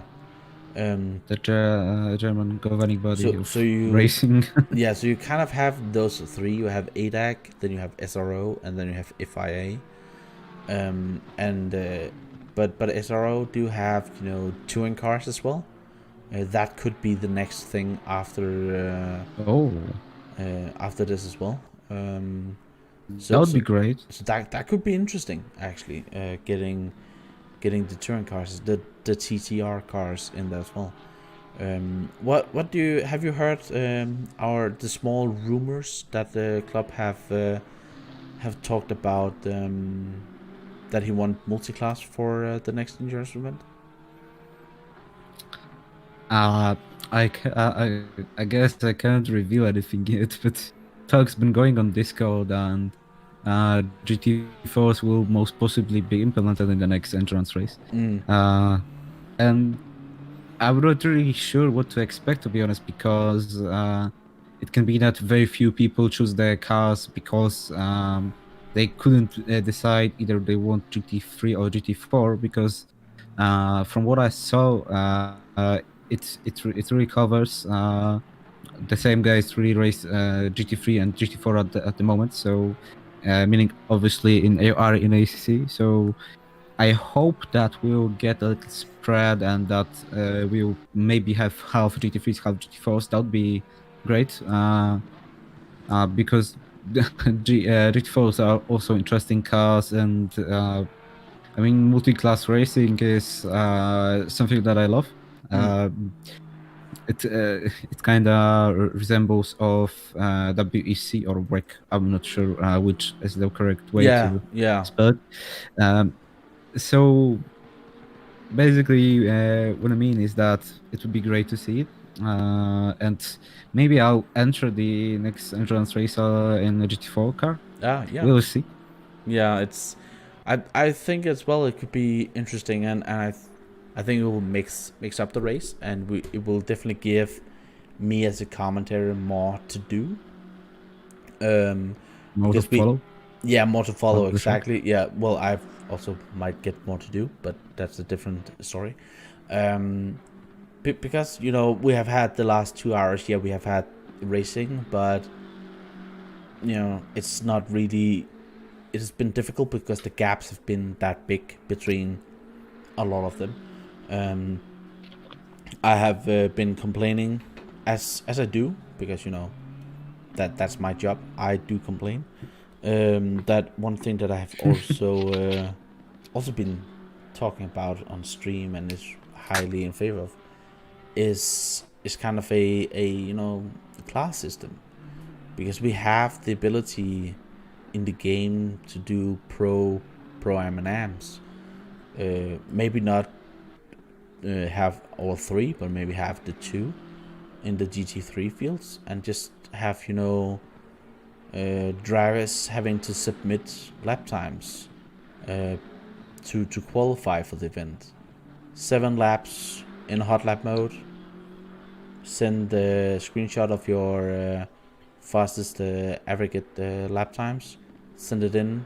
Oh, like the hot stint for the league, yeah. Yeah, put them into a spreadsheet, and then have like the first half is pro, the second half is am class, and then when you get to qualifying day, you can still have it as you have here, where you have a split 1 and a split 2, but then you will have that half of the pros will qualify for split 1 or split 2 and half the amps, so you can split them up that way as well.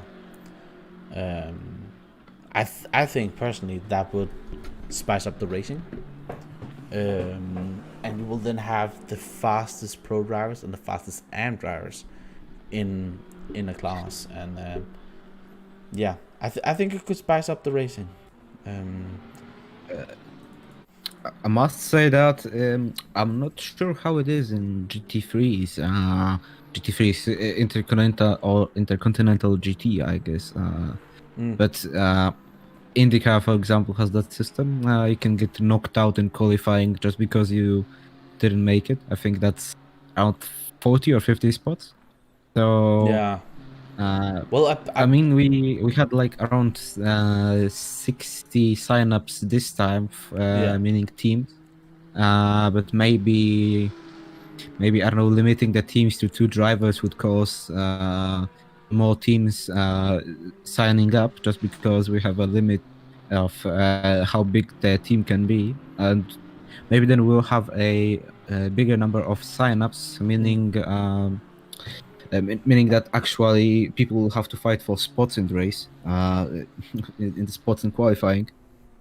I mean, it's also kind of sad that we had around 80 signups for Silverstone and only 60 for Laguna. Laguna SECA on the race, 8 hours here.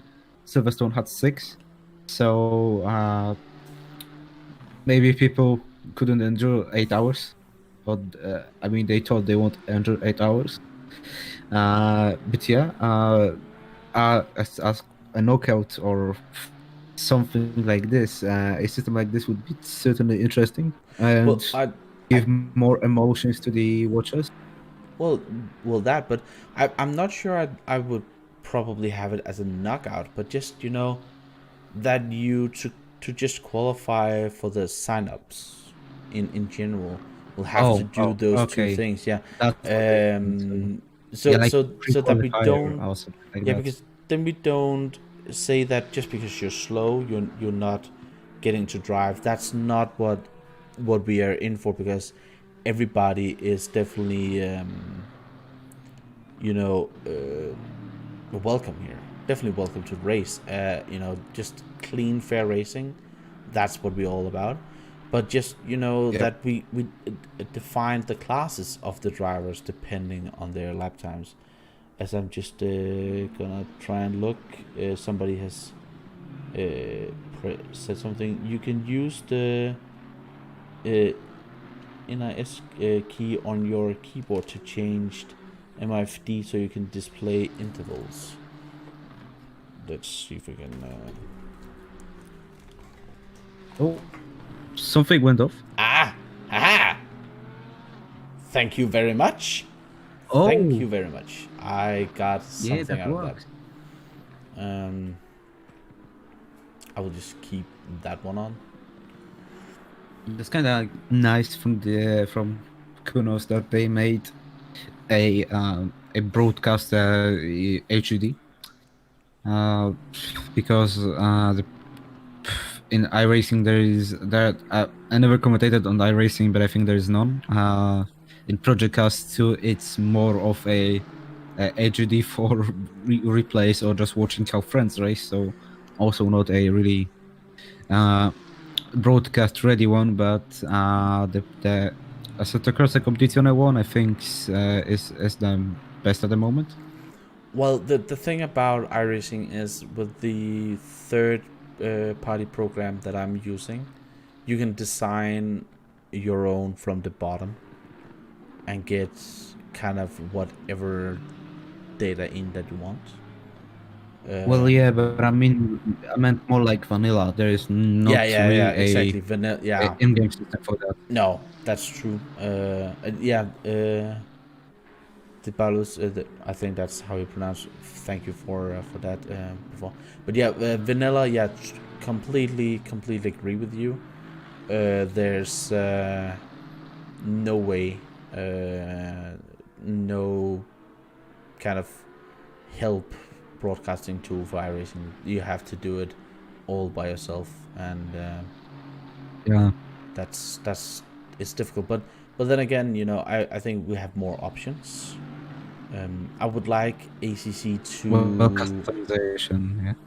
yeah, more customization. I would like ACC to maybe making something similar, but I think the engine that they have at the moment is really their issue. Yeah, I would say so as well. Yeah, because Unreal Engine is not really something that we can really is really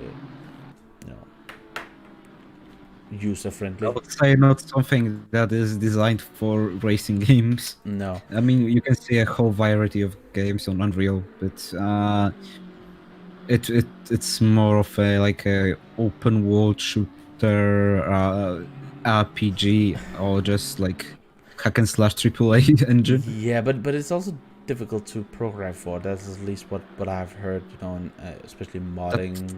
It's in C++, I think. So Yeah, but just.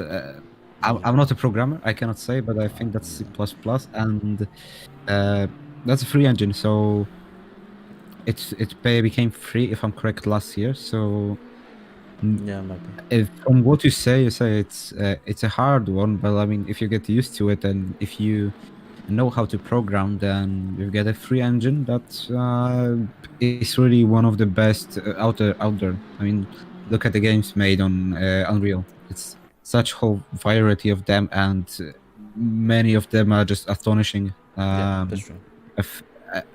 Kind of going off topic, but I think I saw a The Elder Scrolls 5 remake, or like a visualization or of how TES6 would look on Unreal, and it was just stunning comparing to, I think that's Crytek that it's used that was used for TS. As the battle for No, not P3 right. is just heating up with Ross McGregor and Michael Reber in the battle at the moment. The gap is under half a second at the moment. They're just really close.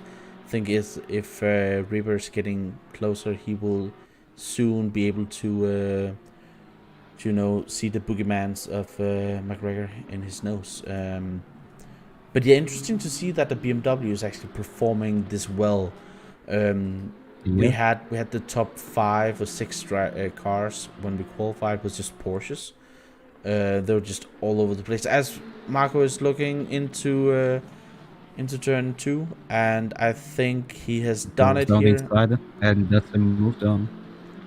That was a textbook move of how to overtake around here. It's a difficult track to overtake on Laguna, isn't it? When you're driving these cars. Well, it certainly is. It is a very tight track in a few areas, but you can probably make also unorthodox but working moves in some areas. I would say that the best opportunity is either last turn or first turn. I mean, the first turn is very wide, so if you get a nice exit through the last turn, then you are pretty much in front of the car you're fighting with in the first turn. Yeah, that's I mean, Laguna SECA is a heaven for those who know how to defend themselves. My humble opinion, I know how to do that, and I can pretty much hold everyone behind myself, as an example. But yeah, very tight track, short one. So if you get to the lead, and if you're not even the fastest, and you can pretty much win the race by just defending. Yeah, and especially as you're saying. Can I ask you which car is Shooter 80 in? Or because we're speaking about BMWs, and he's the biggest BMW fanboy probably here on AR. Oh yeah, shooter. I have no idea. I don't think he's in here actually. Oh, he's not racing. I don't Ah, think. then Well, I don't think he's in this split. Let me just see if he's on here because I do remember him from the Project Cars days as well. He was no, he's not in. He's not in our splits. he's not in the split. No, he's not in our splits. So I'm not sure if he's driving.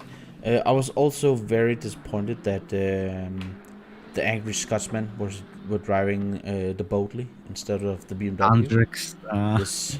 Yeah, you he's know. still leading, I think. Is he still He was leading? leading for the whole race. Can you imagine that? A single entry, 8 hours, and he's leading the whole race. I think he also qualified P1 or P2, I'm not Yeah, sure. he qualified P1. He just got cut off in the he would have been yeah, the last driver in here, but then he got moved. So he was the cutoff point. Lucky one. Yeah, so I wanted to mention him because when we were back driving those 4 hours, we're driving, and we still and we see Andrix lap by lap, not giving up, not a sign of being exhausted, not a sign of being tired, and he's. I spoke with him a few days before the race, actually 2 weeks before the race almost, when we were after the Formula Rookie League in Project Cars 2, and he like said, "Oh, I'm gonna sign up just for the lows," and here he goes winning the race alone. Could you imagine, like in real life, one driver winning an 8-hour race? well, there have been actually in at Le Mans a driver. I think it was the father and the son. The son did probably one. Was a long time ago. Bro. It was quite a long time ago, but the son did 1 hour. They were 2-man team. That's interesting. That's a ridiculous win. I believe that they actually won. But yeah, the son did 1 hour, but it's it was in the 50s. So I have to bring up Andrex because when we were commentating Formula Rookie in Project Cars to the interim league for GT3, well, the rival league for ACC, so not gonna promote any of those here. Let's keep it how it is right now. He was bringing up every possible race. He was bringing up, "Oh, I'm not the fastest driver, but I keep the consistency and capitalize all the mistakes, and I'm not so fast, but I won the league," and blah blah blah blah. And he's like talking like that all the time, but here he's one of the fastest guys on the track. So he's really get his mentality. He's always been my English Scotsman. I was a teammate of his in the original Assetto Corsa GT League, or just Assetto Corsa League, because we changed car every season. That's the good thing about modding. But yeah, I think I was a teammate with him for, I would probably say 4 or 5 seasons. Oh. Yeah. So I do know the English Scotsman. As we see Sean going a bit wide in the Lamborghini number 3 CSC Racing. The Lamborghini has been struggling a bit out there. It doesn't really seem... I call it the discount Audi. Because everything, the base chassis, the engine, the suspension, the electronics, everything is Audi. It's just the outer design that is Lamborghini. So that's why I call it the discount Audi. Well, both Lamborghini and Audi are in the VAG group, kinda logical from a company standpoint. Well, Porsche and Audi and Porsche as Lamborghini is well. also is as well. But Audi But is Porsche is completely different. complete. Yeah, it's a rear engine car. You know, it's the. I mean, both Lamborghini and Audi are quite similar in driving. I would say Lamborghini is a little bit more responsive. Yeah. I was testing almost every car on that track because my teammate couldn't agree to the 911 at first. But Audi is a very quick car, but I hate how it handles in the corners. I would say probably the same for Lamborghini. Maybe it's my driving style that Well, doesn't fit. it is the A same low steering car. angle. So. Well, a low steering angle in both cars, and really just good top speed. But I hate how they handle. I don't like both, I must say. But Audi is also the direct owner and leader of Lamborghini. So yeah, they are all owned by the VW group, but Audi is the they run Lamborghini. That's also why when you look at, I think it's the Gallardo and R8 are in they're pretty real similar. life, they're also from the same chassis as well. So of course they're GT cars as well. As we're just having a look at the Mikowski, who is leading out in front with quite a comfortable lead of actually almost over a lap, almost nearly 2 laps to American accent. Who? That American accent. From who? From you? No. From Lucky in the FTW Racing, and then we have Marco Reaper in the BMW of GT Racing P3, locking out the podium. But McGregor will definitely try and see if he can get up there again. Lost the position. I don't think we have seen the last of these two BMWs fighting. They have been around 10 seconds between each other for the whole race, so it would be weird if we have seen the last of that. The Porsche... 15 penalty for McGregor as well. What? 15 seconds penalty for McGregor as well, so yeah, even if they fight on track, he's probably gonna get demoted even if he overtakes Ripper. Yeah, that's true. That's true. These 15 seconds, they have had them for quite a while. Actually, I think it's something that happened within the first hour. So that will be, nagging them if they're gonna lose a position to that. Why are you saying that I have an American accent? That's weird. Well, Wachowski. Wachowski. That sounds kind of like Wazowski, but. As we have Christoph Makowski in the pits. Well, I'm as far as American as not you can the be. way you read it, but I don't expect probably any nation to read Polish names correctly. Maybe like Russian or Czech, because they are pretty they're pretty similar languages to Polish. As Jari has just jumped in the pits. We do have somebody who wants to talk with us. So let's hear what the Jimmy has to talk. Hello and welcome to the broadcast. Who are you and what team are you for? Numbers, everything. How are your race going? Hi Domino, how are you? I'm James Bacon. I am in the 125 SRJ Motorsport and we're currently in 9th place. Okay. Yeah. There we can see you. How's your race going? Up and down. Up and down? Yeah, we had we've ran really clean. All our drivers have done really well so far, but we've sadly copped a 30 stop and go 30 for a pit lane speed. Just gone around. Just keep it. Oh, he just touched the wall. I just jinxed that. That's my fault. That's what we call a commentator's curse. Yeah. Yeah. Okay. Yeah, that's great. Lovely. Other than that, we've been fairly good. Other than that, we've been fairly good. We had a stop go 30 for a pit limiter bug, sadly. And in the first stint, we were the victim of a contact incident at the corkscrew, but we got away with that with very little damage. But I think the other team got a 15-second penalty. That's the 97 BMW. Ah, yes, that was what we talked about before. Yeah. As I recall, we talked as well last time at Silverstone, right?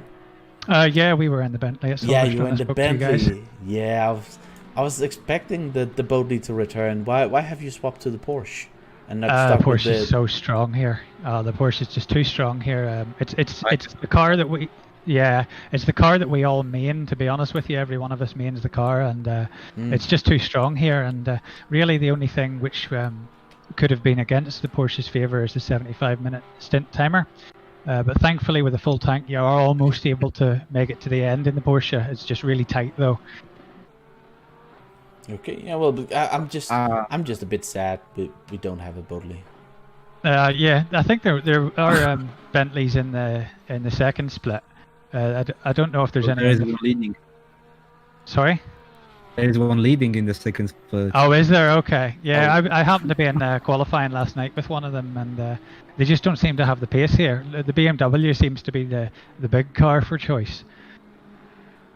Sorry, I was just saying McGregor has got a 30-second penalty, or 15-second more, so not going great for the BMW. No. But yeah, what about future and strategy at the moment? Are we gonna see you back in the car at any point? I'm not. I'm currently blocked because of the maximum driver time. I'm finished now for the day. As far as strategy plan goes, your guess is as good as mine, because whenever we got the stop go, that kind of threw everything out the window. So as I say, we're just running to a nice clean pace at the moment. We're doing our best to stay clean. Laguna is really, really hard. I mean, I know after my first stint here, I've done double, triple stints at tracks, even like Zandvoort, which is a hard track, and one stint at Laguna is just like grueling. You come out of the car and you're so tired. Yep. Well, you mentioned struggling with the fuel in the Porsche, but if I can ask, what engine map are you running? Because well, I myself racing the race for some time after, but sadly DNF came, and I must say for 70 minutes we used around 105 liters, so well, yeah. Maybe you have heavy foot or something on the gas. We're running full map at the moment, so I think that's map 8 in the Porsche. The Porsche is really confusing engine maps. That's really yeah. best map. We're running map 8, so we are running full tank, and it's just I think at the moment, I think we're going to make the end with managing to save that stop. But as I say, we really don't gain anything by saving that stop, because we pretty much had a full pit stop extra by the stop go 30. Yeah, you're talking about this track being difficult. That you're sweating. I just wanna throw in. I have done a endurance race at Detroit, multi-class as well. I can say it. We swap drivers after every single stop. Oh yeah, yeah. I mean, that was difficult. So yeah, it's really hard here. Like I really mean that. Like as I said, the other week I did a race at Zandvoort, and as I said, I did 3 stints in that, and I was completely fine. And here, I did 50 laps, I think, on my first stint, and I was so tired because the concentration you have to have. I mean, I only have a G920, so as far as force feedback goes, there's no issue for me there, but just the concentration you have to have at this track. There's really no breaks. The pit straight really isn't terribly long. One thing that I wanted to ask as well is we saw somebody who tried to double stint tires. Oh, really? I don't know if I think tires, as far as I know, you lose quite a lot of time. But how much do you actually save on not switching tires during a pit stop? It depends. It really depends on whether you're swapping the drivers. So taking a driver out of the car and another one back in is a mandated 30 seconds. and the same applies to a tire change. So if you are doing a driver swap, there's no point in double stinting the tires because you gain no time at all. And really, the time that you gain, say for example, if the driver stayed in for a second stint and didn't change the tires, the time you gain is really based upon how much fuel you're going to take. So if you're going to take a full tank, you're really only going to save something like 6 or 7 seconds, which in my opinion for the tire drop off after even 45 minutes, if you're running those tires for 2 hours, you're going to lose more than 6 seconds in the second stint by just running old tires, in my opinion. Yep. Well, yeah. Thank you for joining us, and good luck for the rest. And let's hope that you can keep that top 10 at least. Thanks very much, guys, and I'll see you around. Yes, yeah. See you. Thank you. As we got a question in the chat, I'm just gonna read it and then we will see if we can answer it. How was Andrew? Yeah, placed in lower splits. That's due to qualifying results. Why is he running away above the pace? I think it might be because he was just at the cutoff, and that's probably why he's up there. Also, he's not having to do the driver swaps, so at that time he's also, you know, losing that 30-second, as we just heard, the 30-second penalty.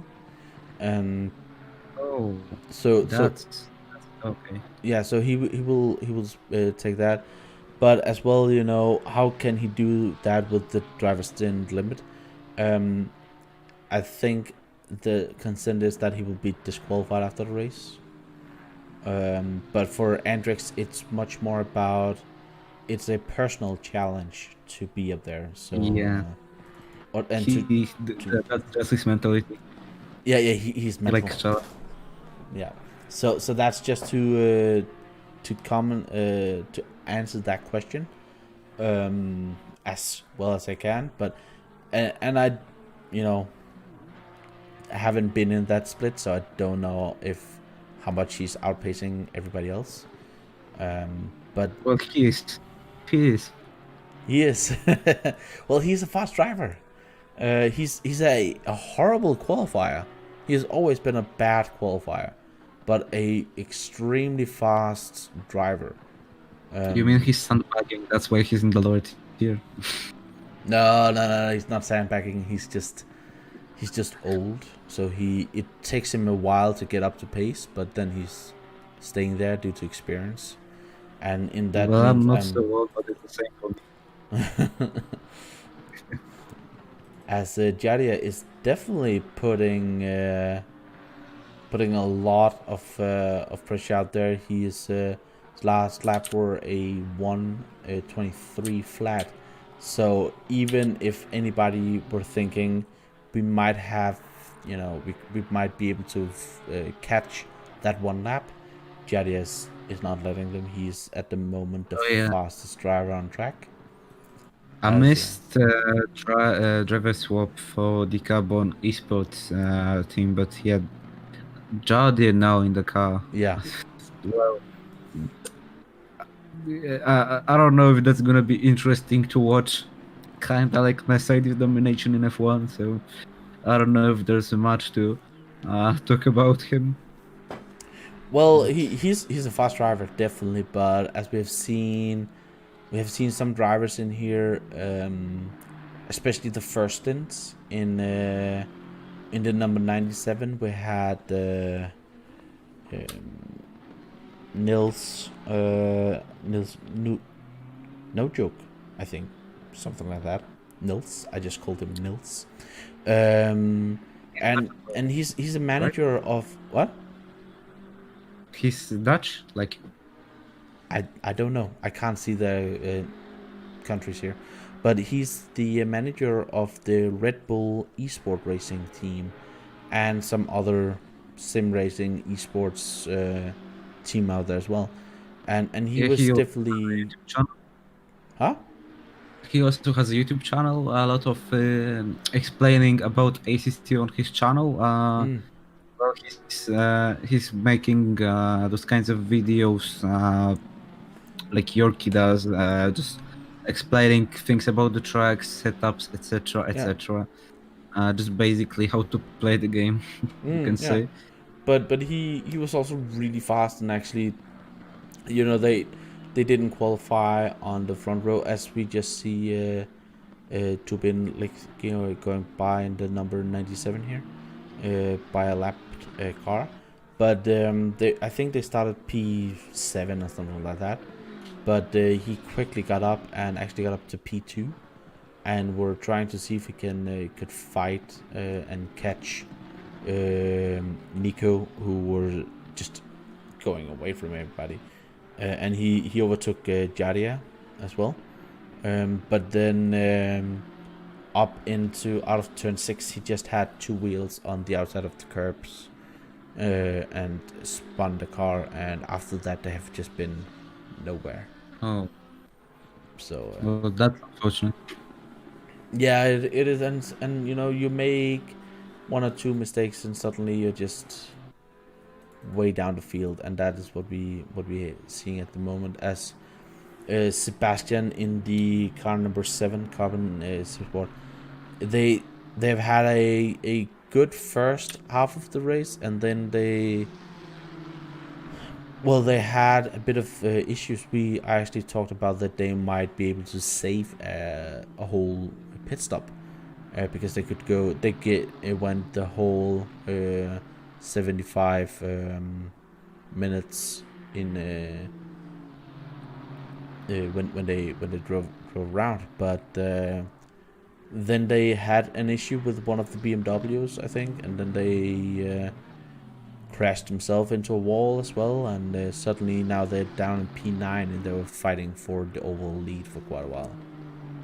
So it can go up and down really quick, as we see, as Fred is saying, appreciating the response, and no problem.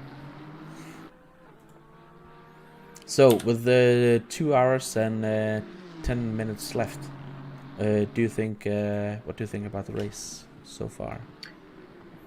Oh, what I think about the race, we've got pretty much a gigantic lead for Georgia, like Mercedes in F1 or Toyota in WEC, and the rest of the race pretty calm at the moment. Some fights going on sometimes, but it's pretty much no storms on this sea so far.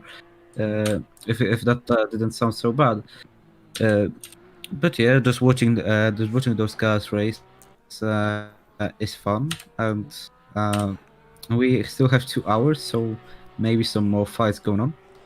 Oh, definitely. I've been talking about, because I'm just, you know, babbling, and now I've been babbling about it for almost 6 hours. The best sounding GT3 car.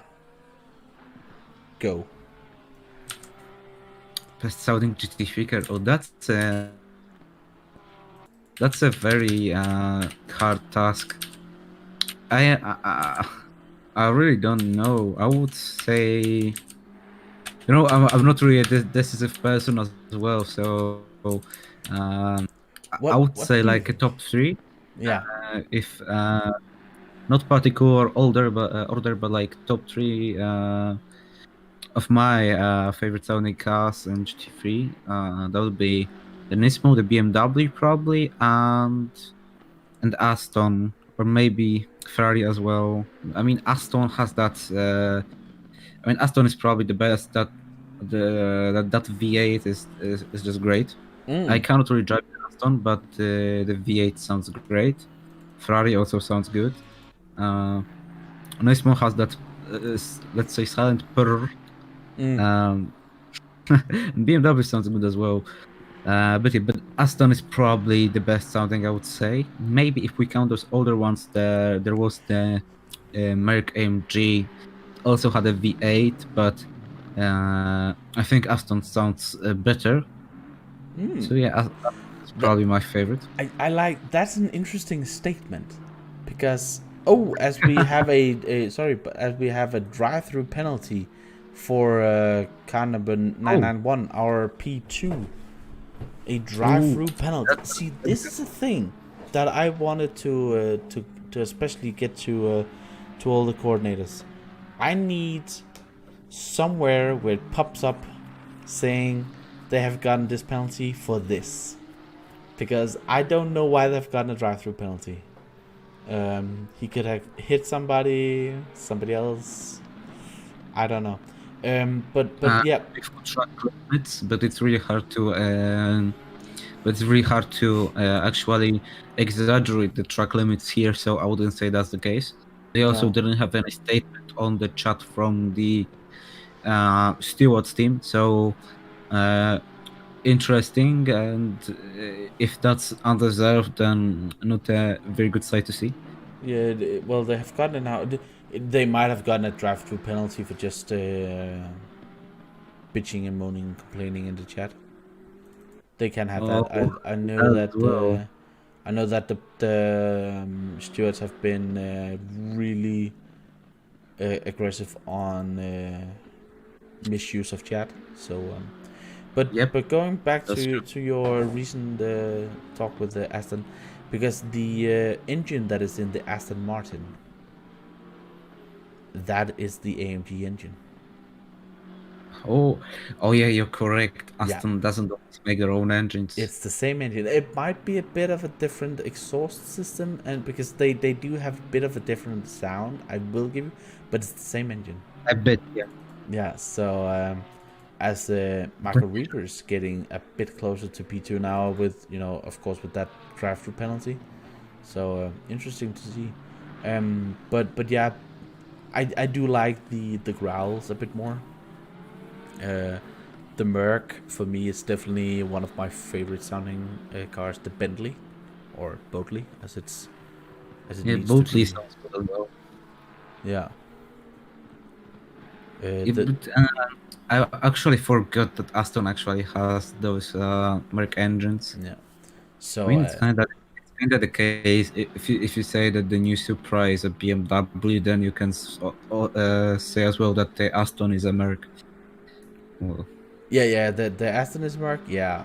I think you can. Well, it is, but it's a bit better looking Merc than the AMG. I do like the look of the AMG, to be honest. I do like it. It has that huge front. What have you seen the new one? The Evo? I've seen, I think, Black Edition it was called. Looks nice. No, the GT3, they have made a new car for this season. GT3? No, I didn't. They have made an Evo.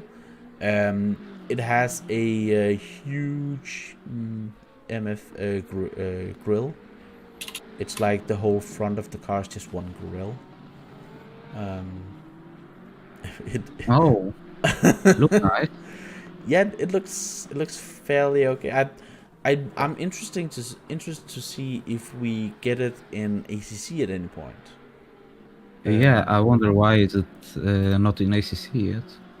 Well, it's a 2020 it car. It looks nice. It looks very nice. Yeah, it's a 2020 car, and I think that might be why. Because the first season was this season.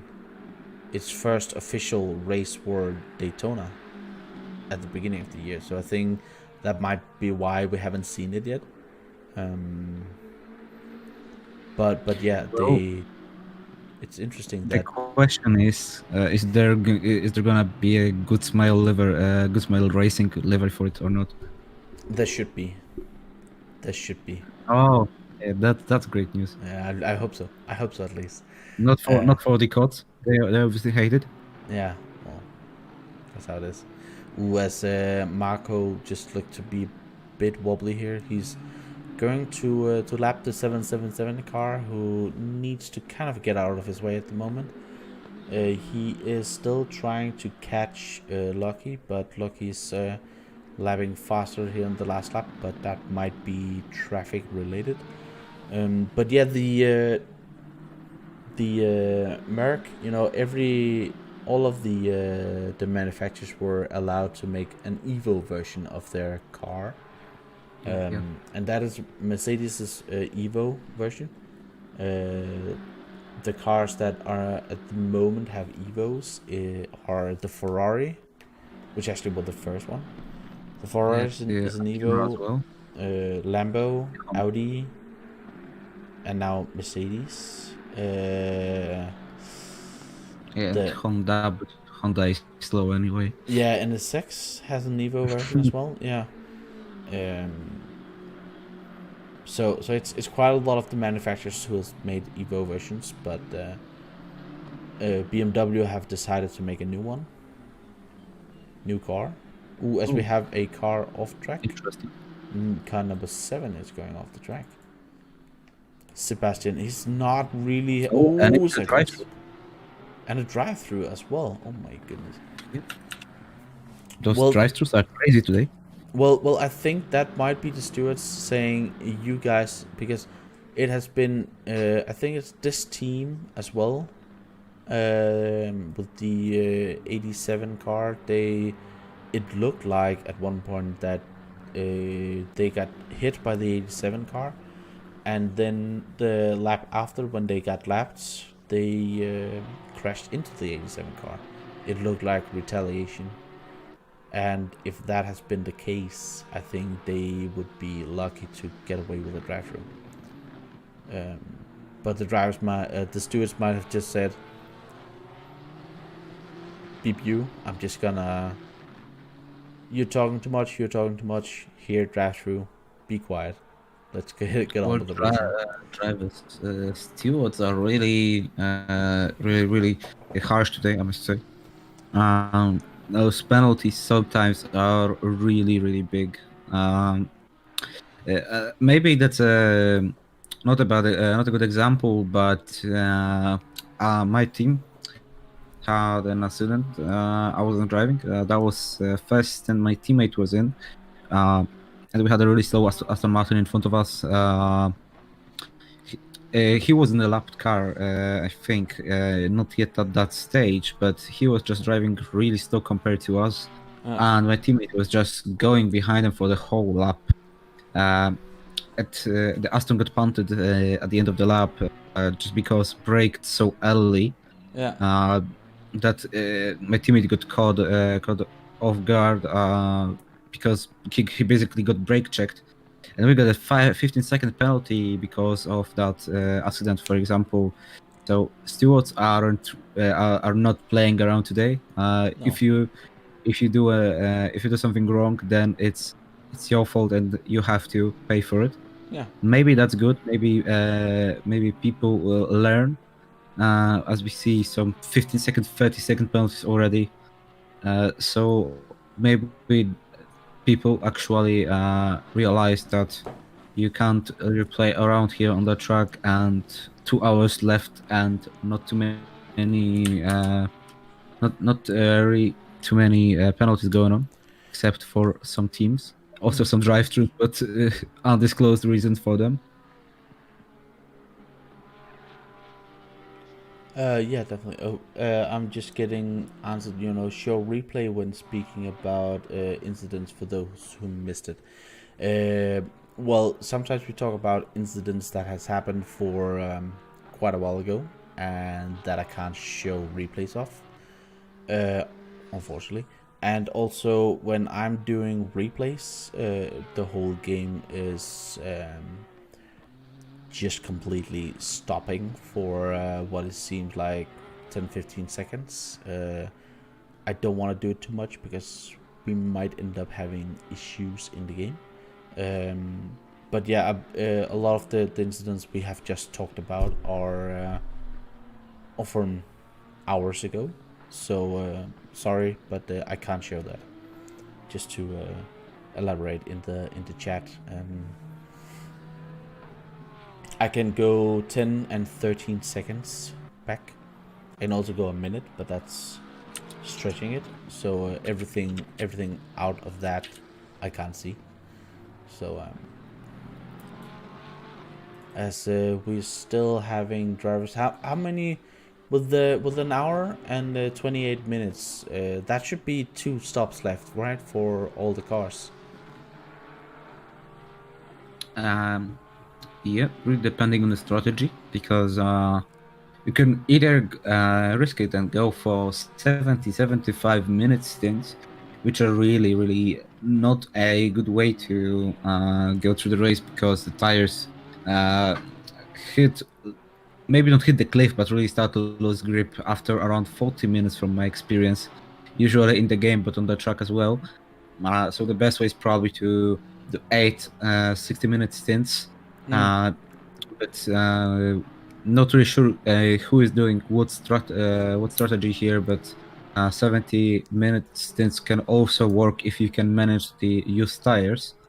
Yeah. And we say Lucky W letting a lapped car through, I think, just not to fight with it. The lapped car got a better pace. But yeah, I think the optimal strategy is to do 60-minute stints. Probably also change the brakes after around maybe 4 hours, but 4 hours would be risky in my opinion. So probably after 3 hours, change the brakes. Oh, you have to change the brakes So as well. twice a race. The brakes get worn off. In Silverstone, they lasted pretty much all cars around 3 hours. Yeah. I never tested it, but from my experience, the brakes really went off already after 3 hours. After 4, they were uh, already. It's really hard to explain that, but they were just affecting the tire temps even. So brakes is also a factor that you need to consider, because it can be raced over if you forget to take care of them. Either just try not to use them too much and maybe go for one brake change, or if you are more of an aggressive driver or your driving style doesn't let you to conserve them so much, you can pretty much change the brakes every 3 hours. So 8 hour race, so twice a brake change. It takes, if I'm correct, 50 seconds. So it is a little bit of a challenge, because you lose much time on it, but it's better to lose 50 seconds than to lose your race. Oh yeah, definitely.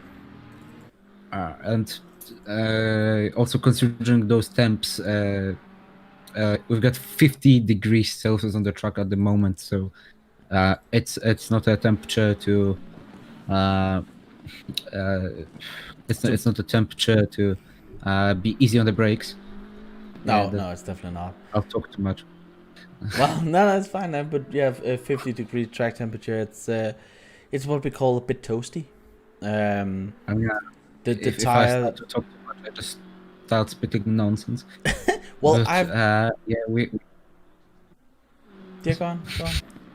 I've, as I said, I've just been speaking nonsense for the last couple of hours. So yeah, I know the feeling, but just getting to talk about something. We actually have the fake Schumacher on P3 in the BMW car number 33, and he has shown quite a bit of pace before. So a driver swap. He has gone into the car as well in the number 87 car. We have John Morrow in the Simple Racing Sanso.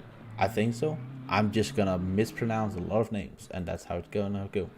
But it looks like Schumacher has gotten a bit of a gap here. As we just saw a lot of the things. I think Nils is in the car again.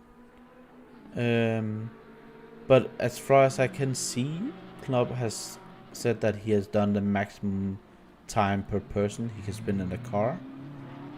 So I'm interested to see what's going on then. But he has been one of the fastest driver out there at the beginning of the race, as we have our P2 in the pits.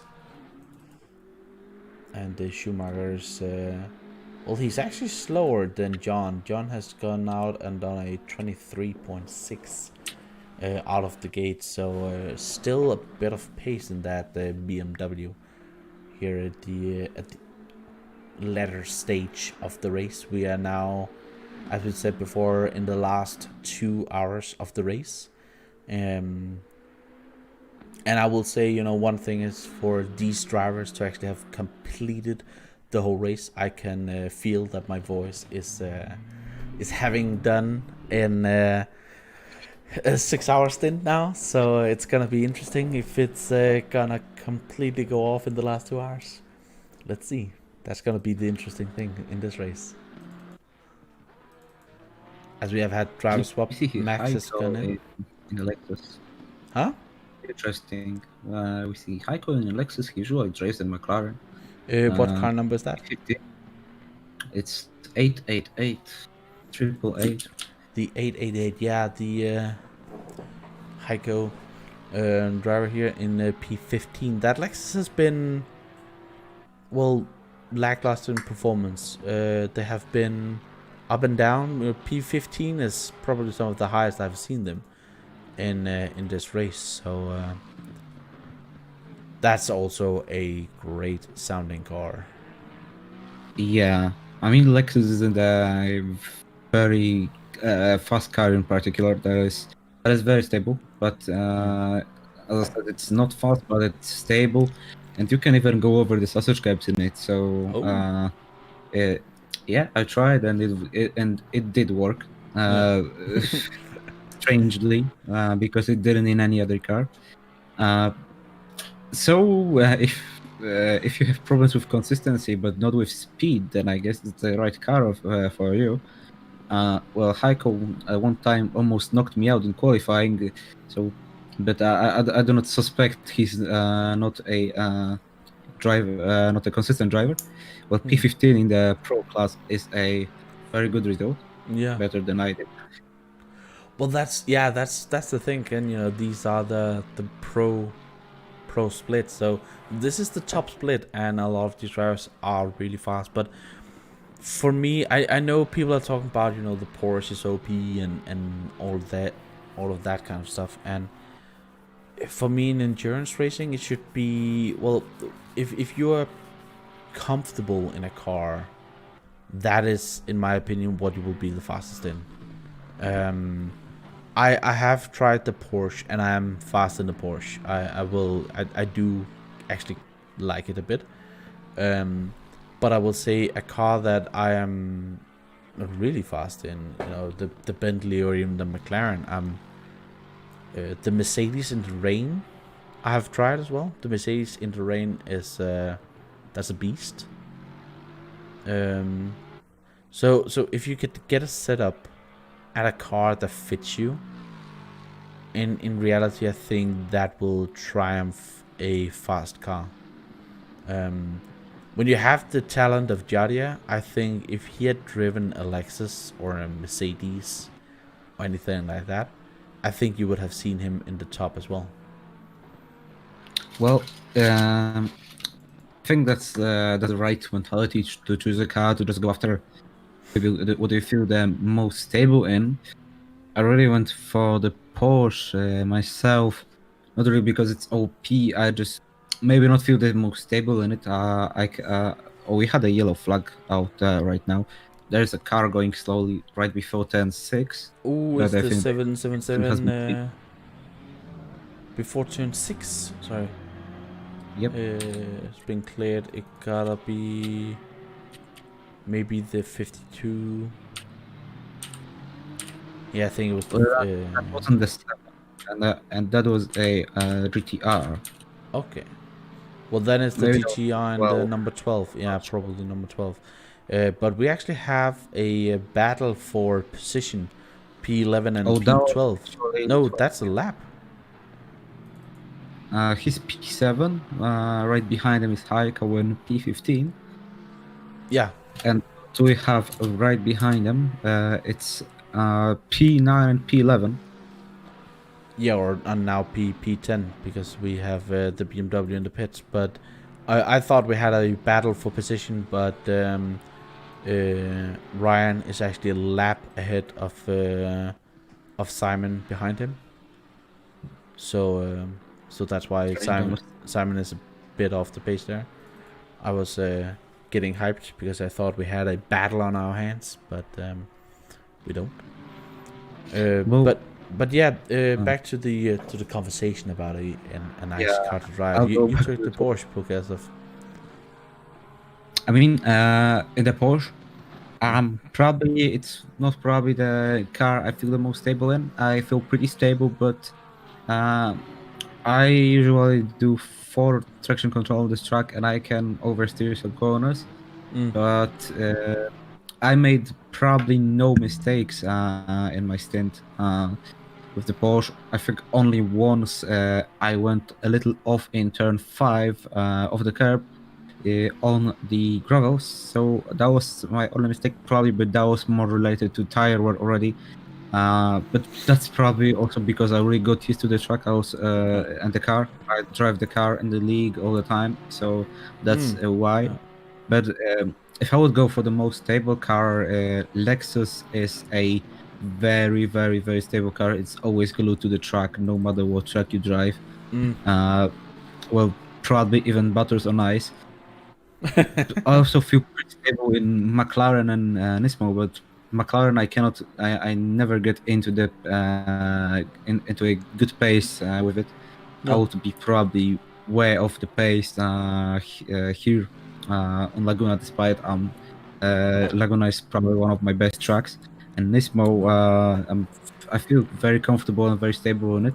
I may even change it and choose it for the next season, maybe, if I'll be participating in. Yeah. Well, more because of I'm a Nissan fanboy. Yeah. Very much like Shooter is BMWs and Police is Mercedes. Oh yeah. But Oh, we'll see. Mercedes. Yeah, go on. I was just loving the Mercedes. I mean, I already finished. Okay, but yeah, it's interesting because we see Jadia now driving the Porsche, and last time at Silverstone he did drive the McLaren, and I remember last time it was kind of a McLaren fest, and now it's a Porsche fest. So it will always be, oh, this car is kind of OP, so that's what we take. But that's I didn't follow Pro Tier, so I don't know how it looked. But AM Tier, it was just a Bentley fest.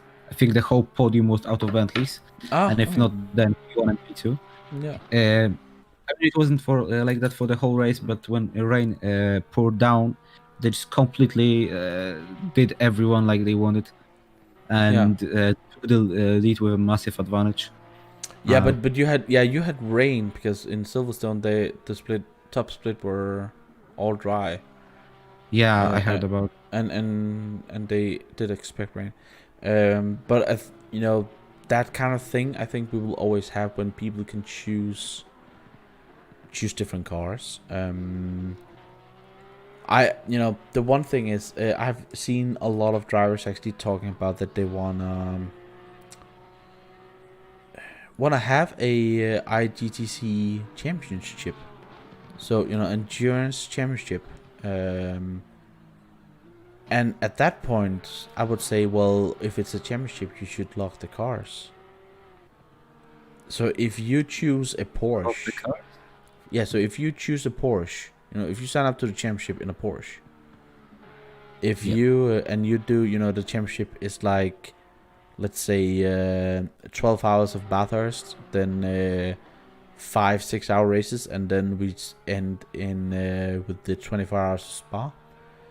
Well, the car that you're choosing a car for the season. You're not choosing a car for every single event. Yeah. You should choose a car for a season. At that point, I think we will see a lot different cars. That would be one way to do it. Or, because I'm nuts, just have a randomizer. Just you get a random car. Randomizer. So, when you sign up for the race, then 2 weeks before, you get a notice. You're gonna drive this car. Then we are gonna see a lot of different cars and a lot of angry drivers. Well, like I said, when choosing the car, I wasn't really focused on testing it on various tracks and how it's gonna feel throughout the season. No, I was mainly testing them on the Nürburgring because it was the track for hot stint. Also did a few laps, I think, on Spa. So my car choices really changed as I tested the cars. I mean, first I wanted the Lexus, then the Macar, and finally I settled with Porsche. Despite many people said don't do that. I mean, I was a fresh guy to Assetto Corsa Competizione back then, but Porsche just grew on me. I mean, it's people can say it's OP, and that's probably the case because on every track I am 1 second faster in Porsche than any other car. So, and I'm not a very fast driver, so that's a factor that I need to consider. Yeah. Sometimes even 2 seconds faster. So, and I mean, I also love how the car looks. I'm not really, I wasn't, and I'm not really a big Porsche fan. I love those old 911s, 944s, etc. Those old cars. Wasn't a fan of the new ones, but now I love the new 911 as well, and I think I'm kind of becoming a Porsche fanboy as well. So Nissan and Porsche now. And as you said, like I love both Nissan and Porsche right now, and those are really my top two car picks. The only thing I have with the GT3 Porsche is that the thing that they're missing from here is the GTE exhausts. The sound of the GT. Yeah, they sound absolutely stunning. That's probably the loudest race car. Well, the old one, because the new one is a bit more like the GT3, but the old one was just incredible. As we actually have a BMW in P2 at the moment, has been for a couple of laps now, with Martin Schumacher, and he's getting. He's actually extending his lead a bit to Max in the FTW racing, and what a race it would be for FTW racing if they're getting, down to P3, and actually they're getting slowly cut by John in the other BMW. If they would get, maybe even taken off the podium, it would be such a weird race for them, because they, as I said, just dominating the first 3 hours or so, where I was just thinking, these guys are gone. They were just embracing themselves. Nobody could touch them. Oh, someone's off. I think Someone's off. It's car number 7. It's Sebastian again. Oh, he's there. Let's try and see if we can go. See, now I'm 30 seconds of replay and it's stuck there. Now he's going. He has been off in turn 6 as well, going into turn 7. Now we're coming down corkscrew, hitting there. Oh, he's losing it in corkscrew right in front of a Porsche, and then he's just getting onto the gravel and the car's just spinning around. And if I'm not mistaken, that looked weird. Can you break your rear suspension? I don't think so. Because it looked like the rear suspension broke, but I think it might just be a bit of a clicking issues with him being off track. But it just looked it. No, I don't think you can break the suspension in Assetto Corsa Competizione. I really had many encounters with the lovely sausage caps on the track, and some of them would probably result in the wheels falling off, but never had any suspension damage. Wow. Never heard about it from the engineer, so I don't think that's possible. I think it's only the body work and suspension. Like its suspension is damaged, but not break it. Not break it like like you can't just break it. No. Are you familiar with the new damage model in iRacing? I saw some shots of it on the iRacing channel on YouTube, but I didn't really do much iRacing in my life. I had a short stint a year ago, and now, and I probably did drive on the new damage model, and I think that's. I had a few encounters with the wall, as you'd expect of me, and I must say it's really good.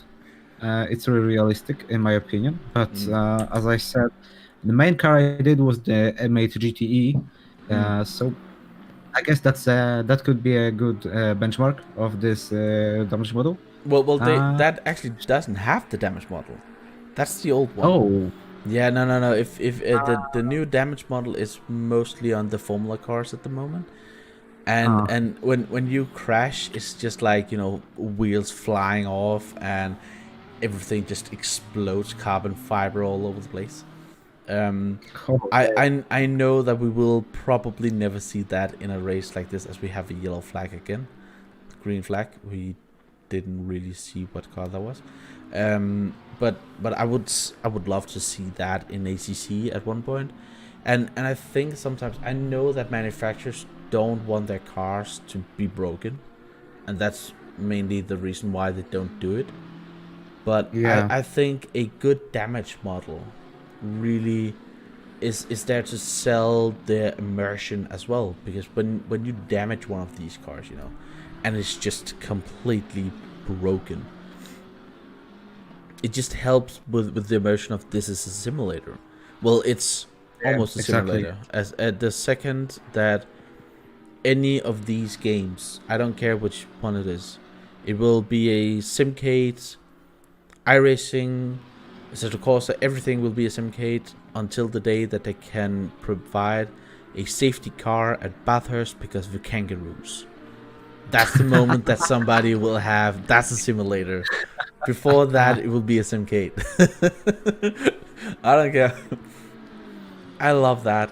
Just did you see Bathurst this year when they had the kangaroos? No, I saw the highlights. Oh, it was amazing when it was for qualifying, I think, but the commentators was just like, you know, because they can't do anything, they just need to wait for it to get out of the way, so they red flagged the session. And they were just, you know, one of the commentators were like, oh, well, he's taking the apex. It's a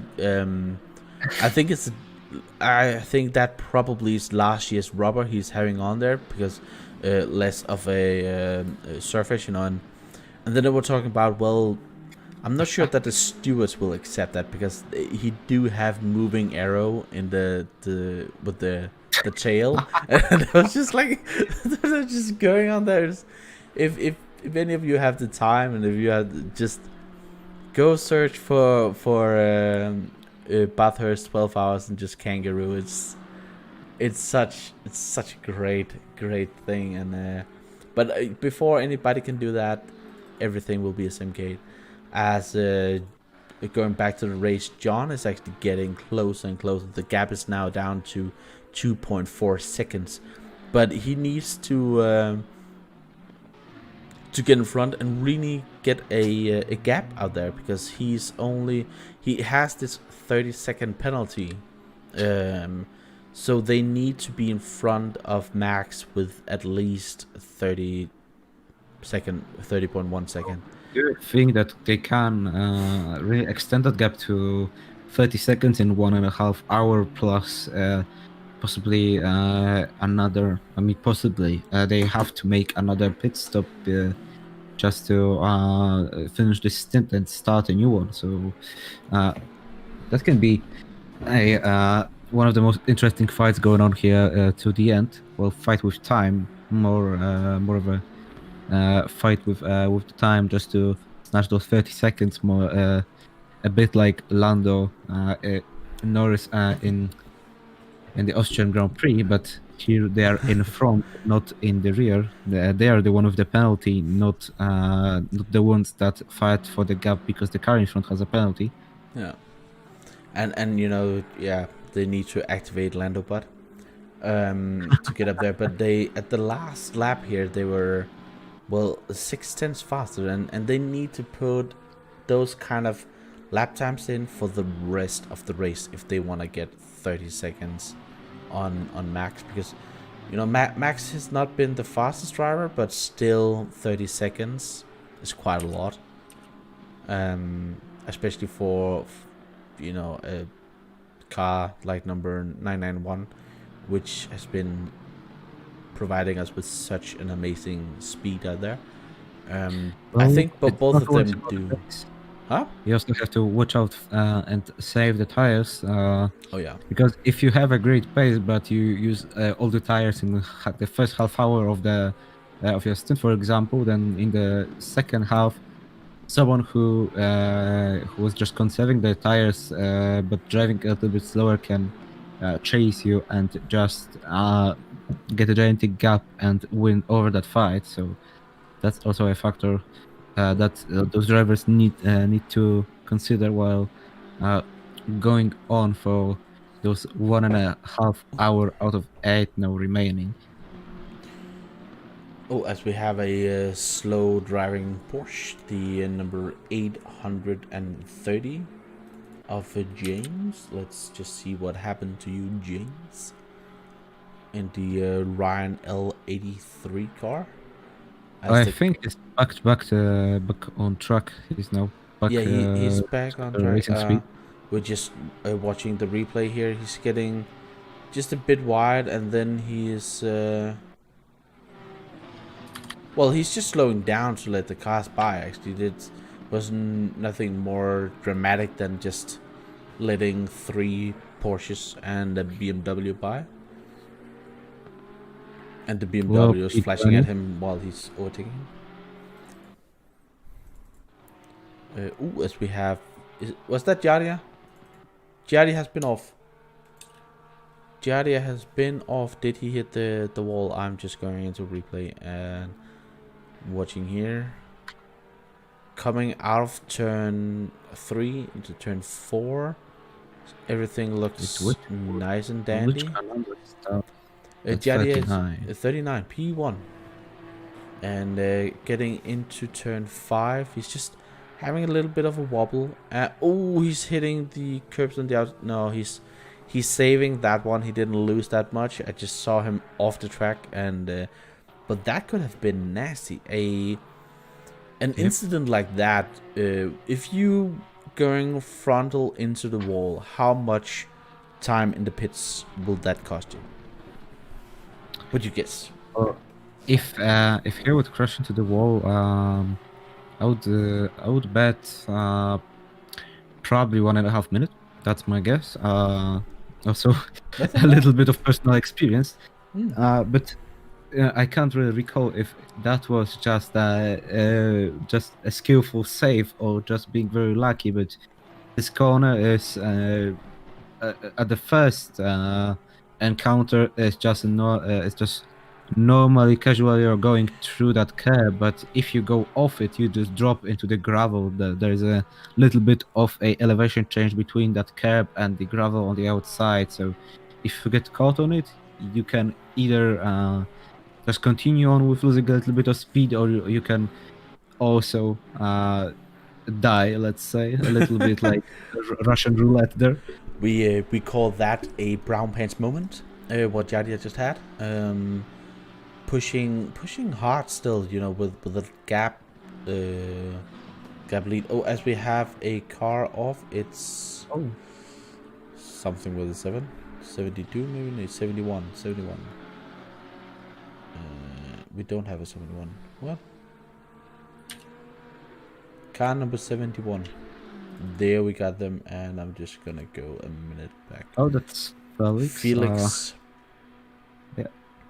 Now that guy has been his and his team's goal was to get into the pro AM into the pro tier. It seems like they accomplished that goal and they're going strong in the mid pack. I've seen them, I think, P11 at their best. Right now they are P14, so probably a good and satisfying result for them. I also spoke with him a few times, and really his main goal was to have fun there, and certainly driving here is a lot of fun. So he got tapped. Sorry, great place for him. Yeah, he got tapped by one of the Porsches. Car number, I think it was James. Yeah, car number 349. and that That's- was, I think, for position maybe. That could be pole position. Yeah, Yeah. that was pole position definitely there on the same lap. As Luckily, I think no damage for him. yeah, yeah, it was a small tap, but it definitely something that lost him a lot of time, and Yeah, I think it cost a lot James of might time. be looking for a penalty there, but Ramo just got past him as well, and James is now down to P13. I think we have seen from that FLC Racing Ferrari is they every time they pit, they're like, you know, down P14, and then after a couple of laps they just get up there, overtake everybody, and now they're P11. So they have this span, that P11 to P15 16 guys, they are quite close, and that again is why I'm talking about a 2-tier system, which we have talked about in length, but and so that's interesting. And I'm just watching the Nissan number 7 at the moment in P11. Michael in the Carbon Esports team, they have really fallen. You know, as I mentioned before, top 3 car for the most of the race actually. Oh, that's quite unfortunate. And just, you know, they had 2 incidents, 2 or 3 incidents with, you know, just small taps, and then a big one into a wall, and since that they have just fallen down and fallen down. I think they might be a bit frustrated with their own with the race, and you know, when stuff is going against you, sometimes you just make silly mistake, and one silly mistake is another silly mistake, as John in the car number 87 has lost a bit of time up to Max actually, which is definitely not what I want to do. He did a 125 last lap, and the gap is now going up to 2.3 seconds. So I still don't like the way that Kunas have this this system where I can see the gaps, because I can see intervals. I can see the gap between the car in front, which we would call a relative, car in front and car behind. I want to see a standing, you know, he has this gap, because every time they go into a new sector, their time disappears. So it's, yeah. I think that right now they will get demoted to P6 with those 30-second penalties. So that's not. We can say a little bit. A little bit. Not what a commentator should say, but that's not too bad.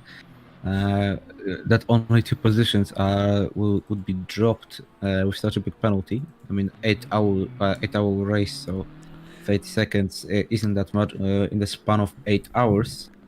But when the is pretty close, it can be a lot of time. Well, at the moment they will only lose 1 position, right? What? Because Nils also have a 15-second penalty. When Nils has a penalty, then it's only 1 position. Yeah. So, but still, you know, those seconds there, they're so annoying to have those seconds. I would much rather have, if they could, you know, just add them to the pit stops. That would for me be the best. I don't think Kunas gives us that ability, because then you have served your penalty, and you know, you can clear it out with the race afterwards. But these 30 seconds, they will just haunt you for the remainder of the race, and just be so annoying a couple of seconds. Well, there are stop and go penalties, but there are also those that are counted towards the end of the race, and I think that it's really dependent on the game, though, because I think there's only a 30-second stop and go, if I'm correct. Yeah. So if we could get 5, 15, 10, 30, I guess, maybe 1 minute stop and go, that would be much better. Yeah, just a bit more control over the penalties. That would be interesting. So that much like I have here with the, I don't know how they're giving the penalties, but much like I have here with the my overlay, that I could just say uh, time added to next pit stop, so that when you have done like everything you do on a pit stop, then you are hold for, let's say, for the P4 car here, the number 87 of John Maru, that they will then be hold for 30 seconds. At that point, they have served their penalty, and then they can go on and you can see where they are clearly. At this point, we have no idea where the cars are. As I am going down to P16, I think there's a battle there. Yes, between P16 and P17. Well, penalties applied here as well, so it would be in favor of Lamborghini of CSC Racing. And it doesn't seem like any of them is gonna get a gap, but the Porsche is off. Oh my goodness, he just got a bit too aggressive there on the braking, and that's what happens. And that is a game changer for that situation. And did they lose? No, they only lost one position, yeah. Well, it's a 3-second gap, so I mean, anyway, if Natalie wouldn't have a penalty, that would put him and his KICENC team above in P16 at the moment. But 15 seconds penalty, probably some severe accident earlier. Maybe not severe, but just some accidents on crash earlier. I also saw penalties for speeding in the pit lane, but I think those are... I can't really recall if those are drive-thrus or 15-second ones. I think those are drive-thrus, but are they not also applied by the game itself? I think they could be applied by the game, yeah. Yeah, same with penalties before the race start for speeding at the 70 limit. Also, for warning for track limits. If you get 3 warnings or 4 warnings, 3 warnings and then a penalty. I mean, well, lately we had Misano in the league. Just a fight who will get the least drive-thrus. That's one of the coordinators said, and that was kinda the case. Well, I can't say for myself because I was disqualified. I think we had a car off, doesn't we? Car number 12, I think it were, yeah. Let's just see. I'll just go back 30 seconds to getting off completely off the track. Well, they are now fighting with it's SRG Motorsport Ryan E in P8, but he's 1 lap down on the Nissan of Van der Wel. Oh, he just had an oversteer, and I think he kept it out of the wall, but slight oversteer coming into turn 4 and just went all the way off.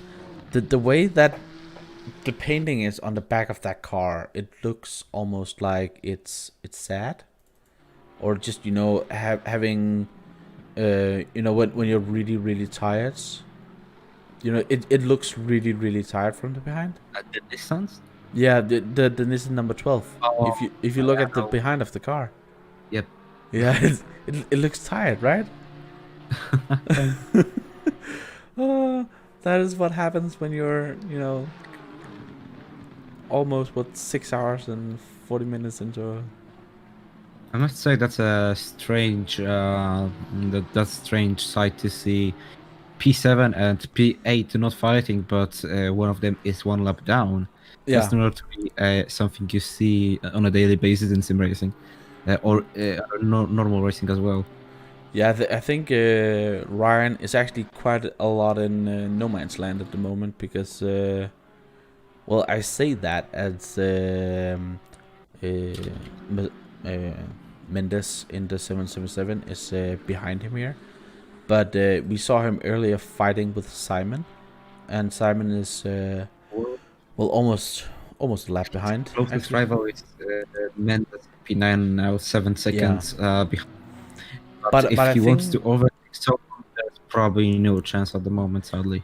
but I think Mendes has pitted since we last saw them, so they might both, well, with the time we have left, they both have to pit. The car should be able to, well, if you're on the maximum limit, right? Maximum limit. In about 3 minutes, you should be able to pit and go to the end. When they're saying 75 minutes of drive time, is that fuel tank limit, or is it just their limit? Can the cars go longer than that? The 75 minutes on a tank of Not fuel? really.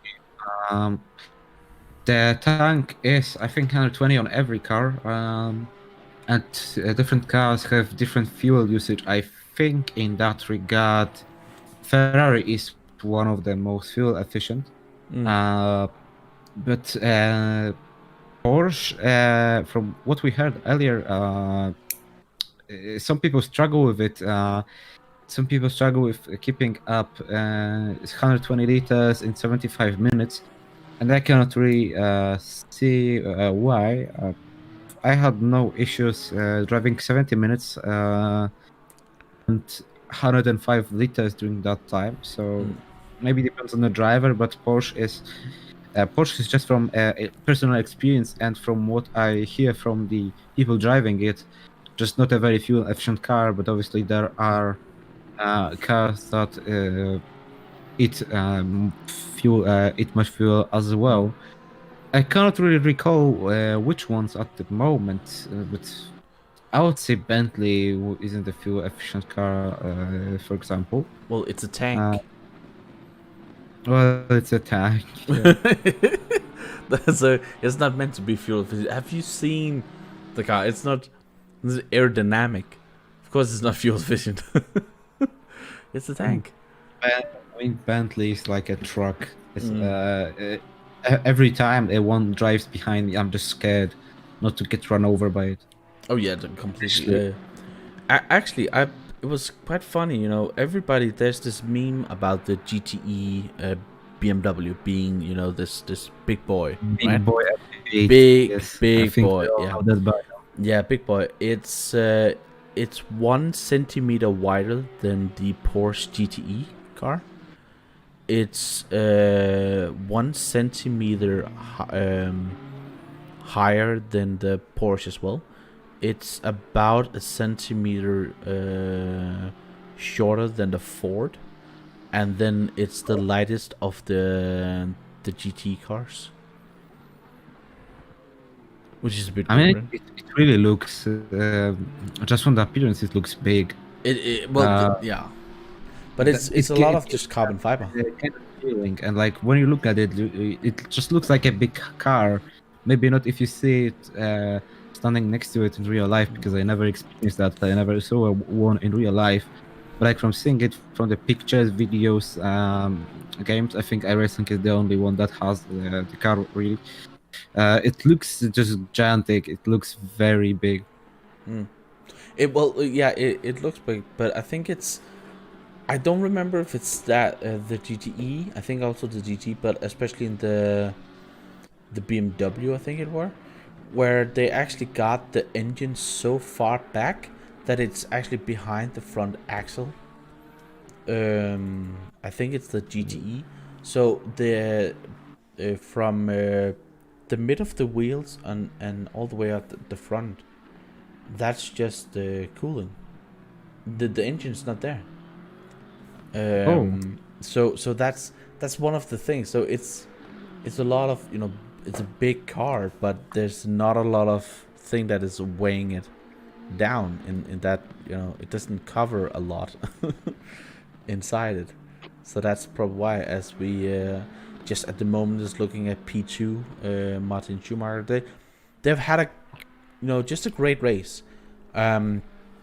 For the longest, they were just fighting outside of top 10, just managing their own business. But they've been fast, but not too fast. They have been keeping out of silly mistakes and drive-throughs and penalties and crashes and everything. They've just kept to themselves, not really bothering anybody, and just been there when it has, when they needed to. And as we see at the moment with Max, he is not able to keep up the pace, and he needs to really pile on the pressure if he's gonna get that. Martin. Huh? I think you meant Martin or the Porsche driver. Yeah, and Max needs to pile on the pressure Max onto Porsche. Martin. Yeah, Okay. he needs to be Mistake. faster there. Yeah, and John behind, as we were talking about, and trying to always hype up. We always need to hype up these battles. He's not really getting any closer. Not really. The gap is like still you said, about 2 seconds. Martin and his team just keeping out of trouble all race. No penalties, no stupid mistakes. Not the best pace, but those two factors that I mentioned earlier were really the ones that made them go on the second place. First isn't really possible with those two factors plus speed added to Jardi's team. But P2 is still a great result. Well, and Andrex would certainly be happy saying that he's not so fast with that one. Oh well, Andrex is never that fast, but he's also old, so he's forgetting that he's fast. That's the thing. He's as old as time. I think Andrex has been at AOR since everywhere. Huh? It's like a standard Andrex. I'm keeping out of trouble. I'm not getting penalties. I'm not the fastest, but I'm still winning. That's basically what Martin and his team did today. They have done an Andrex. That is what you're saying. Actually, if anybody in the chat could have a look in Split 2 and see if the Mr. AOR himself, Andrex, is still racing out there and what position he's in, I would love to know. He has to. I'm hoping for him to win. I was really hoping to have him on here just to commentate on his racing. I just really misses that man. He's an amazing person, and that's also why I'm just calling him an old man, because I can. And he's just laughing at it all the time, but he really is so funny. But yeah, we I know him mostly from the stories. Also, I heard some from a person, from coordinator of Project Cars. Maybe I won't call the name, but no. Lately in Project Cars, Andrex got back to the GT3 league and won the championship, but that's not the case. He's been really getting those coordinator vibes and really trying to help our new coordinator Stephen Carey, who's also racing here today in ACC, but in the second split, I think somewhere in mid-pack. And basically what Andrex was, let's say, doing is there's been a big confusement. I don't know if there's a word like that. Yeah. Since one race, the league got called off because I think there's been a server issue. There's been some problem with servers, and there was a mass disconnect, and most of the server got disconnected. It was a race in Monaco. I mean, can you imagine GT3 cars in Monaco? So the race was supposed to run after the last round, so after round 10, because there were 10 rounds. But Andrex forgot that he's not the coordinator, and he said that they're gonna run the race. I can't remember. I think he said tomorrow. And like the funny thing is that some people actually showed up. So Well, that's Andrex forgetting some things. yeah. And from a certain person, I heard also that he's still calling AOR ARL and mistaking some rules. But well, he's an AOR legend, and everyone loves him. Oh, I'm not yeah. here for a very long time. I joined last year, so as I said, I mainly Newbie. know him from the stories. Yeah. But I already met him, let's say, and had the experience with him, and he's a great guy.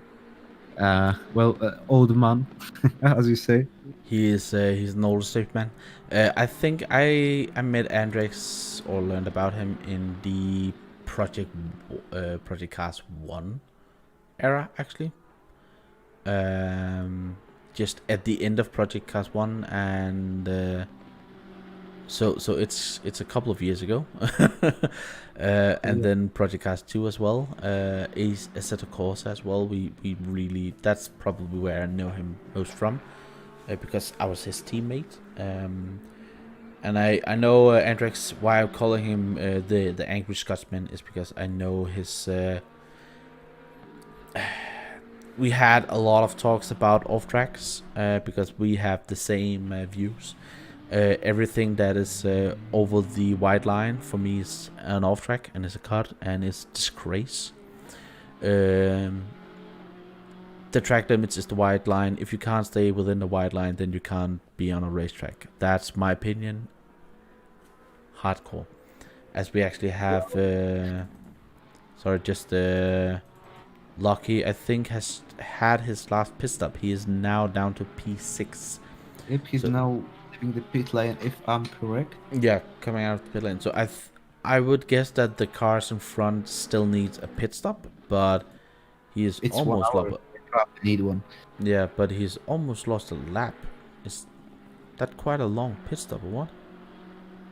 Well, it could be either damage or brakes change. Those brakes take around 40-50 seconds, but I wouldn't really bet on that since it's 1 hour left until the race. Maybe they conserve the brakes a little more, so they could change them now.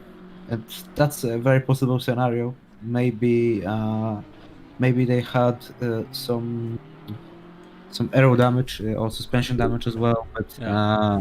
I wouldn't say so because they keep up the pace. So I would bet that on the brakes, possibly. Yeah. That's again, a thing that if I could have that kind of information from the teams somewhere where they're saying, well, we've done brake change now, so I have some information on them. That could be amazing. Just info for me. I don't. Yeah, not gonna share it with the rest of the world. Just for me. That's what is going on in the real racing.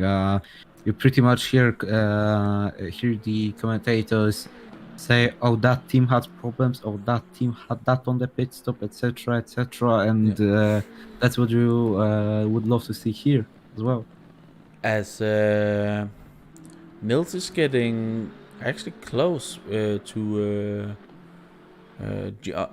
John at at the moment. The gap is under 7 seconds, or under 8 seconds actually, and with John having 15 seconds more of a penalty, that's a position right there. He's gotten close to him. Well, podium dominated by BMWs a little bit. Yeah, the I mean, BMWs. second, third, and fourth BMW. Well, the top 10 overall is just Porsches and BMWs, and now 2 Nissans. Not a big spread of cars today in the first split and pro split. I mean, there's also 1 Lexus, 1 Ferrari, 2 Lamborghinis, and the Aston Martin. Well, in the second split, it's not much better, but we also have a Bentley, and I cannot really recall many other brands. So Well, But I'd love to see more manufacturers out there, not just yeah, everything dominated by Porsche. They yeah. 4 BMWs in the top 10 as well. But We well, Porsche is the most OP car, they say. yeah. So We had, I think, in the qualifying split run one, I think we had like the top 5 or top 6 were all Porsches. So oh, that's just a testament to how fast they are. Just within the last hour, I will just head off for just to get something to drink, and it will be right back in a minute. So I'll be well, I'm there. getting a little bit hungry. I Are you must getting say. something to drink as well? What? I guess I'll go grab something to eat, but I guess I'll wait until you get the drink. Yeah, that's fine. That's fine. I'll be right back. Okay. So is the drink or not? No, Kibi, no. You will not have the drink. So I'm so commenting for a minute. Not very much fights going on here on the track at the moment. A little bit of a train of cars going on at the second turn as well. Let's see if we can quote this. I can't really show you since I'm not really controlling the stream. But there's a little fight going on in the last turn. Two Porsches now, but I think that wasn't for position. That was just for unlapping themselves. I think that Parek just passed Hudson, who is 4 positions back, and he is on a blue flag. But we have still a little bit of a train in front at CE fighting for position with Mendes. Know that you can't see that we observed the BMW of Nils at the stream, but I'm gonna give you a little bit of a radio coverage on what's going on at the moment in turn. I think it's 5. Now 3 turns behind Mendes. We were anticipating that fight and saying that Mendes is really in. Is really in a no man's land, but Mendes was 7 seconds behind them, and now he's caught up. Also, the cars on a blue flag caught up, and they are getting really impatient. Two Porsches behind them, and a Nissan, not in the correct order. Also a Lamborghini just behind the second Porsche as well. And I back. think that okay. I can think that's see. just gonna be the position for Mendes. And I was going for a little coverage there Yeah, when you were there. well done. Well, yeah. As you said, Mendes has passed Brian here actually for position. It looks like. Michael is trying to unlap himself here, and I think Ryan's just gonna let him go. With 1 hour left to go, let's see if you want to keep within that. There's no real reason to fight a guy that is just gonna unlap himself. Can you pronounce the number 7 car's driver's surname? Vanderbilt. Andy Number Vanderbilt. 7. Oh, car number 7. Number Car 7. number 7. Michael Nowalski. I don't know. No, that wasn't correct, to be honest.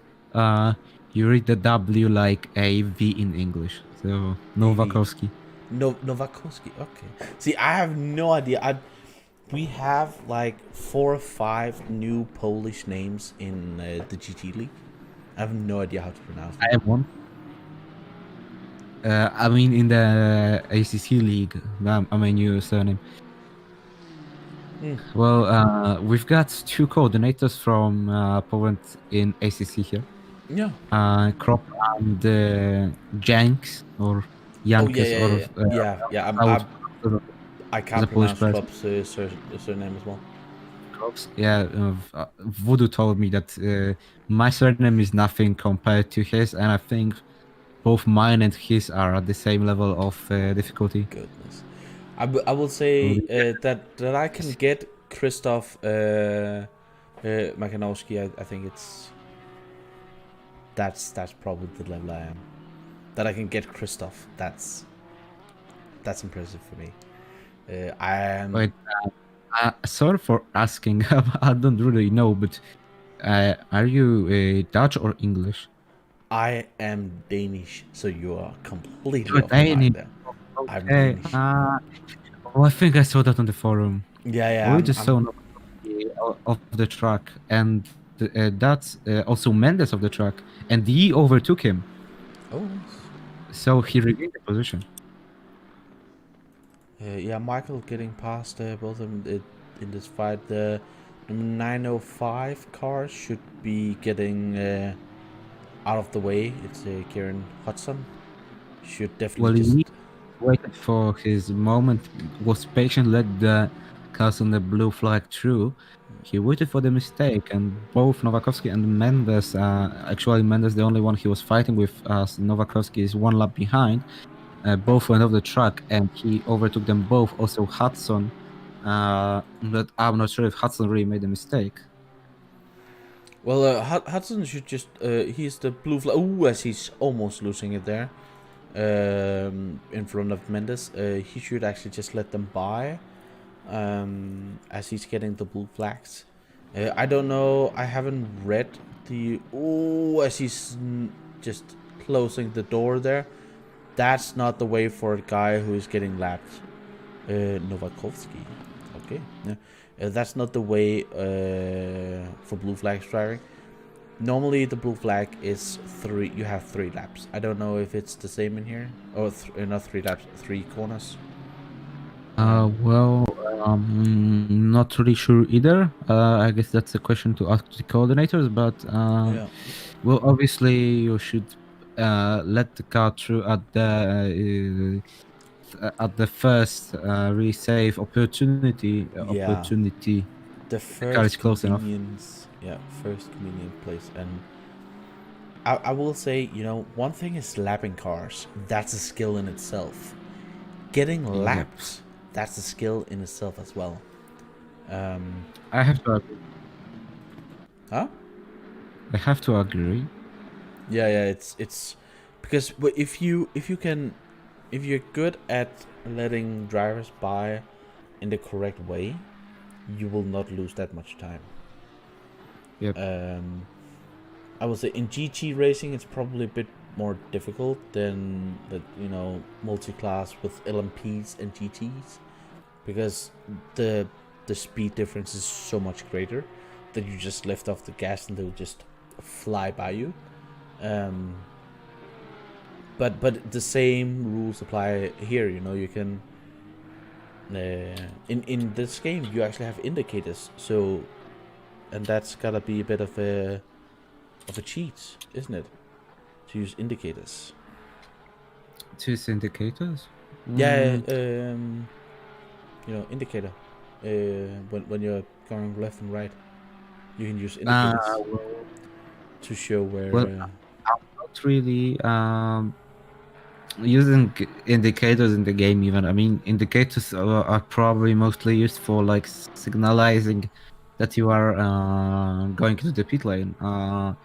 I saw some people doing that, but mostly I haven't even saw I mean, someone using indicators in that game, really. No, I've seen a couple in here actually for blue flag situations using the indicators, as we have Nils in the pits. And So we have a confirmation from the AM tier front.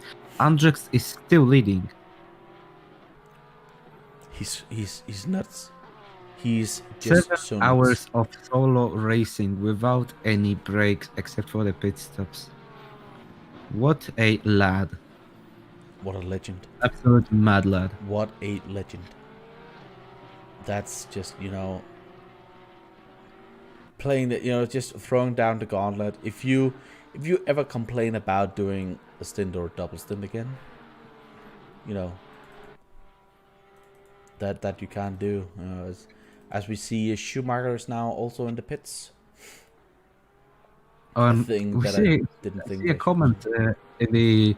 um, in the AR's Discord. Hopefully he's warmed up to the track by now. That's true. That's true. He's probably starting to post good lap times.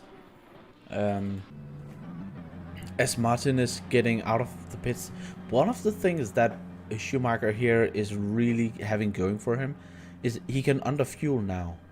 You know, he doesn't need to put in as much fuel due to him having, you know, only 52 minutes left, or everybody having 52 minutes left. So they don't need to fuel as much as Lucky did for a couple of laps ago. And we see that the gap has increased quite a lot here, with almost 20 seconds.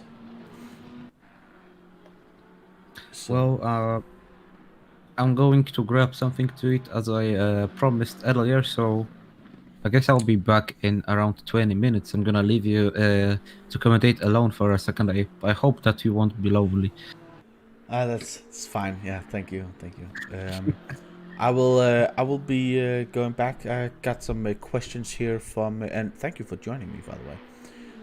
Got Yeah, some. I'll be back in a bit. Only will go and grab something and eat it in probably 20 minutes. Yeah, that's So fine. I'll be back for the remaining half an hour. Yeah. Yeah, but it's been a complete pleasure to commentate with you as well. Just pretty much random commentary, but very fun and also nice to see the race in the background. Yeah, well, that is what endurance racing gives us: random commentating, because you Yeah, don't have to exactly. be all, you know, oh, this and this. You can talk about a lot of things. But yeah, go out and eat, and be back for the end of the race. As here we have 51 minutes left, with Krzysztof Maganowski in P1 still leading by about 2 laps at the moment. It hasn't really been that much of a contest here, the latter stage of it. With John at the moment in the BMW 87 in P2, but he's still needing to have his last pit stop. As we have Martin Schumacher in P3, who has done his last pit stop and is fueled to the end of the race. And we have King in P4, car number 38, and he's still missing his last pit stop. Lucky in the FTW 991 car, and he has been pitting and fuel to the end. Then we have the Nissan of Isas Varal in number 12. And then we have Mendes in P7, number 777. There's a lot of 7s going on there. Ryan Lee in the car number 125. I think he might have been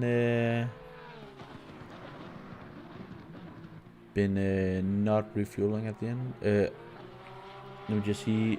Has done the last stop. Okay, so 38 has done the last stop. I just got thank you for that in chat, which actually means that Lucky at the moment is down in P5. What a fall from grace from the early leaders of the Porsche class here. Of the Porsche, yeah, Porsche class. Well, it has been Porsche class up there. It has been Porsches, BMWs, and a single Japanese just saying hello.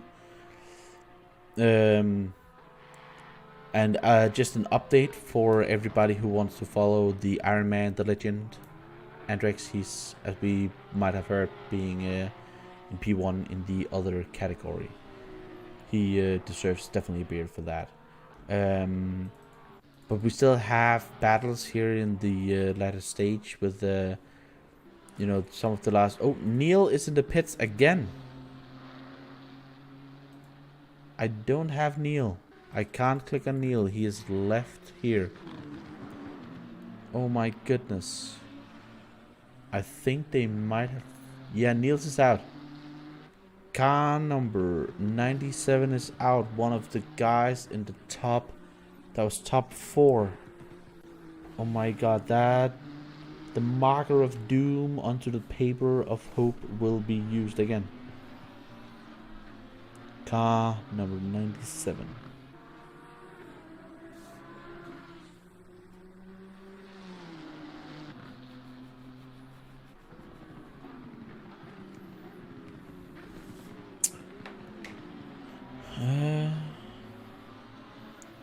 As Michael... How do you say again? Nowowski? Nowowski. Yes. Carbon Esports. Nissan has really fallen from grace after we saw small incidents at the beginning or at the latter stage of the after 3 hours, and they have just never really recovered. Simon in P8, a solid coming back up the field. They were last at the start of the race and just haven't been, you know, out of any trouble at the moment. Ryan, we heard from his teammate early on.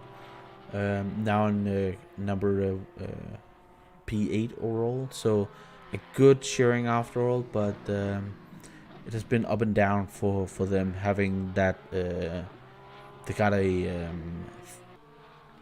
I think it was 30-second stop and go or 60-second stop and go at the beginning, so not really something that they like to have. As John is getting lapped by Christoph.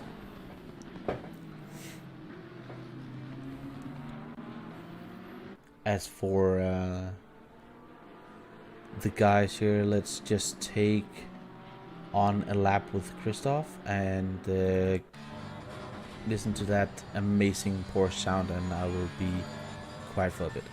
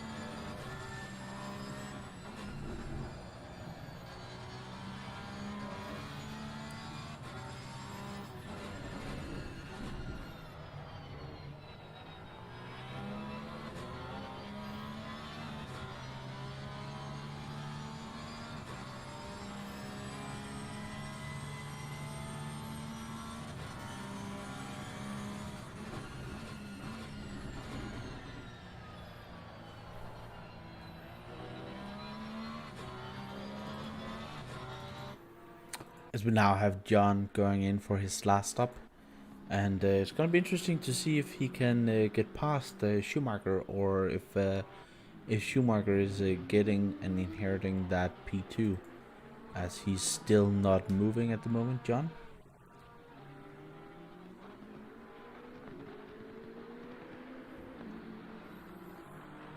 There he goes. No, yeah, there you go. And Schumacher's easily ahead of him, and he still have the entirety of the pit exit. As King has passed him again. King has gone up into the podium positions. What a race! As the BMW has changed to Matt Webb, sorry. And Lucky has gone past as well. So they will be down into P5, coming out of the pit lane here. And then they do have about a lap until the next gaggle of cars.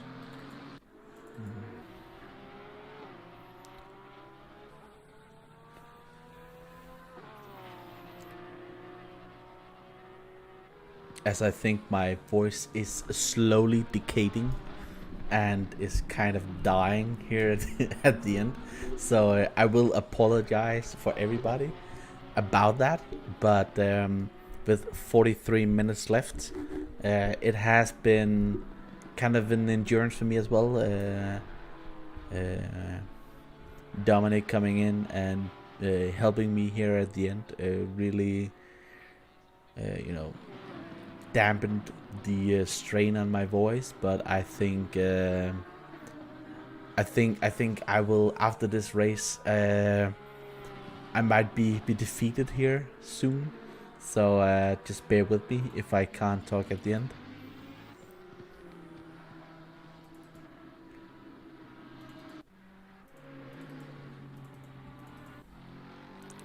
As I'm just trying to get a overview of laps, let's just look at the overall positions again here, with Mikowski leading, Schumacher, King, Lucky, Webb, Velana, Life, Yi, Jane, Nowolski, Peak, De Havelde, Son, Van der Roed, Tadat, Hudson, Rickard, and Aston Martin, Shimish.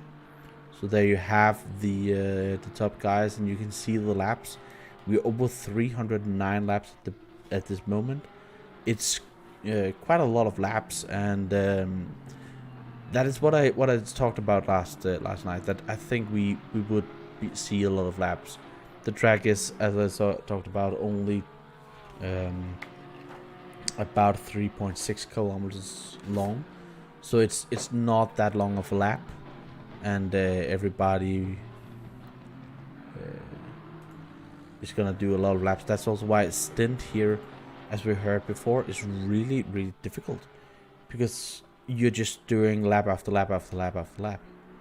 So I'm just tapping out of the game again, to having to do that, as I think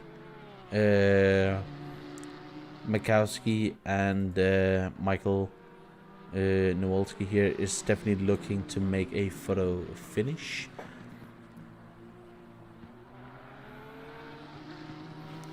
I don't know what happened to the 97 car, but they were in pits, you're saying, for 3 minutes. Is they Neil is on track again. Neil is on track again. So he's not out. I will just put him still, the marker of doom. And back took me shorter than I expected. Oh, we have ready for. We've got some new faces on the podium. Yeah, we have a new face with the King on, but Neil had a long stop. But we have a ready for interview, one of our coordinators. No, we've got Heiko. Hello. And how is the race going for you, Heiko? Talk about a little bit about yourself. Well, we're currently in P14. That's how it goes. Great achievement. Well, all race long we've been staying out of trouble, so this is really the max we could actually reach today. There was. I have to ask, what did lead to you choosing the Lexus? Because I have to say it's not a very fast car overall, but stable. So what did lead you to choosing this particular car? I think you are running the McLaren in the league normally.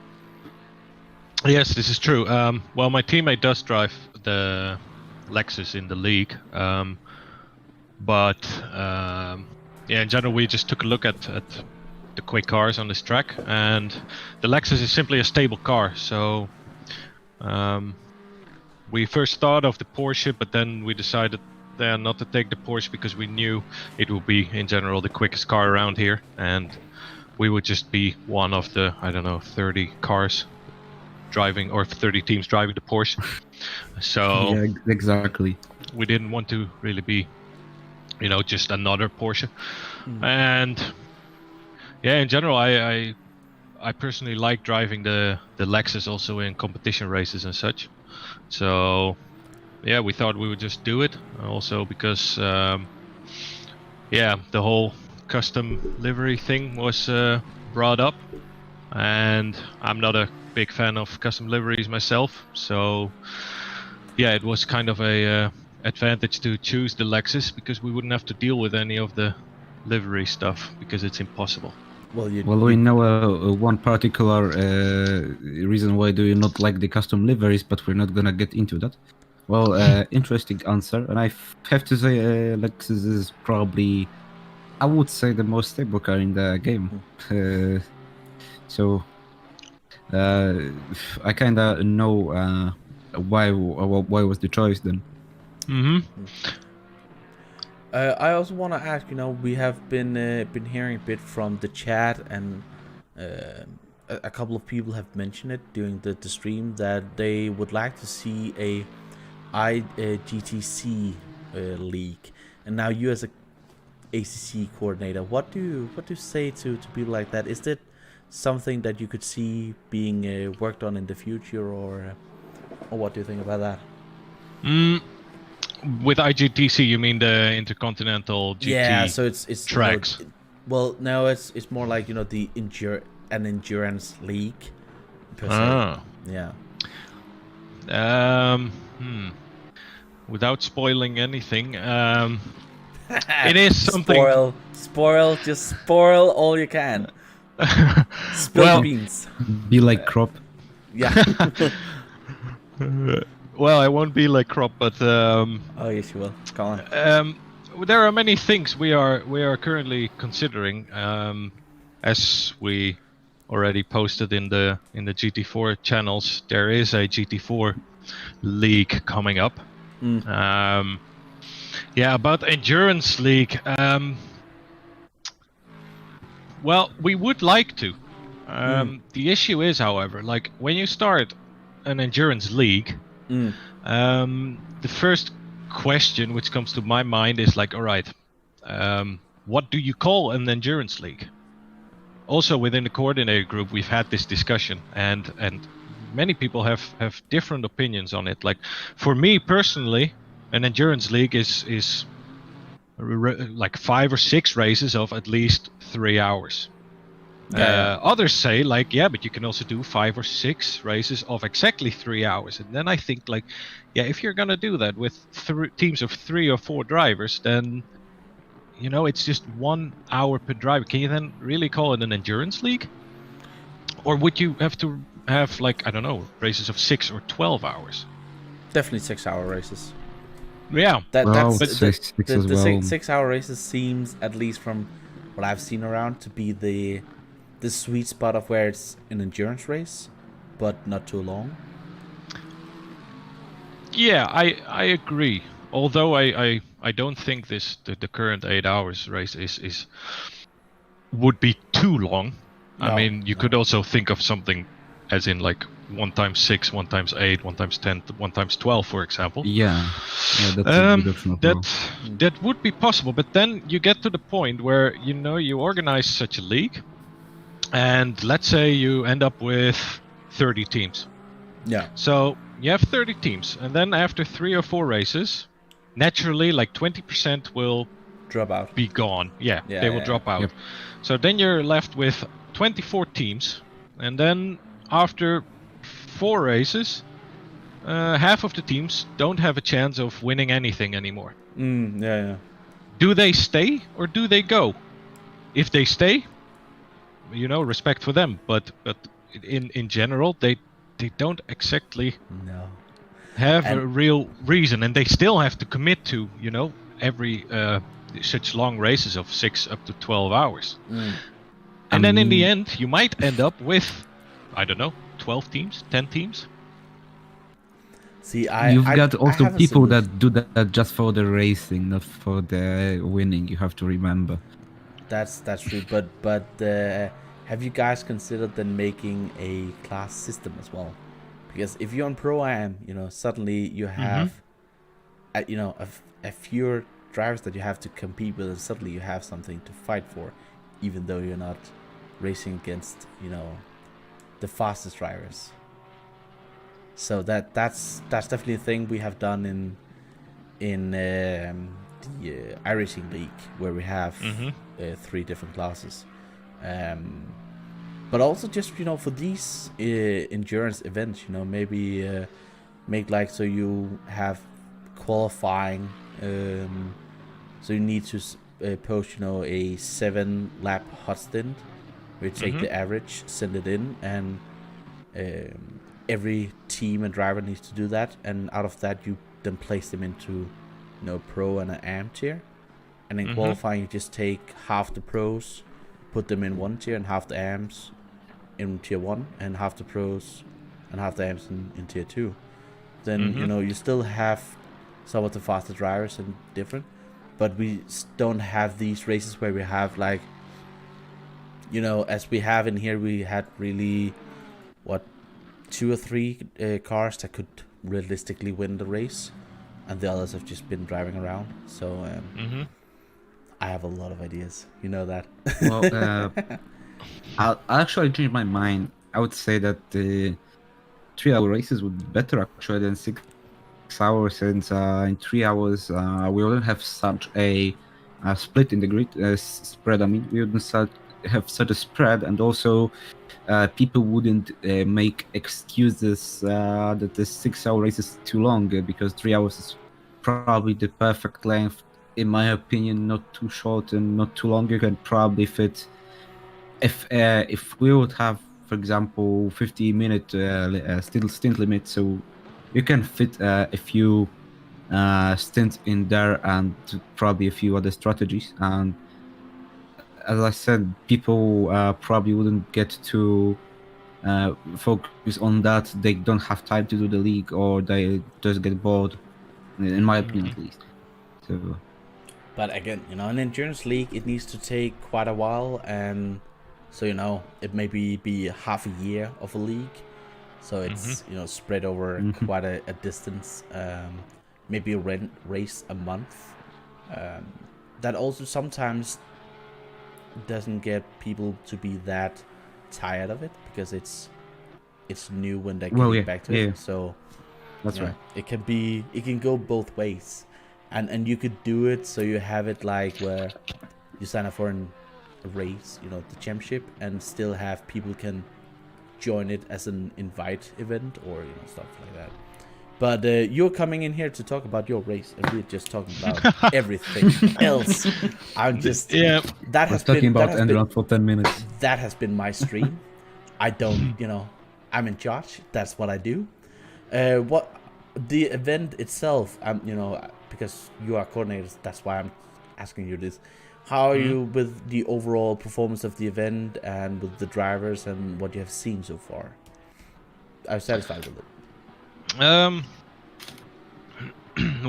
I'm satisfied with the organizational part of it. I think the coordinators did a good job. We've also made it easier for ourselves.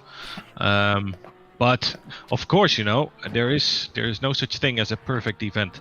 Oh, so there will always be things to improve, and we keep on working to improve things, and we appreciate any feedback on our events.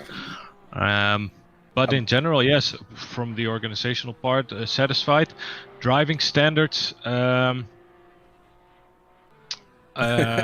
a long pause there. No, I'm thinking of a way how to say it. Like, they always, in an 8-hour race, always things are going to happen. Oh yeah, you cannot go without incidents. That's impossible.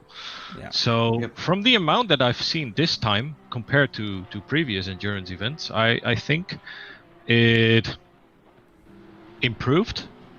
But as I basically say about everything, it can still always be better. It can always be better, but I will say, you know, from an endurance race perspective, it has been fairly clean. You always have the, you know, 1 or 2 or 5 crashes. You know, you have a longer race, more can go wrong. But yeah, I will agree with you. It's been fairly okay out there. Definitely. Yeah, and that's also, you know, shout out to all the drivers that were, for example, not at all involved in any incidents, and you know, also to the ones that were negatively influenced without it being their fault. Shout out to all of them. Yeah, I just think, you know, sometimes you have a bit of bad luck and you get involved in something, and you know, as long as nothing is being done intentionally, I'm all right with it. Sure, I would like to see the numbers lower than they are, but yeah, it's You a always bit want much to. to wish for, I think. Yeah. Next events, we know that there will be a next event. We know that it will be on a track. We do know it's an endurance event, and we do know We that already know it's gonna be 12 hours of Brands Hatch. no, No, just that, joking. well, yeah, and we do know that it will be GT cars. Are you gonna compete in that event? I will always compete. I mean, as long as I enjoy driving the game, I will myself sign up for such events. But yeah, I think you've spoken to Crop if you already know some things. Well, Or what I said is that we're gonna have an endurance event on a track in GT cars. okay, yeah. Well, no, with GT4. maybe you will have, you know, GT with different or several numbers behind it. Yeah, that's also what we have heard, that it will be kind of a multi-class event, but how that will pan out, we will of course, you know, have to see. Yeah, I mean, What do you for expect? sure, it will be regarding numbers. regarding numbers. Yeah, well, Meaning, do you think that it's possible to have GT4 cars outscoring the GT3 cars? Do you think that's possible to have more GT4 cars than GT3 cars in the next endurance? I mean, that's a possible scenario, but what do you think? I think that if it would ever happen, it would be this next event. Also because the GT4s are Could still be, yeah. very new. The hype. Yeah, the hype is still around it. So yeah, but definitely GT3 and GT4. If we still add something more like Porsche Cup or Super Trofeo, that is, we still have to discuss that. But for sure, it's gonna be with at least 2 different classes. But yeah, based on that, we also, you know, need to pick a track that is suitable for having both GT3 and GT4 on it. I mean, if you go to Zolder and you drive I don't know 6 hours with GT3 and GT4, I don't think that's such a good idea. Well, so what I hear is that he has just Australian confirmed Bathurst. He's just confirmed Bathurst. Australian or in New Zealand, I don't know. Yeah, no, I feel like he just confirmed Bathurst right there. So that's definitely what we're going to do. Well, I'm not an AC coordinator. I cannot confirm anything, but that would be lovely. That is what I hear. As the battle for P2 is getting a bit heated, with Schumacher not posting the fastest lap times, and King is definitely getting closer and closer. The gap is, when they get across the finish line, about 4 seconds. So it's 4 seconds, and King is lapping 3 times faster at the moment. So everything is still possible. It definitely is, and I do think here that Schumacher might have double stinted. It could be possible. I think Schumacher did. He's actually driving for a really long time in that car. I'm not sure if we had someone else in the meantime replacing him, but if we didn't, then it's a really strong pace and great result for being in the car for such a long time. Obviously, no one can compare to Andrex, but he's a superhuman. So great pace and great result and great run. If he doubles in, maybe even triple stinted, but I'm not sure. No, I joined here around, I think that was 2.5 hours till the end, so I'm not sure. No. So here on the last couple of minutes, do you have anything more that you want to say, Ayo? Well, first of all, shout out to the guys in P2 for actually, competing with the Porsches and actually beating almost all of them, except for maybe one.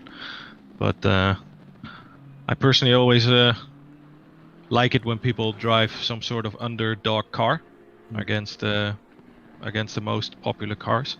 So yeah, it's good to see that it's not only Porsche. I mean, right now there's three BMWs in the mix, so that's good to see.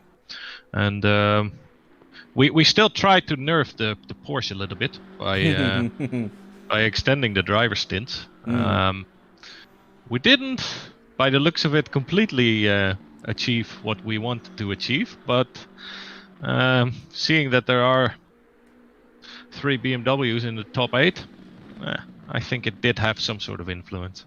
Oh yeah, definitely. Well, do you think that in the league it's possible to maybe even ban the 911? Since we had that in Project Cars 2 once, actually. So many people chose the Lamborghini that it literally got banned for more people to pick it. And do you think that's it could be possible with the 911 being probably the most dominant car and really the most chosen? The hot stint top 10 was really dominated. I think there was 7 911s. So what's your maybe statement, opinion about that overall about the car and in the spectrum of how the league looks and how much 911s are there? Well, I think you should always look at the entire picture. Yes, the Porsche is quick on many tracks, but not on every single track the Porsche is OP compared to all other cars. And picking this quick car is one thing, controlling it is another, and dominating with it is a third. So you need those 3 things before you can really say like, yeah, Porsche is my go-to car. It is not for everybody. And if you look at the leagues, the GT3 season, it's not a Porsche winning everywhere. So Yeah, that's true. Unless that happens, I don't really see it happen that any car is gonna get banned. I mean, surely not the slower cars, and in this case, the Porsche neither, I think. Well, I already fell in love with the Porsche, so it's too late for me. Yeah, but we will say thank you for the talk and the confirmation of a GT cars on a track and endurance racing. Thank you and good luck for the remainder of the race. All right, thank you. Bye bye. Thank you.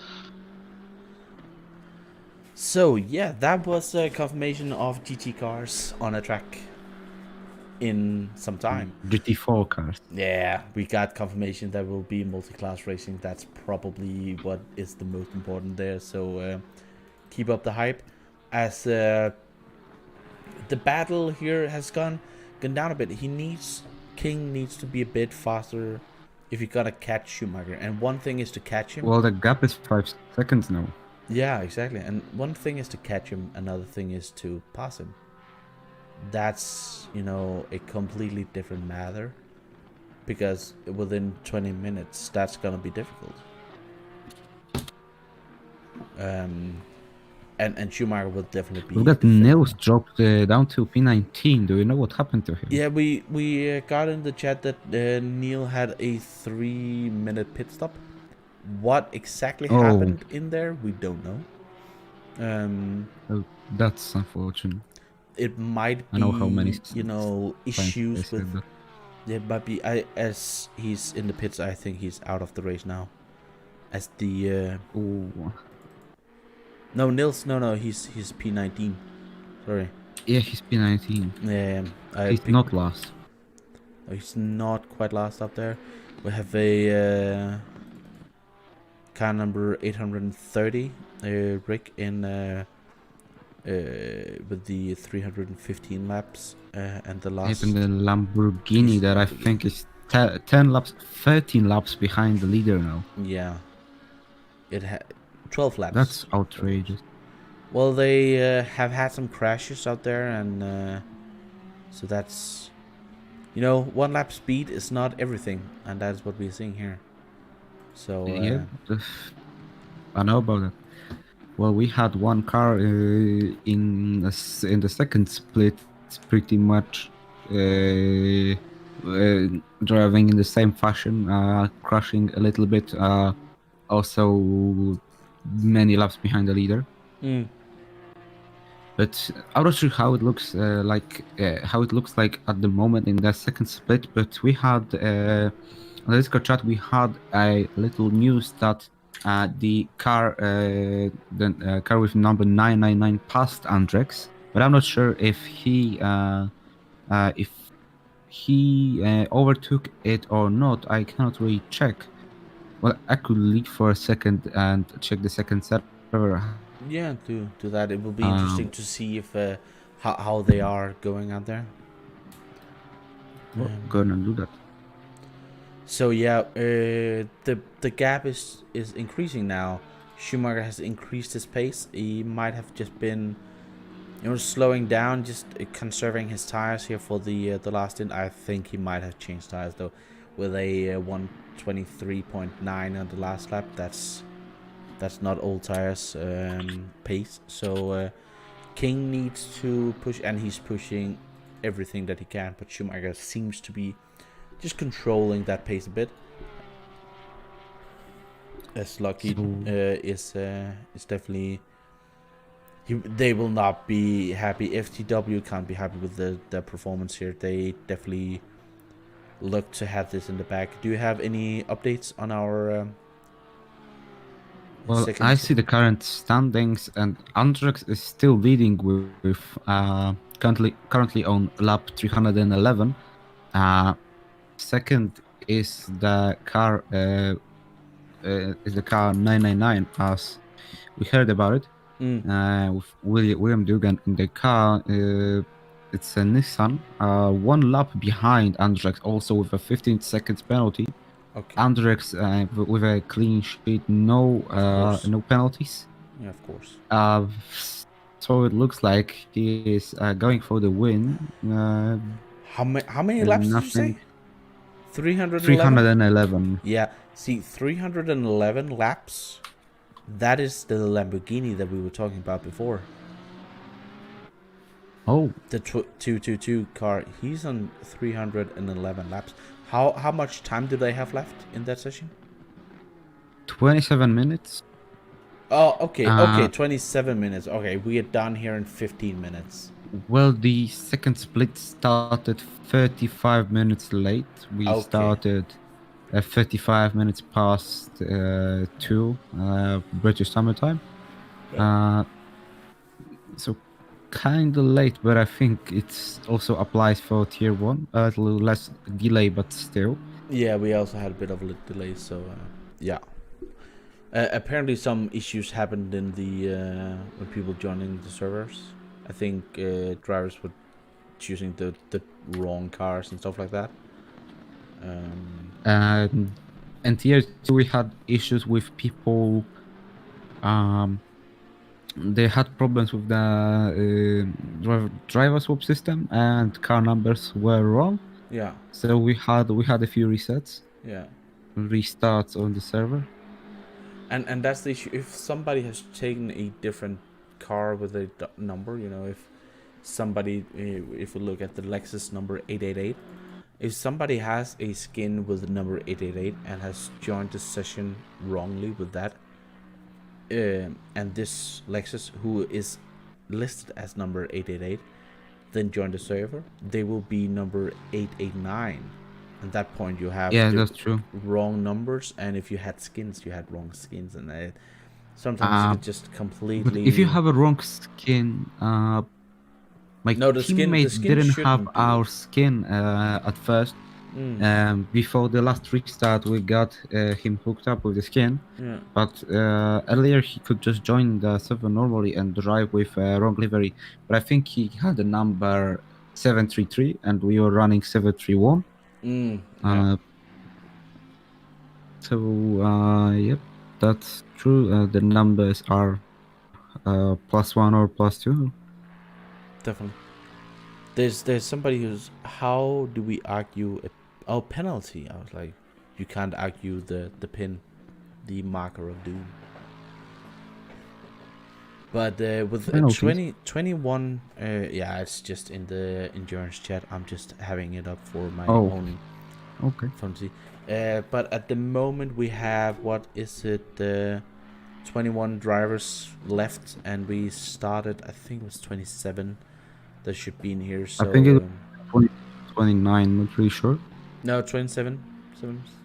Also, 29 was for Split two. split 2. Okay. Yeah. Cars. So there's definitely that, as we have Schumacher is still lapping a little bit faster than King, as King is going a bit deep into the corkscrew, and still fighting, but he's not putting a dent into that gap. It's still at 5 seconds, with Lucky behind, about 6 seconds behind that.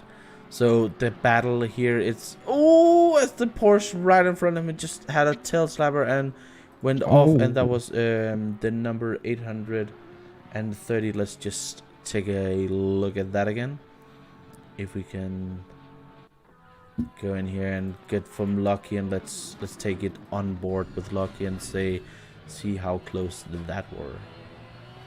Just see coming down here through turn 9 and into turn 10. As they're going into turn 10, he's just hitting the inside curb, and the Porsche just went. I think there were a bit of contact there, but I'm not sure. It would have been just the slightest of contact. But well, I'm not entirely sure, but I think he didn't make contact. it might be right, but it was, very, very close. Just if there would have been a bit of contact, just a love tap, it would definitely not have been the contact who causes the accident. It was the car who lost it by himself. But that's, for Lucky, that would have been a bit of a brown pants moment, as he still, could still, with a damage at this point in time, having quite a bit of problems, as they haven't really had the greatest race here. So I say that P4 overall is a great result. I'm just saying it from that they had a lead of 20 plus seconds after the first hour, just getting away from everybody. That's why I'm saying it hasn't really been the greatest of races. So for them, at least. Daniel is saying that he thinks he's settling for third, King. I'm not sure that he's settling. I just think that he doesn't have more speed in the car, to be honest, and that might be his issue.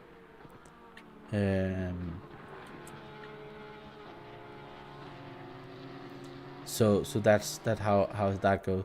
We only have 10 minutes left, and I have 10 minutes left of my voice before it's gone. And that's just, well, that's how it is. So with this endurance racing in the books, for these 8 hours, yeah, I've been commentating on all 8 hours. My voice is no, that's not what I mean. What's up? I saw a flying Lamborghini on my screen, but never mind. Oh, a flying Lamborghini. And I think it actually disconnected. If we had 2 Lamborghinis. We did have 2 Lambos before, and that was the car number 3 that has then been. Yep, that's the car number 3. I think that's a connection problem. Yeah. A connection issue. Because on my screen, the car just entered corkscrew and then flew through the hill towards the start-finish line. And it disappeared. Yeah, that sounds like connection issues. As well, a lot of a very unfortunate accident. 9 minutes to go, and yeah. Connection issues is. Oh, they are back. I think. No, that's car number 4. Yeah, no. When they are. Oh, that could be them. That could be them with a different number. Oh yeah, yeah, Yep, yeah. that It is them. They are yeah. back, but But and then, they actually can start again in the car again, but they will be demoted. They were, I think, P14, and now they are last. well, they will not just be demoted. They will start from 0 laps. So there will be there will be 333 laps behind, as the leader of Krzysztof Mikowski is now have extended the lead to 3 laps, and well, the last 2 or 3 hours has just been Carbon Esports showing off that, you know, we have the pace all day, and you guys have nothing on us. They have driven a almost perfect race. They did get kind of, you know, pressured a bit from their teammates and some of the other Porsches, but just they haven't had the same unlucky accidents than some of the other guys that they have been fighting have had. So dominating victory here, as we will then go back and look at Martin Schumacher in P2, and this team has just been outstanding. For me, this team will get my star of the race, because they started outside. Let me actually just see car number 33 right here, so I have it completely correct.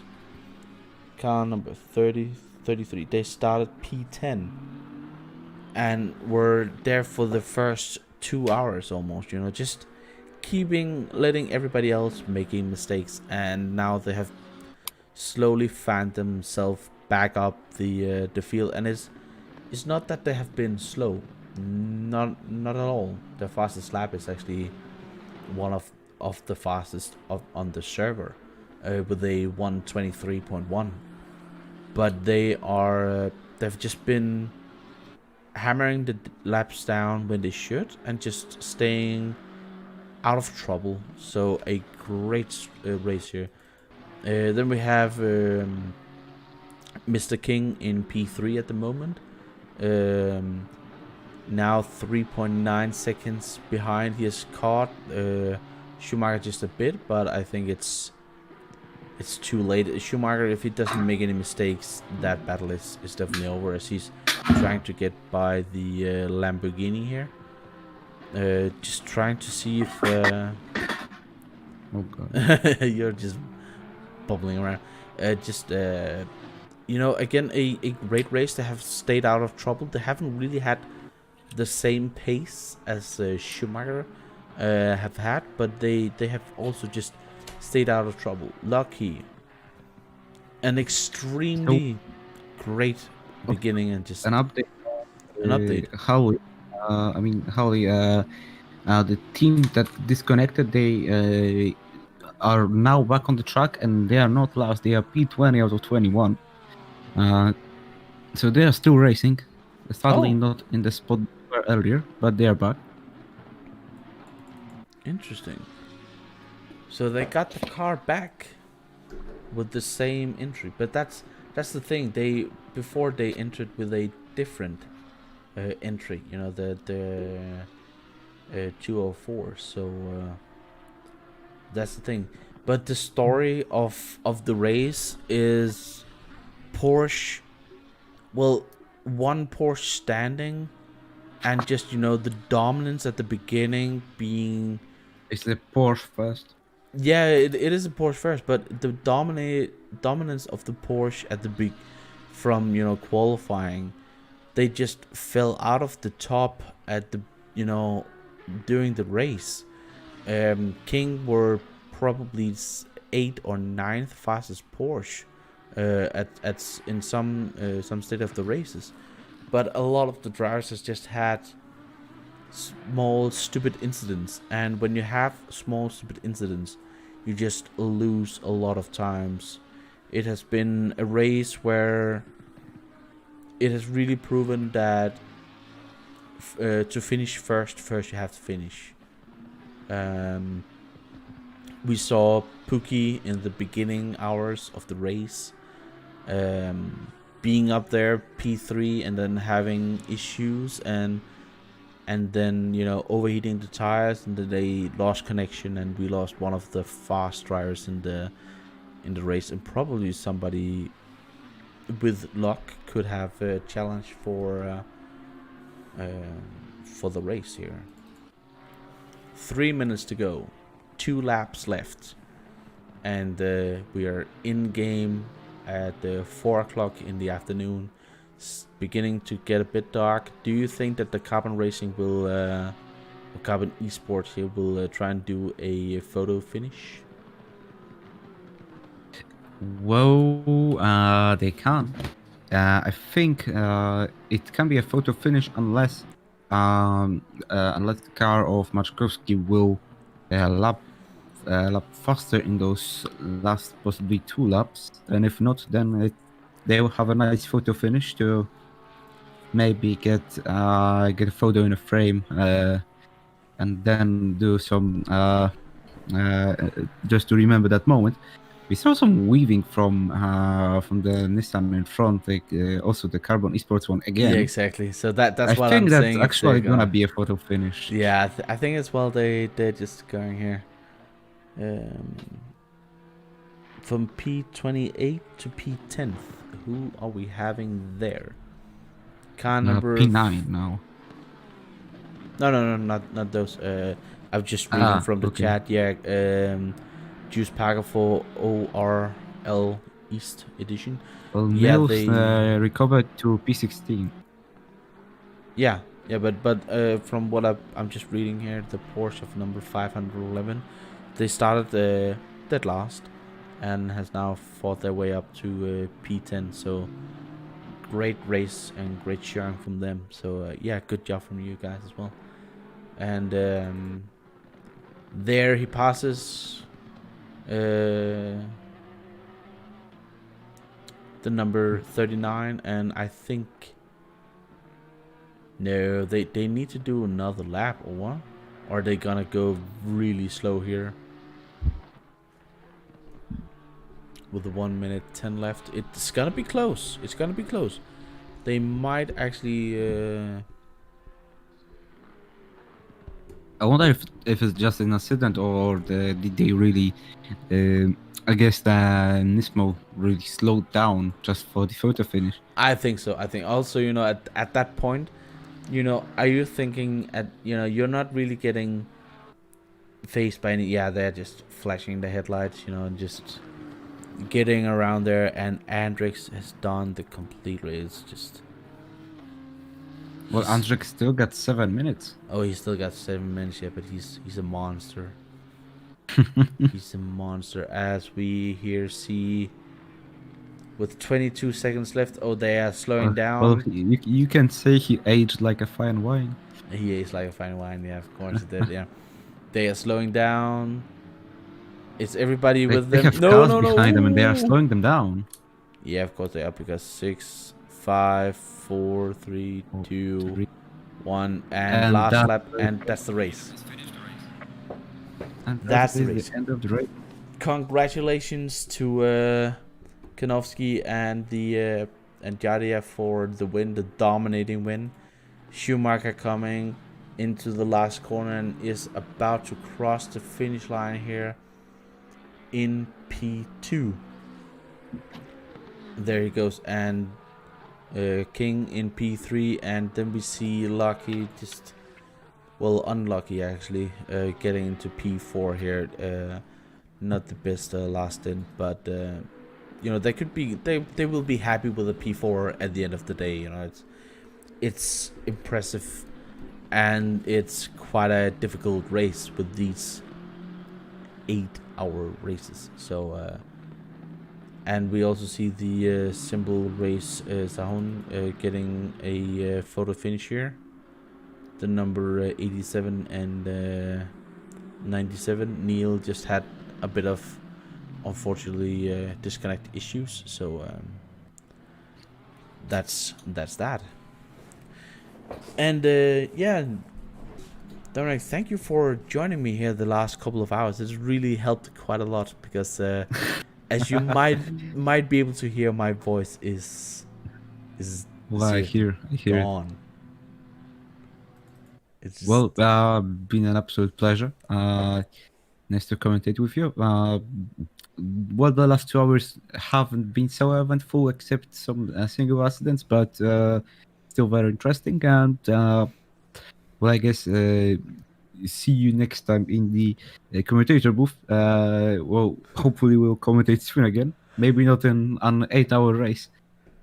yeah. Hopefully, it was a great fun, and I do believe that I might be doing just the stream again next time. I probably will say that I want somebody to stream with, because doing 8 hours by myself has turned out to be quite difficult. But yeah, that's the race. And everybody, if you want to see the full and final results, you need to go onto the AOR forums, where it will be get posted in as soon as we have it all here. The drivers have been asked to stay on the servers, just so they get the final results completely, because last time we had issues where, because they left, they were not classified. So that's what you're seeing there. That's actually a regular issue. We have that pretty much every week. There are some people leaving right after the finishing line, and then they are pretty much counted towards the race standings, as we use some kind of website. I cannot remember the name, but we've got all the results written. But it can lead to quite confusing situations where sometimes some driver finished, let's say, 1 or 2 positions